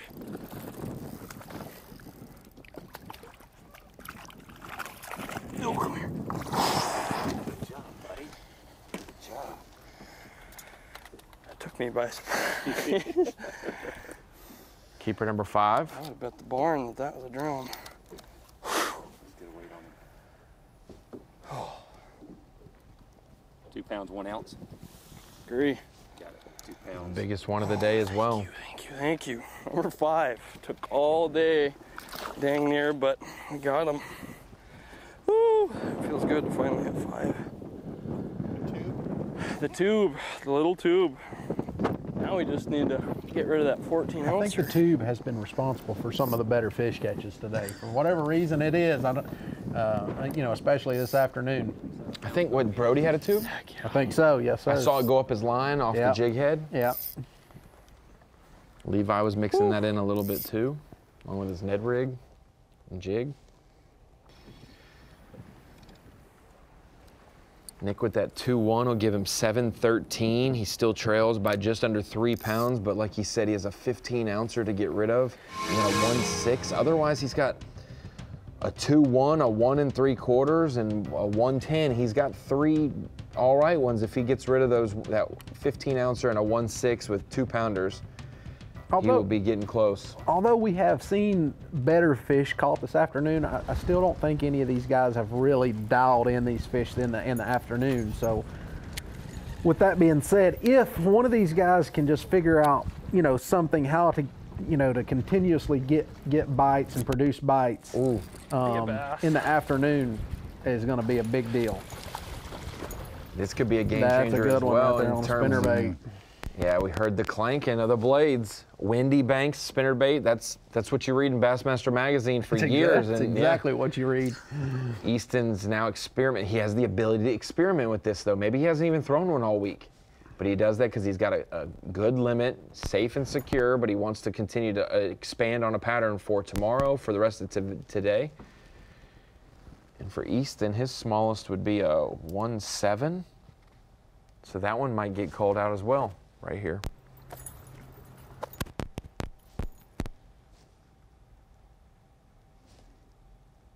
That fish got that bait too. I mean, he's struggling to get it unhooked. So I mean, it just tells you how well that fish ate that bait.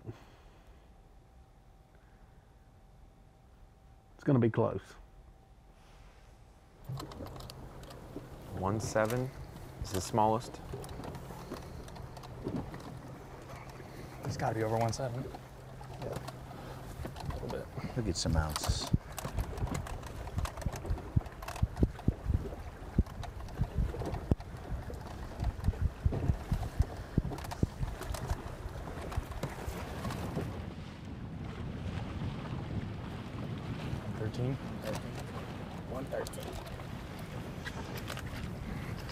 We need a real one. 113. Get rid of the one. Some of it's 6 ounces. 6 ounce coal. So from 9.13 to 10 pounds, 3 ounces. His smallest is a 1.9 now. Or 163 ounces, Ronnie. 163 ounces. 163 Why not? ounces. Nice. Thanks for playing, Nice. Jake. It was easy with the 10. That's right. 163 ounces, carry the 2. Dumpke hooked up again. He just caught his limit off this spot. Now he's trying to cull and upgrade. Remember, he's got the 15-ouncer. This will be his first opportunity to cull.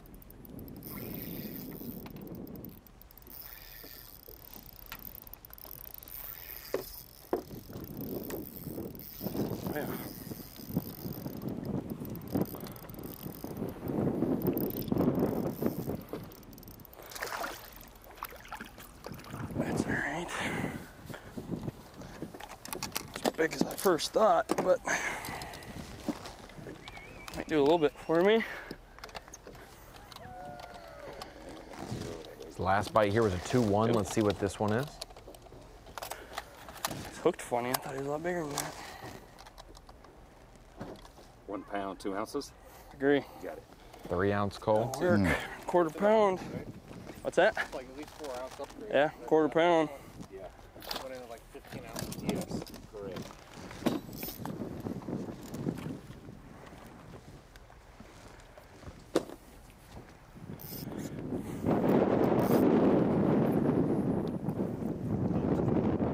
Tube, man. And that fish is now his smallest, the one he just caught. A 1-2 will be his smallest. I mean, it always works. I mean, this dude, you know, kind of like me.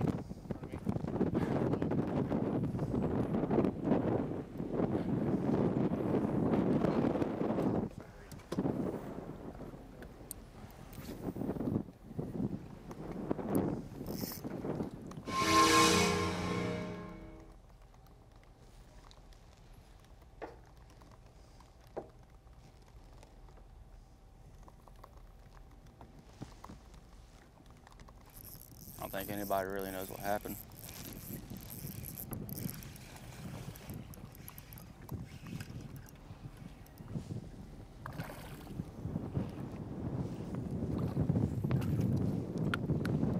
Marbot.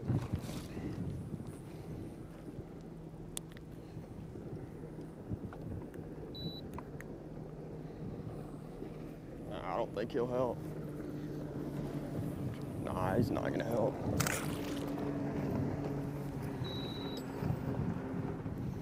You see the matchups, the 1-8 and 4-5, they're on the same side of the bracket. They will match up tomorrow. 2 of these anglers will. Easton Fothergill, 10-3. On spinnerbait. Leading over Alexander. That's another decent looking fish, may upgrade. Yep, spinnerbait. That's a good one. 1-9. Should be 2 something. It is 2 something. It'll be his 3rd biggest of the day. He has a 2-10, a 2-8. It's 2 bites on spinnerbait. 2-5. Good Solid fish. 5. Solid fish. Again, like I mentioned, if he can make this spinnerbait work, you know, to where he can get 3 to 4 bites in the afternoon period, and they be 2 5s, that's going to be a way that he can keep himself in the game for tomorrow if his morning spot doesn't work out like it did this morning. So that's 12-ounce upgrade there. He's going to have the biggest bag of the day. Nearing, I believe, 11 pounds now. Again, Easton has fished more different stuff today than any of the other guys that we've seen. We've seen some of the guys, you know, just going down the bank, you know, square billing. A lot of the guys, you know, fishing offshore. Rip-rap along the dam. Yep. A lot of the stuff Easton is fishing looks to be more big chunk rock and more vertical style banks, more 45 than some of the other guys. So. You think that was a Google Earth find? It very, very much could be, or it could have been just something that in practice where he got, you know, 1 or 2 more bites on than he did in other stuff. So, it'll be interesting to see if he can continue this, you know, to get bit on the spinnerbait and continue to get quality bites out of it. All of them got to be at least 2-pounders by the end of the day.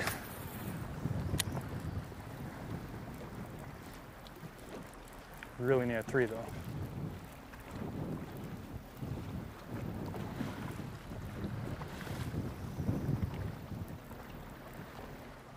Has the biggest bag of the day, and he's worried.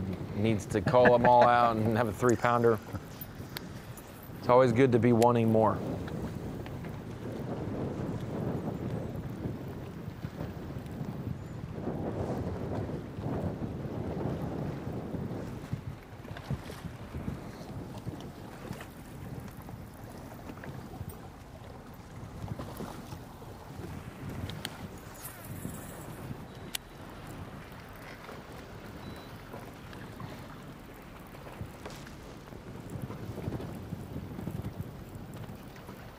Man, when's the last time? I don't know if we've seen someone throw a spinnerbait this year on the Elite Series.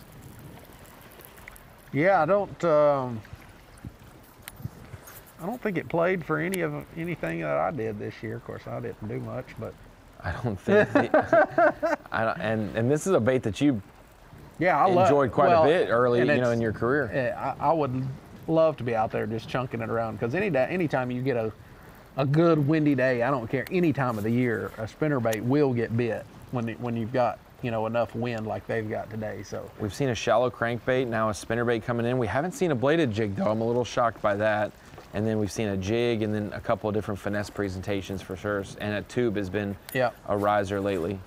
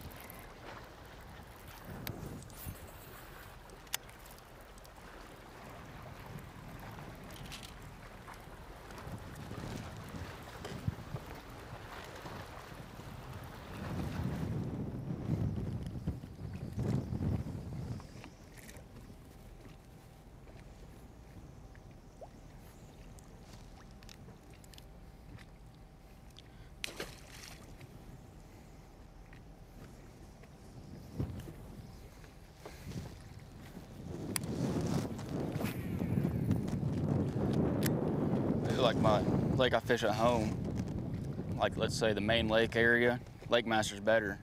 But for up the creek, the Lawrence is better. Yeah. It's just the creek's kind of tricky anyway, so.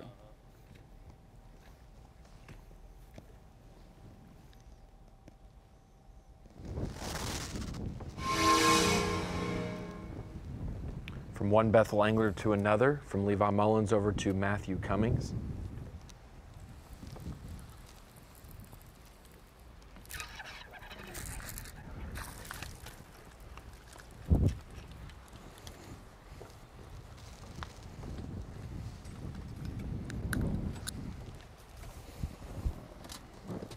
I don't think he's gonna pull.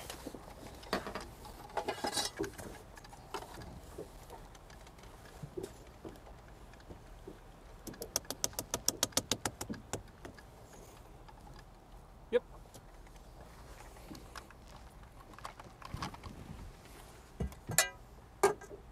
1 pound on the dot. No help.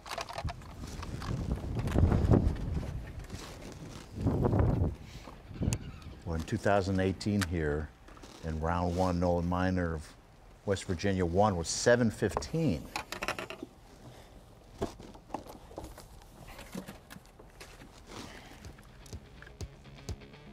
Upgrades are going to be needed if Cummings wants to catch Tucker Smith. Doesn't need much to gain an edge. Just 5 ounces separating this matchup. The door is certainly wide open there in the 3-6 matchup. Meanwhile, Fothergill extending his lead in his matchup in the 1-8 seed. Mullins still holding strong over Marbit. Dumpke making a hard charge over the last 30 minutes, catching keepers 4, 5, and upgrading. He is trying to chase down teammate Brody Robinson. We'll see more fishing when we come back. Live coverage of the 2023 Bassmaster College Classic Bracket is presented by Lews and by Ranger Boats, Yamaha,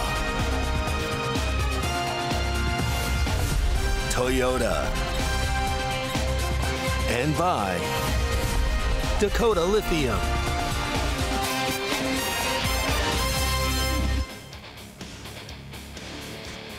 Ooh. Looky there. A little scavenging happening at Milford Lake.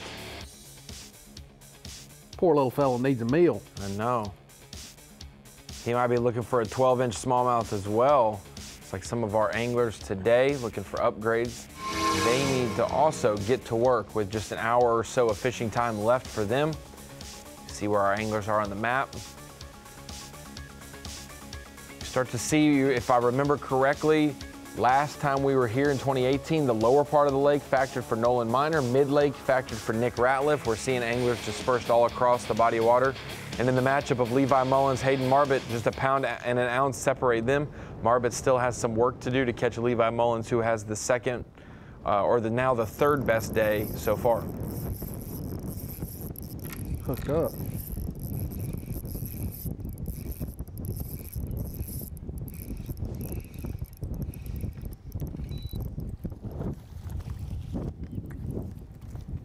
Looks like a good one.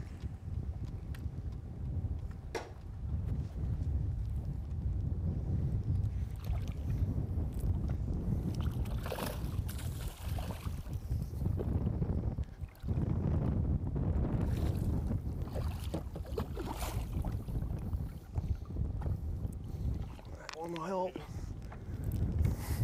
Yes, sir. There we go. That is a really good one. Good. Yep. Needs 1-1. His smallest is still 14 ounces, I believe. 2-pounder will give him the lead. Agree. 3-4. 3-4. 3-4.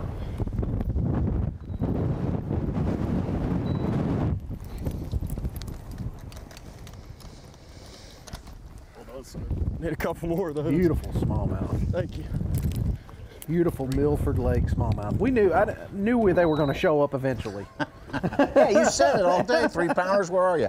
10 pounds, 12 ounces, second biggest on the day. He is now 11 ounces ahead of Levi Mullins of Bethel. Auburn angler Hayden Marbett.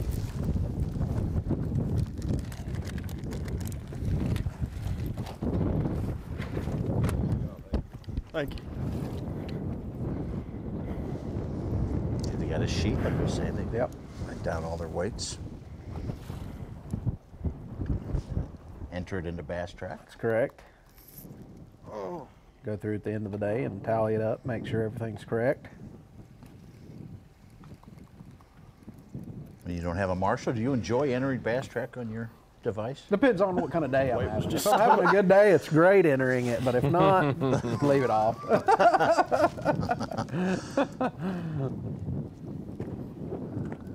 We see that a lot. Then again, I've had days where I've had good days too, and it's like I just kind of want my family to just suffer a little bit. You know what I mean? Oh. Yeah, so. I would think you'd want your family to be reassured that you're catching them.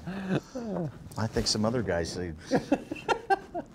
feel the same way as you. Forget the family, forget my sponsors. I don't want anybody to know I got 23 pounds. I was wrong just a second ago. I hadn't updated Hayden fish by fish. His smallest was like 1.4 pounds, so that gave him either way a fantastic gave him the lead upgrade. now. Caught but so yes, many fish I lost track. Yes, his smallest is now 111. It looks like he's got a 3-4, a 2-1, 2 that are 114, and he's got a 111 for Hayden Marbett in the lead now in his bracket matchup against Levi Mullins, who was one guy that we said in the morning was safe. Yeah. You know, for the most part, he had done his work. This is the matchup here that intrigues me. Is gonna, I think, one bite could separate either one of these guys. So we've seen each matchup have, somebody catch a big one, except for this one right here. So these guys are, due for a good one, and we'll just see which one can make it happen. We now have every angler in the field is over 8 pounds, and we've got 4 anglers over 10 pounds.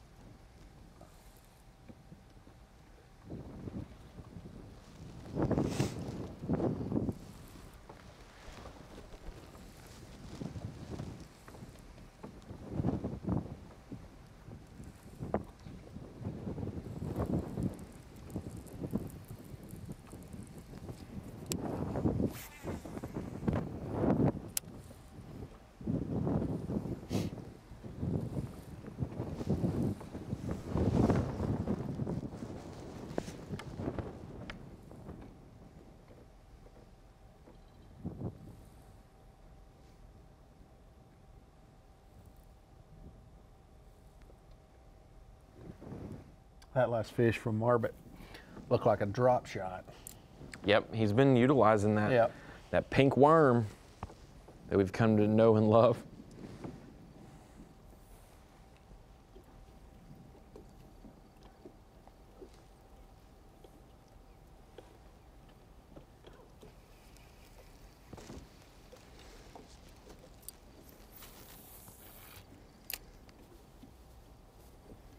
A little history of Milford Lake. It's the reservoir of the Republican River.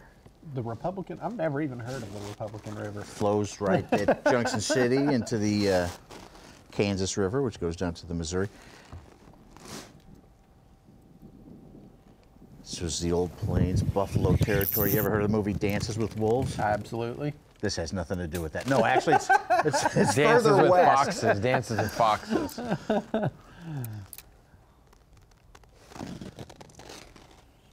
But now it's a big fort here, Fort Riley. General Custer was here. You know who wasn't here?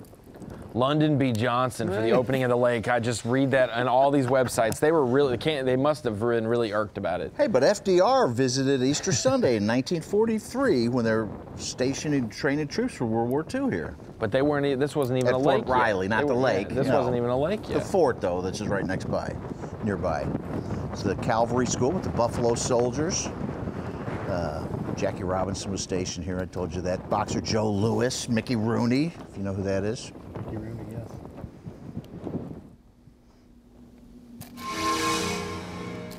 Taking a look at our 1 and 8 matchups.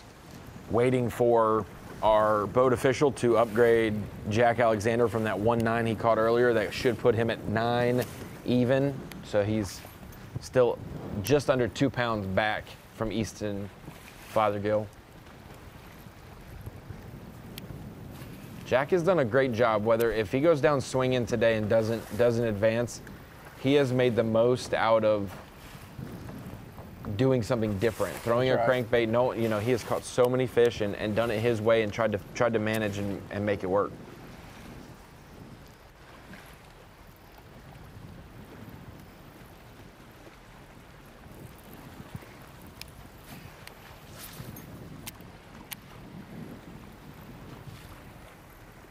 And I think at the end of the day, however that works out, you feel much better about yourself whenever you fish the way that you think you can do the best, and not something you're running around doing crazy things where you're not 100%, you know, in tune with what you're doing. Trying to force something. Trying to force something that you're not, you know, like I'd say rather in tune doing. I'd rather go down swinging on my strengths and show out and at least put on a good performance than try to emulate the way someone else is catching them if that's the winning way to do it, and not and coming in flat.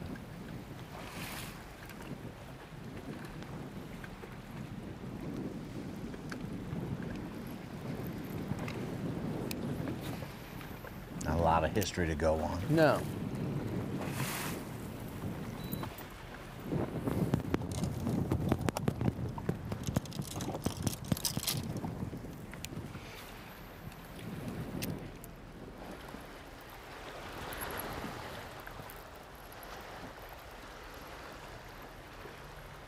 Yeah, can I just feel the fish against your teammate on day one? I mean, I kind of liked it. I mean, it's no pressure, because, I mean, you lose, it's to a Valo guy. It's like, you know, not the end of the world. Definitely don't want to lose, but, you know, I mean, Easton's elite angler, so, I mean, I really didn't feel any pressure today. Still got some time, not like it's over, but it's like you either lose to one half of the greatest team in college fishing, or you pull off one of the bigger upsets in bracket history. So it's just been a fun challenge to try to task. You're one bite away, really. Yeah, I'm just hunting down a 3-pounder, just trying to make as many casts as I can in high percentage places. Been running these transitions, but it seems like this bite's kind of dying, so we're gonna have to make an adjustment here in the last, I don't know, hour and a half or whatever we got.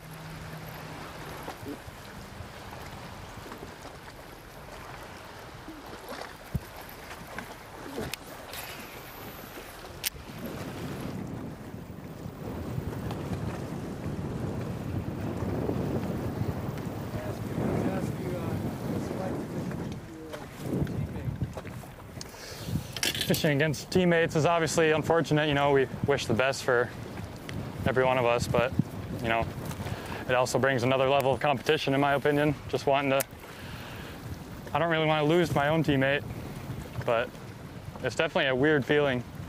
I just saw him down the lake a little bit ago, and he's my teammate, but today he's my competitor, so it's definitely a little weird, but I'm super competitive, so anyone I'm fishing against, I want to beat, so.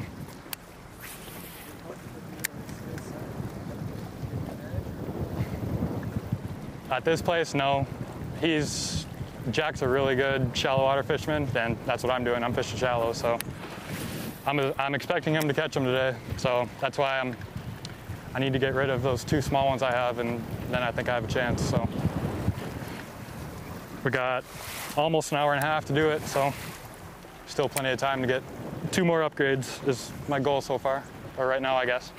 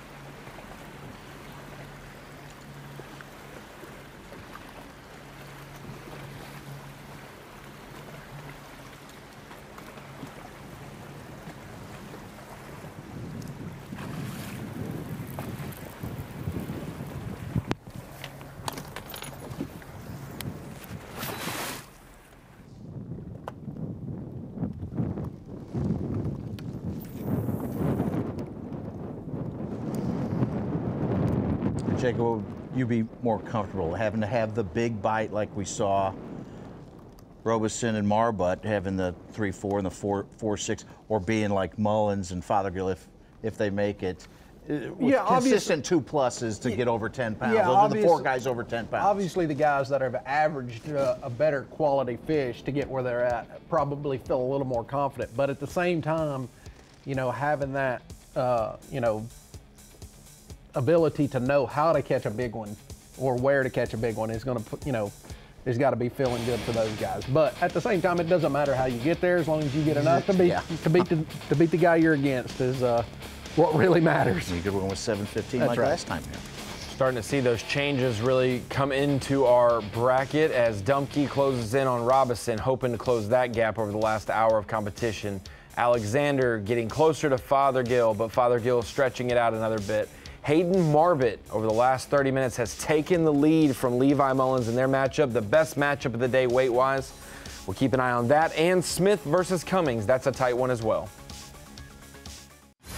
Live coverage of the 2023 Bassmaster College Classic bracket is presented by Lews and by Minn Kota. Power Pole. Skeeter Boats. Progressive Insurance, and by Rapala.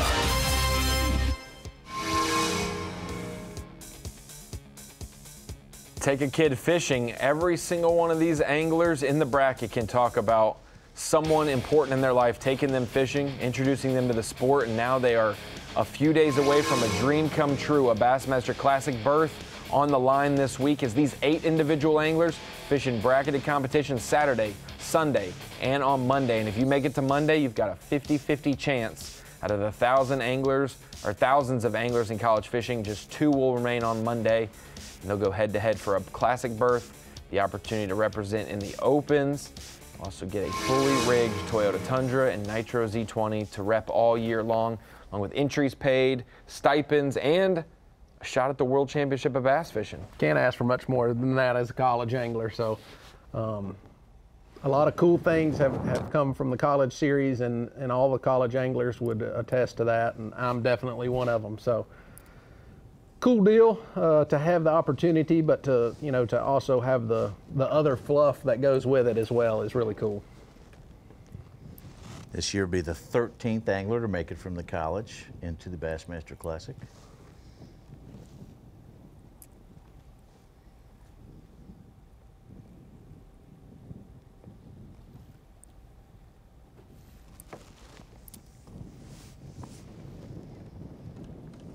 This isn't the only coverage of the college bracket. Tommy Sindick is on site. He actually is a graduate from the University of Montevallo, so he's watching his former teammates and former competitors.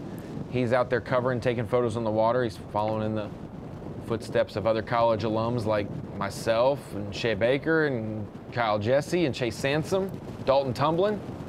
I think the college series is filling the elite field and all the Bass staff positions. That's been very helpful. Such, where did you fish in college? I think they were just inventing the sport of fishing when Such was in college. Farm pond. I think. Still fishing with cane poles back then, weren't you? He would have been a Missouri Tiger, I think, or something. We don't talk about them folks around here.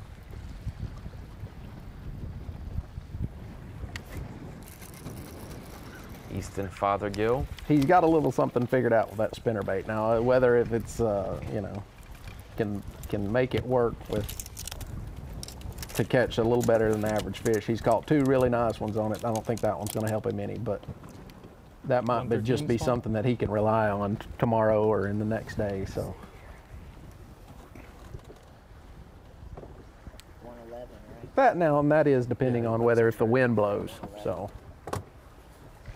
If we don't have the wind that we've had today, then it may not play at all. Now, if it changes from the south and comes from the north, What's it, you know, take a day for this water to get back to where it needs to be, or all the color gets shuffled around? No, I think with, you know, a lot of times with a spinnerbait, it's just more of an opportunity for those fish to feed. You're going to be throwing it basically in the same places, just that wind and the water movement just breaks that water up and they're not able to get a good look. So it's just more or less a reaction bite. So. No, you don't trust my weather, but it looks like tomorrow overnight it's going to be windy in the morning. It'll die down to like 8 miles an hour, still from the south though. Yeah. But it'll climb a little bit in the afternoon when it gets back up to 90 degrees to maybe 14, 15 miles an hour wind, like we've had today. I will say, like, you know, even on a day like today when you've got 15-mile-an-hour wind on a day that's 90, it doesn't feel 90. So, I'm sure those guys have enjoyed having a little bit of a breeze out there today. And that's the one thing, I mean, if we're being honest, fall fishing is very difficult. So one thing that can make fall fishing better is having something different like wind come into play. Yeah. And so get to see that factor for these anglers. And just from looking at our camera views, it doesn't look like there's a cloud in the sky. And based on my experience in the fall, if you get a bluebird sky in the fall, it just is brutally tough. That's the worst. Yeah, so to be able to have that wind. We've seen a bunch of fish get caught. Exactly. You know? They have caught plenty of fish today. So 4 guys over 10 pounds? Not yeah, that shabby. solid. That's solid. And one of those will go home. That's it, unfortunately. One of those is going home. That's crazy. Oh man, all the fellas watching. Big shout out to them, all the family members watching back home. My sister, brother-in-law, I know they're watching. Who else? Yeah, all my family and friends are the big ones. I've got a pretty special group of family and friends that are huge supporters, and without them, I wouldn't be here right now. So a huge thank you to them.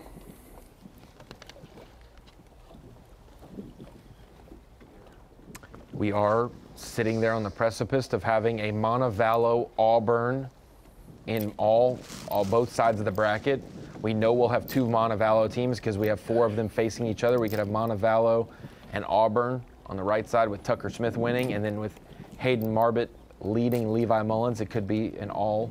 Gosh, those Auburn Bethel ones are pretty close. They're though. so We still close. have one late catch could decide it the other way. And they'll still have fishing time when we leave you on Bassmaster Live. What did we decide that Matthew needed to catch up with Tucker Smith, like a 111 or something like that? What's his deficit? 6 ounces? 6 ounces. 6 ounces. 5 ounces, something like that? Yeah. I think as small as 1.5, I think it is still. So yeah, you're about right. It could be. I think it's 1.6. Well, no. So, anyway, I mean, it's still very doable. I mean, it's very doable. Like a pound and 3/4 fish. Yeah, if you want to be within a 2-pounder, any swing of the bat can be a 2-pounder at Milford. We were saying that about a 3-pounder, and Hayden Marbett did that. Yeah. I mean, he catches a 3-4 and takes the lead in his matchup. But for a day one, getting a feel of the day, it has been a fantastic day. Welcome into the Bassmaster Studio, sponsored by Marathon. Ronnie Moore here with Elite Series Pro and 2-time College Classic bracket competitor Jake Whitaker. And we got Mike Sukon. Jake, we've talked about it all day. We see some of these guys get out to early morning, big leads in their matchups. Easton Fothergill doing that, Levi Mullins doing that, and then all of a sudden in the afternoon, everyone either catches up or they have to begin to make adjustments. We've seen that from Easton. We haven't seen that from Levi. He has been overtaken. Yeah, and I mean, he got off to a great start this morning, and we were even quick to jump to say that he may be safe, but obviously not the case. Hayden caught a solid fish there at 3 1/4. Is going to go a long way for him. But those guys that have continued to grow and continued to expand on their water, and the guys that have got that quality bite are the guys that have pulled ahead on this afternoon. You either want to have all 2-pounder suits, or you want to have a 3-4 like Hayden or a 4-6 like Brody to be able to jump ahead in their matchups. We have seen that. Like Jake says, as long as you get there, all you got to do is beat your opponent. You got to figure it out. You don't know it anymore, you know, after the morning reveal, what they ended up catching. So you just go for it. You just Tucker Smith could have the 5th or 6th biggest weight today and still advance because he's barely beating out Matthew, who is in his matchup. But it has been a fantastic day of coverage. We know that we've got more fishing to be had as well, and we're going to try to take you up as long as we can towards the finish. These guys will have a little bit more time after we're done with live. They'll do their reveal later, and you'll know on Bassmaster.com how it finished out. Then tomorrow we'll do the same thing, but on Monday we will follow them all day long on Bassmaster.com. Even after we would normally end, we're going all the way up to the end reveal to be able to showcase who will be the 2023 college bracket champion that will represent in all aspects. It's been a truly life-changing opportunity for Louis Minetti. He mentioned that in videos and also just throughout his year covering, working and fishing on the opens. No matter how it goes, it's an opportunity to represent, which is very cool. Especially helping your program, Montevallo, Auburn, Bethel, having a rep boat on the national level would be big for those programs. Jack hooked up. Let's see what he's got. It really could be anything. Could be anything. It could be anything. I think he's caught drum. Was he the one that caught the walleye? Yes. Yes. He's caught them all today. I think he caught a fox. Yeah, that's true. Reaching for it. That seems to be a smallmouth.